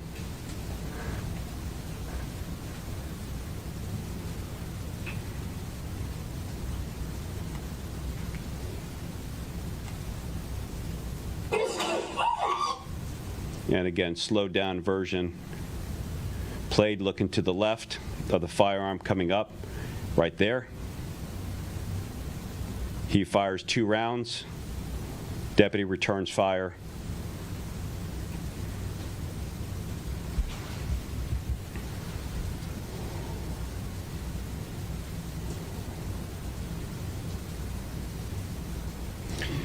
There is video of the deputy rendering aid and performing CPR that we did not release in this packet. It's pretty graphic video, as you can imagine the circumstances. This is the deputy after the shooting. I'm okay. No, we just He's over here. I had to shoot him. Get down. No, get behind me. Stay down. Son, get over here. Get over here.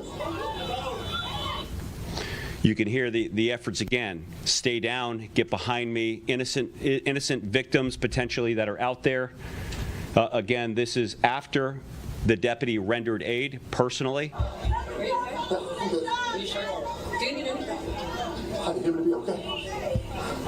Okay, what you hear there, do you need anything? And this is his comments, I need him to be okay.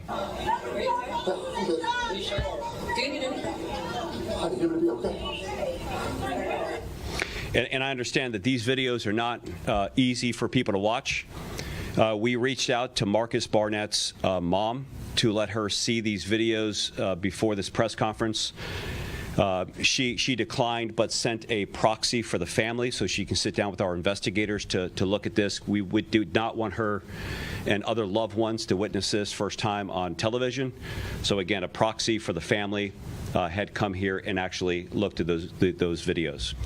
What we know about Marcus Barnett is he had a life of crime starting as a juvenile, which by the way has no bearing on this particular situation, but sometimes when somebody's involved, there's a lot of questions about what do we know about the individual. So he had been arrested numerous times, actually a big number, both as a juvenile and an adult. He had been charged, but not convicted in some of the cases, but he had been charged with murder. He had been shot because of gang affiliation, gang activity. He actually has a gang tattoo on his hand. The time that he was shot, he was in critical condition. He had in the past been charged with murder. He had been convicted of shooting a firearm into a structure. Did actually prison time on a violation of probation associated with that. He was charged with carrying a firearm by a convicted felon. He was charged multiple times, not always convicted, with drug charges, with stealing of cars, with other types of serious felony offenses. Again, his past is his past, and we'd be happy to release all of that documentation. But I don't know it had any bearing. This is a person that's out there that's acting in incredibly dangerous behavior, and I cannot underscore enough how proud I am of this deputy to stand in the gap between good and evil and protect not only himself, but he wasn't thinking about himself. He was thinking about protecting all of those innocent bystanders that were out there on the scene at this time. If it comes to a textbook response, emotional involvement, providing empathy even on the heels of a tragic situation, asking people to line up behind him to serve as a shield of protection for other people when there's another active threat that's in the area. I mean, these are things that you would expect of a professionally trained deputy sheriff or police officer in any jurisdiction, and I'm incredibly proud of the work that he's doing. FDLE is conducting their investigation. He is taking a little bit of time with his family. I'm not going to release his name right now because he's still a part of this FDLE investigation, but he's doing as well as you could be expected. Cool Breeze. We will look into this because it's my understanding that they don't have the proper licensing to serve alcohol at the establishment. There was no process and procedure to get permitted to have this type of event. So that's going to be one of the focuses that we have moving forward on that. One of the underscores is crime line. Now there's still a person that's involved in this thing that we have not yet identified. So that person that was on the west side of the road that fired that first shot that you saw the muzzle flash, we still want to identify him, and our investigators have been working nonstop since early hours Saturday morning in order to do that. And we would encourage the public's help and support and helping to find that out. Again, this is what we know. This is the video. We can give you copies of this video. It will be in a media package, and then I'll entertain your questions that you have. Marcus Barnett, do we know if those two shots hit anybody that he fired? So he fires 2 shots. We don't know for sure because one of the people that were hit fled the area. When FDLE does the analysis on that projectile that was found in her leg, we will be able to better determine what firearm that came from. We just don't know at the time. The other female that was shot, who was on the north side of the front of the Cool Breeze, again, we believe was shot. Her report was she was shot by the first suspect that was on the other side of the road that we have not identified, not Marcus's firearm. Marcus was firing directly across the street in proximity where the other rounds were being fired. Some sources have indicated, and again, have not been properly vetted, but some sources have indicated that they were both rival gang members and there was a planned meetup there or something going on. Again, our detectives are working to find out whether or not there is any factual truth to that. Sheriff, I'll come around to you. We'll go here and then we'll go back. Are you able to describe how many people were there and then maybe how many people were actually from Midway or Seminole County specifically? Yeah, it's hard. I mean, there was more than 100 people there when we arrived. We had been monitoring the situation, trying to maintain as much control as we can. At one point in the night, it was a peaceful gathering. And we know that Marcus is from Orange City. We suspect that people from outside of Seminole County were there. We know a lot of people from Seminole County were there as well. It's not uncommon for people to go to this location on a Friday or Saturday night. But with the advertising and marketing and branding of the event, we just don't know. One of the things that detectives will do is they will go and try to identify as many people as they can. You can see from the video, at least from the bottom portion of the video that we did not blur out. We can identify a lot of the people that were there to kind of follow up with them and kind of get a backstory on what was happening. But we think that people from were all over, and I think that there was probably 200 people there or so. Definitely more than the capacity of the Cool Breeze, and definitely not authorized without a permit to have a party like this, which again is going to be something that we're aggressive on as we move forward. So just to clarify, you have 2 women who were hit, one cooperative, one not. And how much tougher does that make your investigation that she's not being cooperative? Well, I think that when you look at the victims that we have, we've got our shooter who is now deceased, Marcus. He was shot 6 times by our deputy. We have 2 females, just as you put. One was cooperative, and one has provided great information as far as where she was in proximity, which helps us identify what round actually hit her. And one not only was uncooperative, she fled the scene. We got alerted to her because she showed up at the hospital, and we were able to kind of follow up with that. Anytime somebody is uncooperative, that's a clue in this business. You want to identify, is it because they're fearful of retaliation or other means? But we want her to feel as comfortable as she possibly can, and we're hopeful that she changes her mind and that comes back. I think that the more information that you can get in a case like this, the better. And I think that you have this situation, but what you want to do is prevent this from ever occurring again.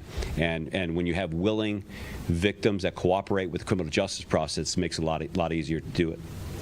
Sheriff, is there any question in your mind that your deputy did the right thing? Yeah, there is absolutely no question in my mind. This was, I met with him yesterday, and I was in a room with 30-plus year veteran law enforcement officers, including myself. And what I said to him is, you acted as a hero during this situation. I said, there could have been countless numbers. Were you not there positioned in the middle of the roadway, there could have been numerous people, however round capacity that these individuals had in their magazine, absent somebody stepping in and acting. And what I told him was, I hope that I or any other seasoned veteran in this room would respond equally impressive to what you've done. There's not one thing about his response that I would change. And I think that when he goes back, and I'm sure he's going to watch the media coverage, he should know how grateful we are, not only as an agency and me as a sheriff, but as a community, that we have true heroes that will stand in the gap between good and evil and put themselves in harm's way. He's got a family that loves him. And this isn't the tough guy talk, and it's not he deserves this. And this is remorse. This is the last thing he wanted to do, is have to do that. But when faced with the responsibility to stand in the gap, he did it. And these situations is a lot for somebody to live with. I'm proud of him. Would you call this textbook? It is textbook. You could take this video. Even a part of this video, actually, you see him moving off and then reloading, and as he's reloading his rounds, he's giving commands to everyone else, let's get everyone out of the way. And then he goes into further detail saying, we need to get the ambulance in here, we need to expedite the ambulance, we need the road cleared, everyone get out of the road so we can get the ambulance in here, EMS. And you could not do a better job than what he's done. So just to clarify, that woman that was shot in the foot was not cooperating. It's unclear where that shot came from. It could have come from the guy who's still at large, or potentially from the deputy. It could have come from any 3 firearms. It could have come from the first shooter. It could have come from the deputy, because there's 2 rounds that went through and through. Deputy shot Marcus 6 times. 2 of those rounds went through his body, through and through his body, and we have not recovered those projectiles. Because we don't know where she was at, because she's not cooperating, it makes it a little bit more of a mystery on what that is, and we'll have to wait for the evidence to come in and find that out. We've had problems with shootings at these unpermitted hardcore. One comes to mind from a venue that's down in the port that happened a few years back. How big of a problem is this in Seminole County? Well, I tell you, it's a little bit of a problem. We've had at least 2 situations now that we can cite back to. I can promise you it's not going to be a problem tomorrow, because I just had a meeting with our team and I said, enough of this. I said, I want to make sure that we're digging in. Now, some of these things occur underground. They don't come through traditional sources. Many of the advertisement is word of mouth. But for those things that our intelligence center is able to pick up on, I want us to be proactive and intercept. The most significant thing that we can do about crime is to prevent it from occurring in the first place. And if we can get ahead and work with property owners, business owners, promoters, in order to make sure that they follow whatever the law requires of compliance, something like this needs to be regulated. It needs to seek approval. We're a part of that process. And then for some venues like this, there may be security benchmarks that they have to meet in order to do it. But I can promise you, starting today, every person that's having a gathering for whatever reason, we're going to give a strong eye to prevent these from occurring. Do you know why Barnett started shooting? And do you know how many calls for service this location has had in the past? I don't know off the top of my head. I would imagine we've had quite a few. The Cool Breeze has been open for decades.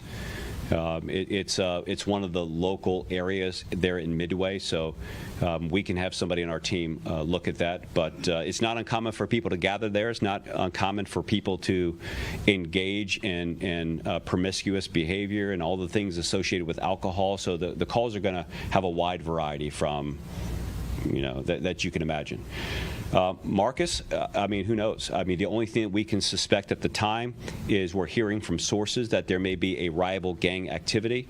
It seems like whatever commotion was going on the west side of the road that the deputy heard in the first place, where he pulled out his intermediate weapon or his taser, there was some type of disturbance going on over there. And if that was a rival gang member or another gang member and he was there, it's very likely that had something to do with it. But quite frankly, we don't know. All of this is just speculation. If we're looking for kind of why or what happened, I don't know what he was thinking. Could you talk more about why there wasn't time for demands to, say, drop the weapon before the deputy started having fire? Yeah, so a lot of times people who are like not in this business, they always say things like shoot him in the leg or can you give I mean, if you watch that video, there is no hesitation. Marcus does not pull out the firearm and say, I'm going to shoot you unless you do X, Y, and Z. He is on the trigger as he's coming up. There is zero time and, quite frankly, zero expectation for deputy sheriffs to neutralize an active threat. Actually, the citizens that may be innocent bystanders would not want him pausing and giving any verbal commands prior to again, neutralizing the threat. And that's what this was about. Sometimes people say, well, why'd you shoot him 6 times? Because it took 6 times for him to go to the ground.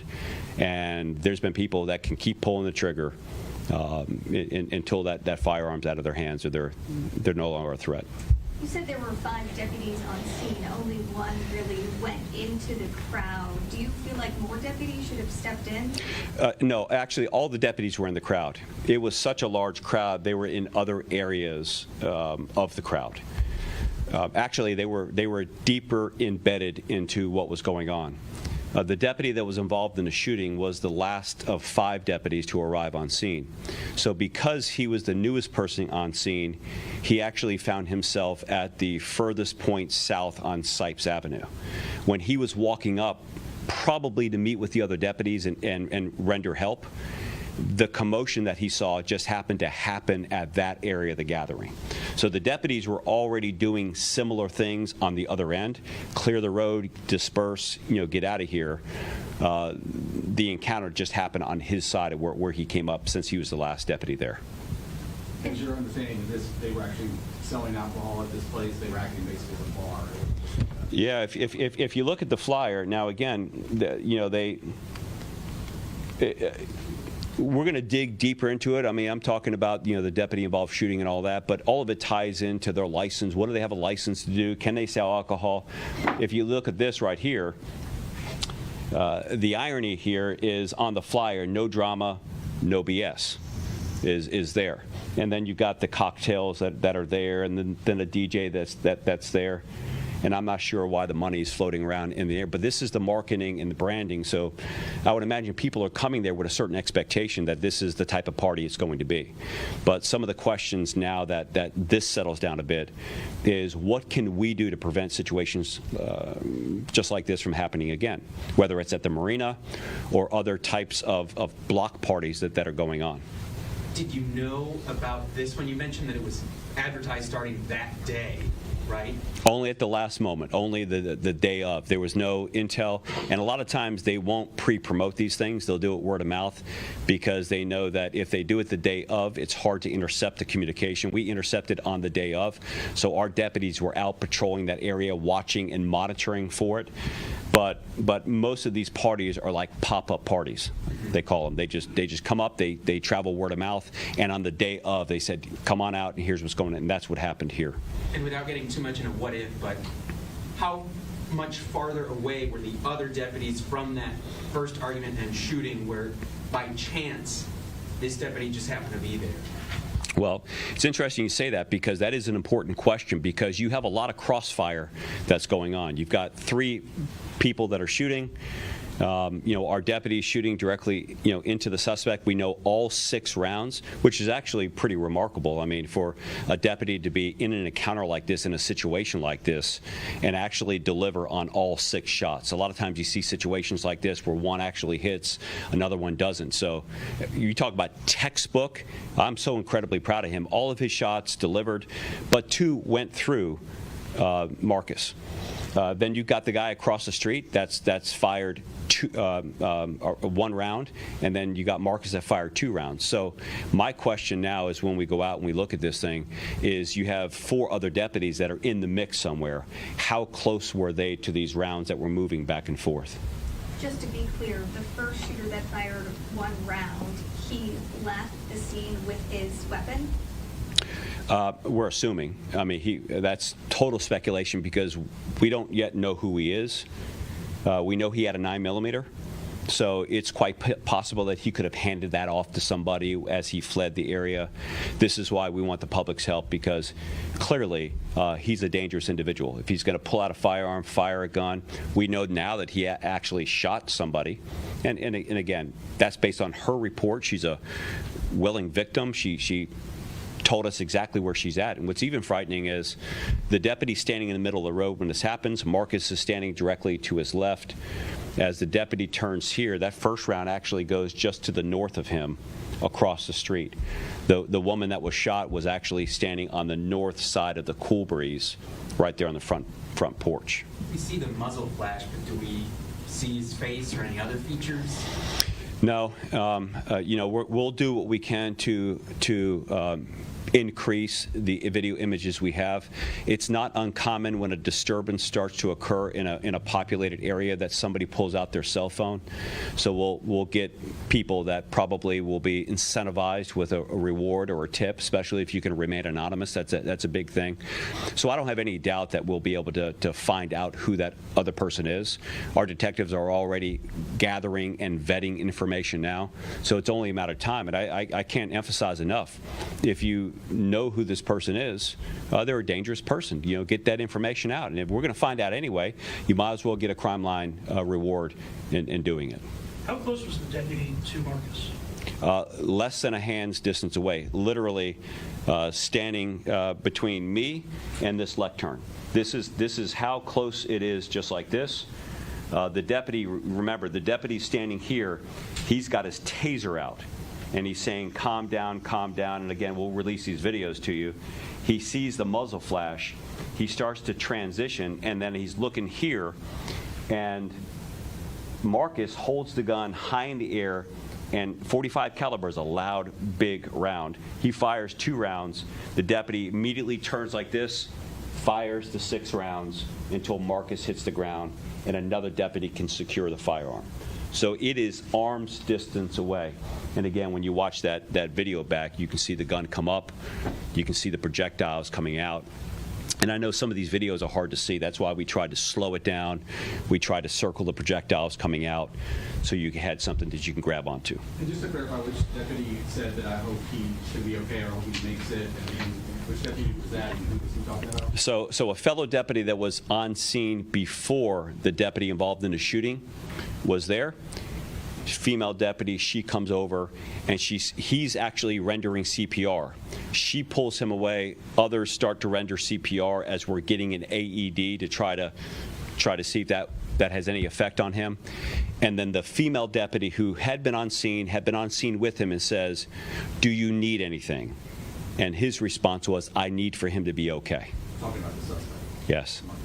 Yes, which is again, it's a special human being, and at a moment of utterance like that, that's purely what he wanted. He wanted to neutralize the threat, and at the same time, he wanted the suspect to be okay.